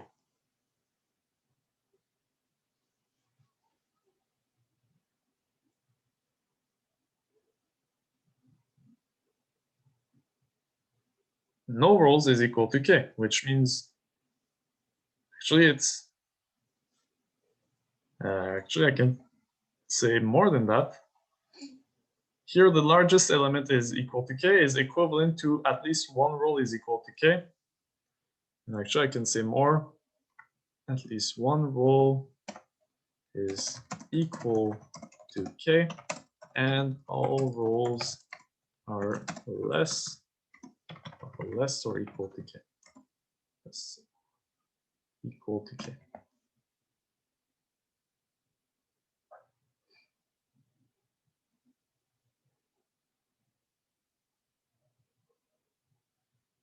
So here the trick is to do the following.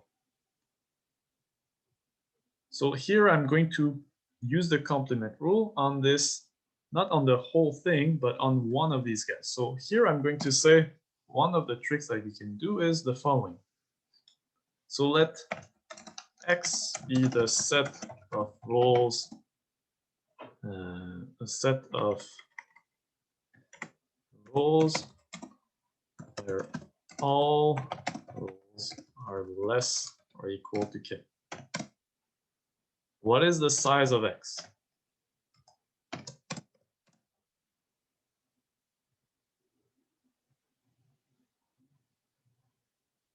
So if I tell you that my 5 rows are less or equal to k, well, the size of X, how many different rows can I make? That's how many values do I have for each row? That's k to the 5. Now X, now I'm going to look at the other set. So let U, or maybe Y, be the set rows with at least one row less or equal to k. So what do I know about X? By the complement rule, we know that the size of Y, which is what we're looking for, is equal to the size of X minus the size of not Y, which is equal to the size of x minus the size of not y.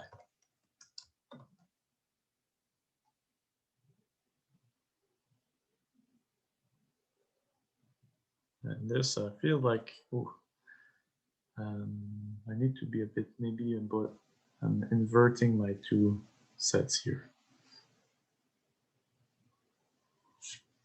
This needs to be a subset of the other, so maybe I'm inverting. I'm doing this in the opposite, right? So let X be the set of rows where all rows are less or equal to y, and at least one row. So I think I want the other way around. So here I think what I want to say is this is y. So maybe yeah, I'll write x is equal to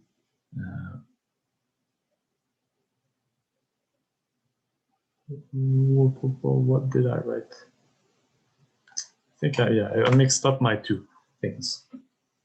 So what I want to, this is my total set. So this should be my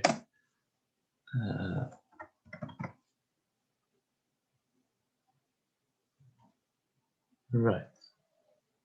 So why am I brain farting right now?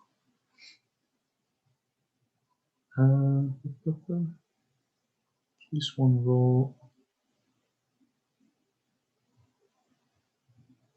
Oh, I see. I wrote this wrong. Okay. At least one row is equal to k. That makes a lot more sense. Okay, I wrote this wrong. So let y be the set of row with at least one row is equal to k. Now this makes sense. So the size of x,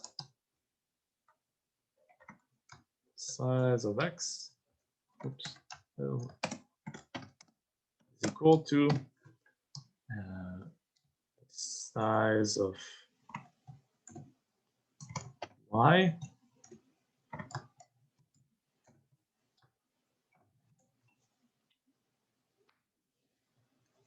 minus the size of y minus the size of not x. Let's think about this.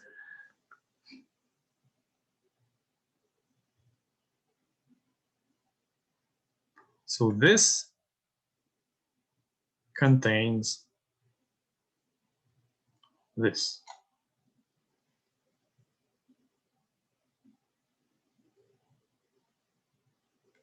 And do we all see that? There might be a lot more events in there, but if all rows are less or equal to k, and this is contained in there.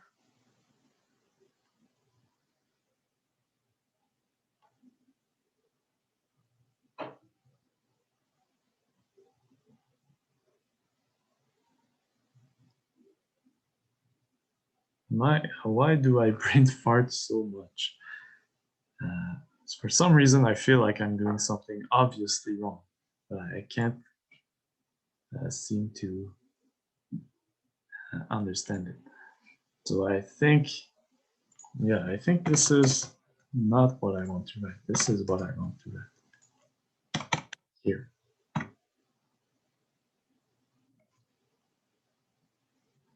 So let us think about what we want to write. Okay, sorry, I'm really brain farting right now.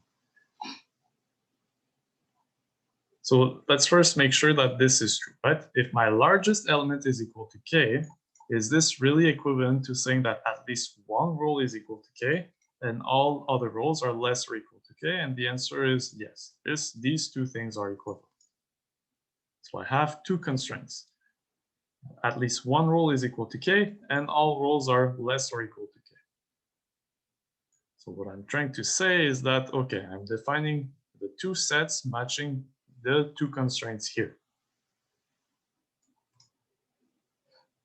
So what I want to do is remove from x, which is k to the 5, the ones where no rows is equal to k.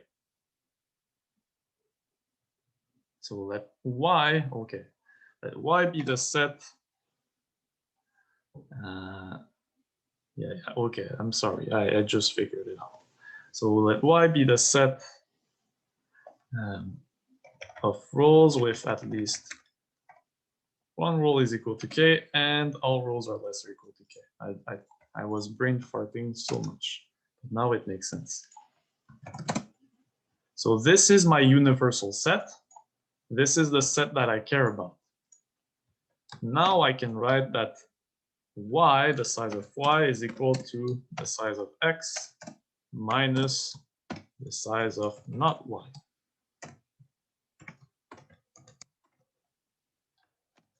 So the point is, I'm still, what I was bothering me is that this did not make sense if I remove this part, right? If I'm going to use the complement rule, then this set that I'm trying to compute should be a subset of X. And I just missed my constraint here. So it did not make sense. So what is not Y? Not Y, just to be careful about it, not Y is still elements of X. Not Y is the set of elements of X where no rows is equal to K, right? So maybe I can write it in the other way. So let Y be the set of elements of X, elements of X with at least,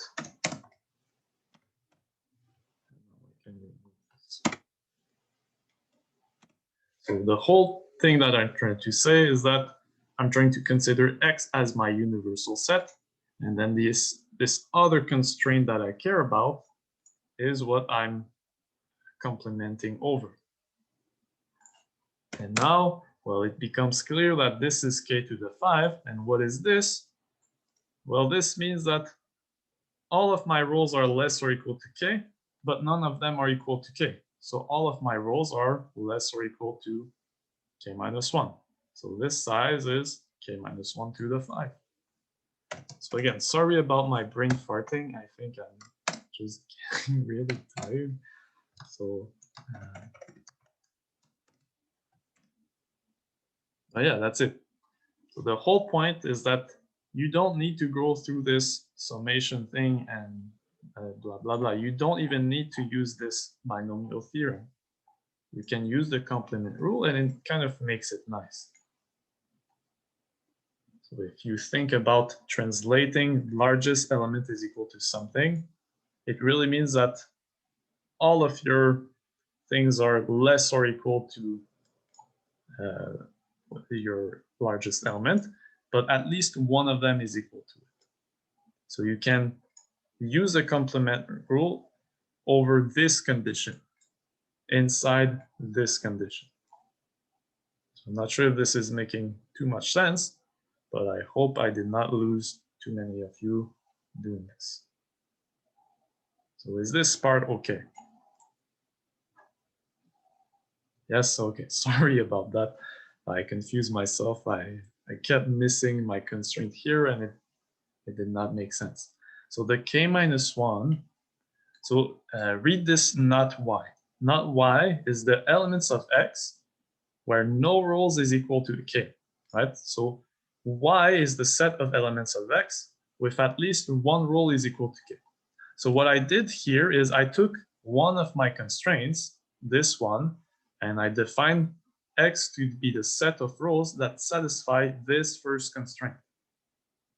So that's K to the 5, right? If I tell you all rows are less or equal to K, I have 5 rows. This is the number of options that I have for each row.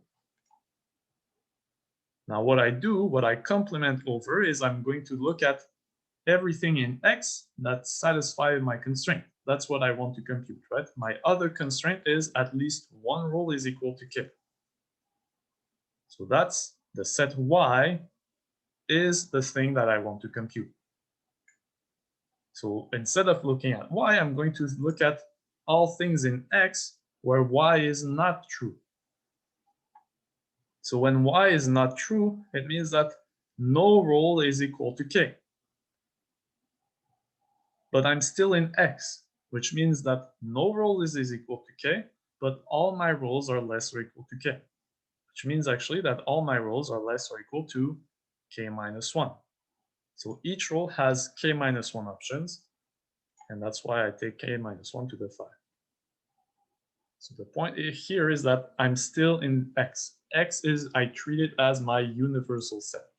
So we treat x as the universal set in this case.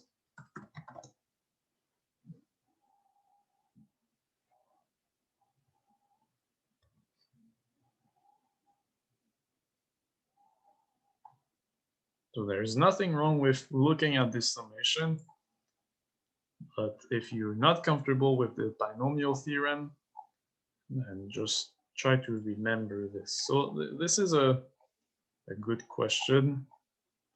Now we're pretty much done with it. Why are we pretty much done with it? The rest is just applying a definition. So the definition, as we said, this is the definition, right? So I have 6 different values. So the expected value that I'm looking at is equal to the sum from k is equal to 1 to 6 of k times the probability that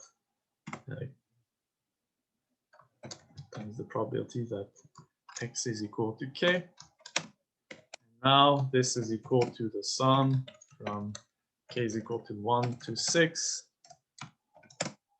of k times this thing. Well, the k distributes over. So this is k to the 6 minus k times k minus 1 to the 5. Right, so I multiply each of these probabilities by k. Now, I think you can plug this in Wolfram Alpha or whatever, and you can show that this is equal to this thing, to what you wanted to compute here.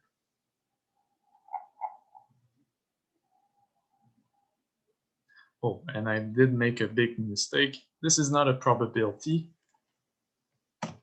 So this is what we wanted to count. So the probability that x is equal to k. I usually always make that mistake, to be honest. I always forget, so I'm counting something here. To make it a probability, I need to divide by the sample space. So the probability is k to the 5 divided by minus k. So minus k minus 1 to the 5. I always make that mistake. Divided by 6 to the 5. Because that's my sample space.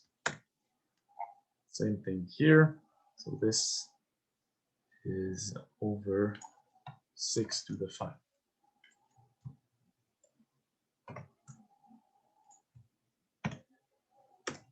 So it's quite ugly, to be honest.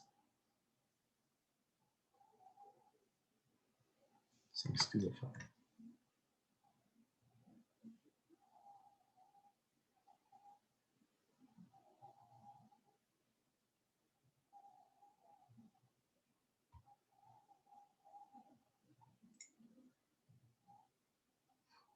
All right. So again, apologies for my big brain farting session here. The point is, you have 2 options. Neither of these options are really easy. So you can think of doing it directly using brute force, or think probably using the complement rule. The trick here, the complement rule, where I brain farted, is that you just want to make sure that x is your universal set. So you look at one constraint, and then you partition with respect to your second constraint inside that one constraint. That's a 1 constraint space. Then y is a 2 constraint space.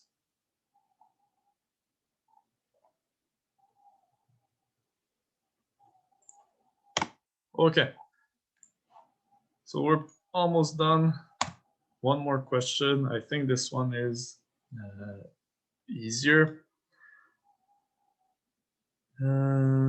Okay, so we have a uniform random permutation of the set from 1 to n. We define the random variable x to be the number of indices i's for which this is true. So can one of you tell me how would you approach this question?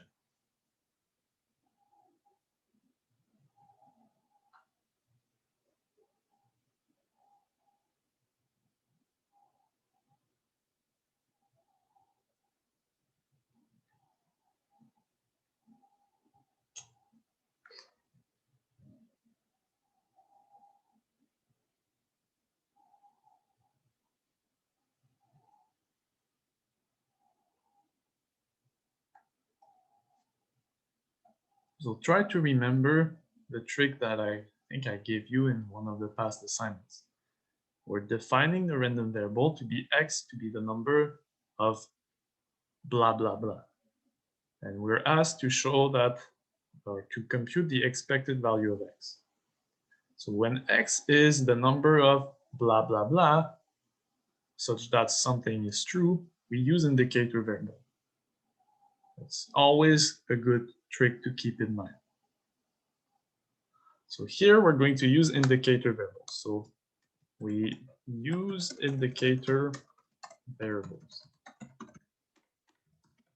So what's the trick here? We define one indicator variable for each thing that we're trying to count. So what are we counting here? Indices.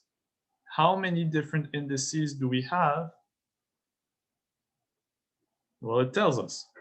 It tells us from 1 to n minus 1. So we do not include the case n. So we define n minus 1 indicator variables, one for each of these indices. So for 1 less or equal to I less or equal to n. So I don't like this. Define xi as follows. So xi is equal to 1. And then, so when I look at the index I, it's equal to 1 if this was true, if my constraint, my blah, blah, blah part, so x is the number of things such that blah, blah, blah is true. So this blah, blah, blah is what I'm going to constrain over. So when I count the number of indices, if for one of them this was true, then it increments the number of indices for which this was true by 1. So here, if AI is less or equal to AI plus 1, 0 otherwise. So what do we notice by definition of these indicator variables? The number of indices such that this is true is equal to the sum of these indicator variables.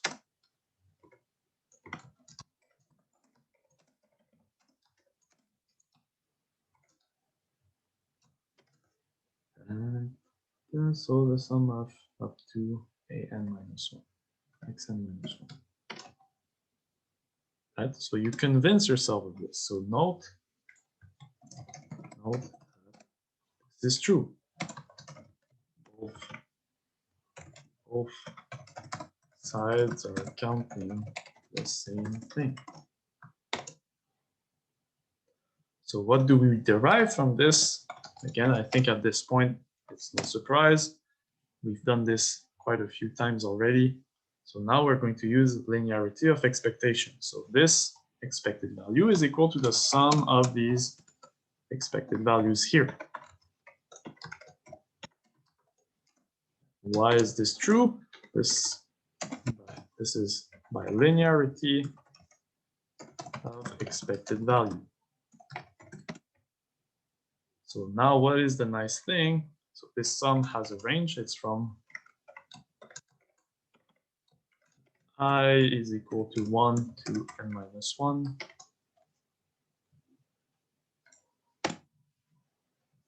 Yeah, no worries. It's my pleasure. So this thing here,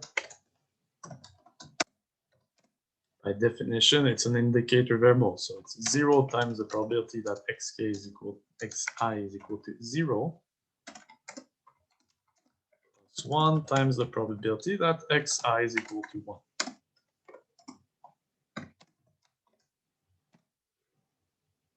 Just need to compute the probability that xi is equal to 1.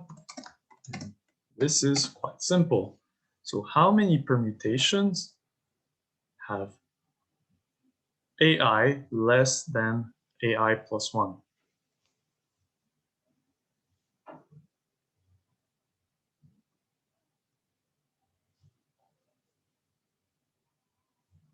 So think about, I'm a permutation of these guys. There's two cases.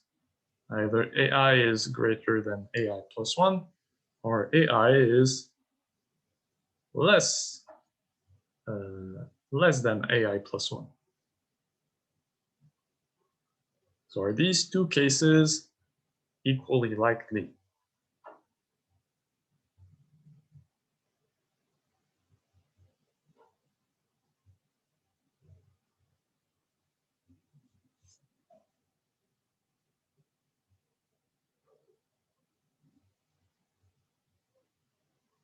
So I'm claiming that this is just a half.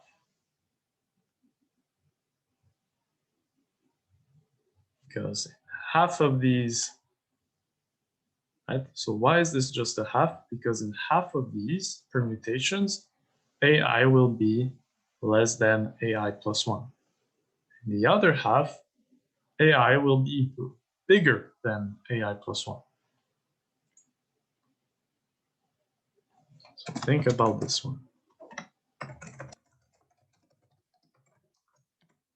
And now we're done, right? So we're done because thus the expected value of x is equal to the sum from I is equal to 1 to n minus 1 of 1 over 2, which is just n minus 1 over 2.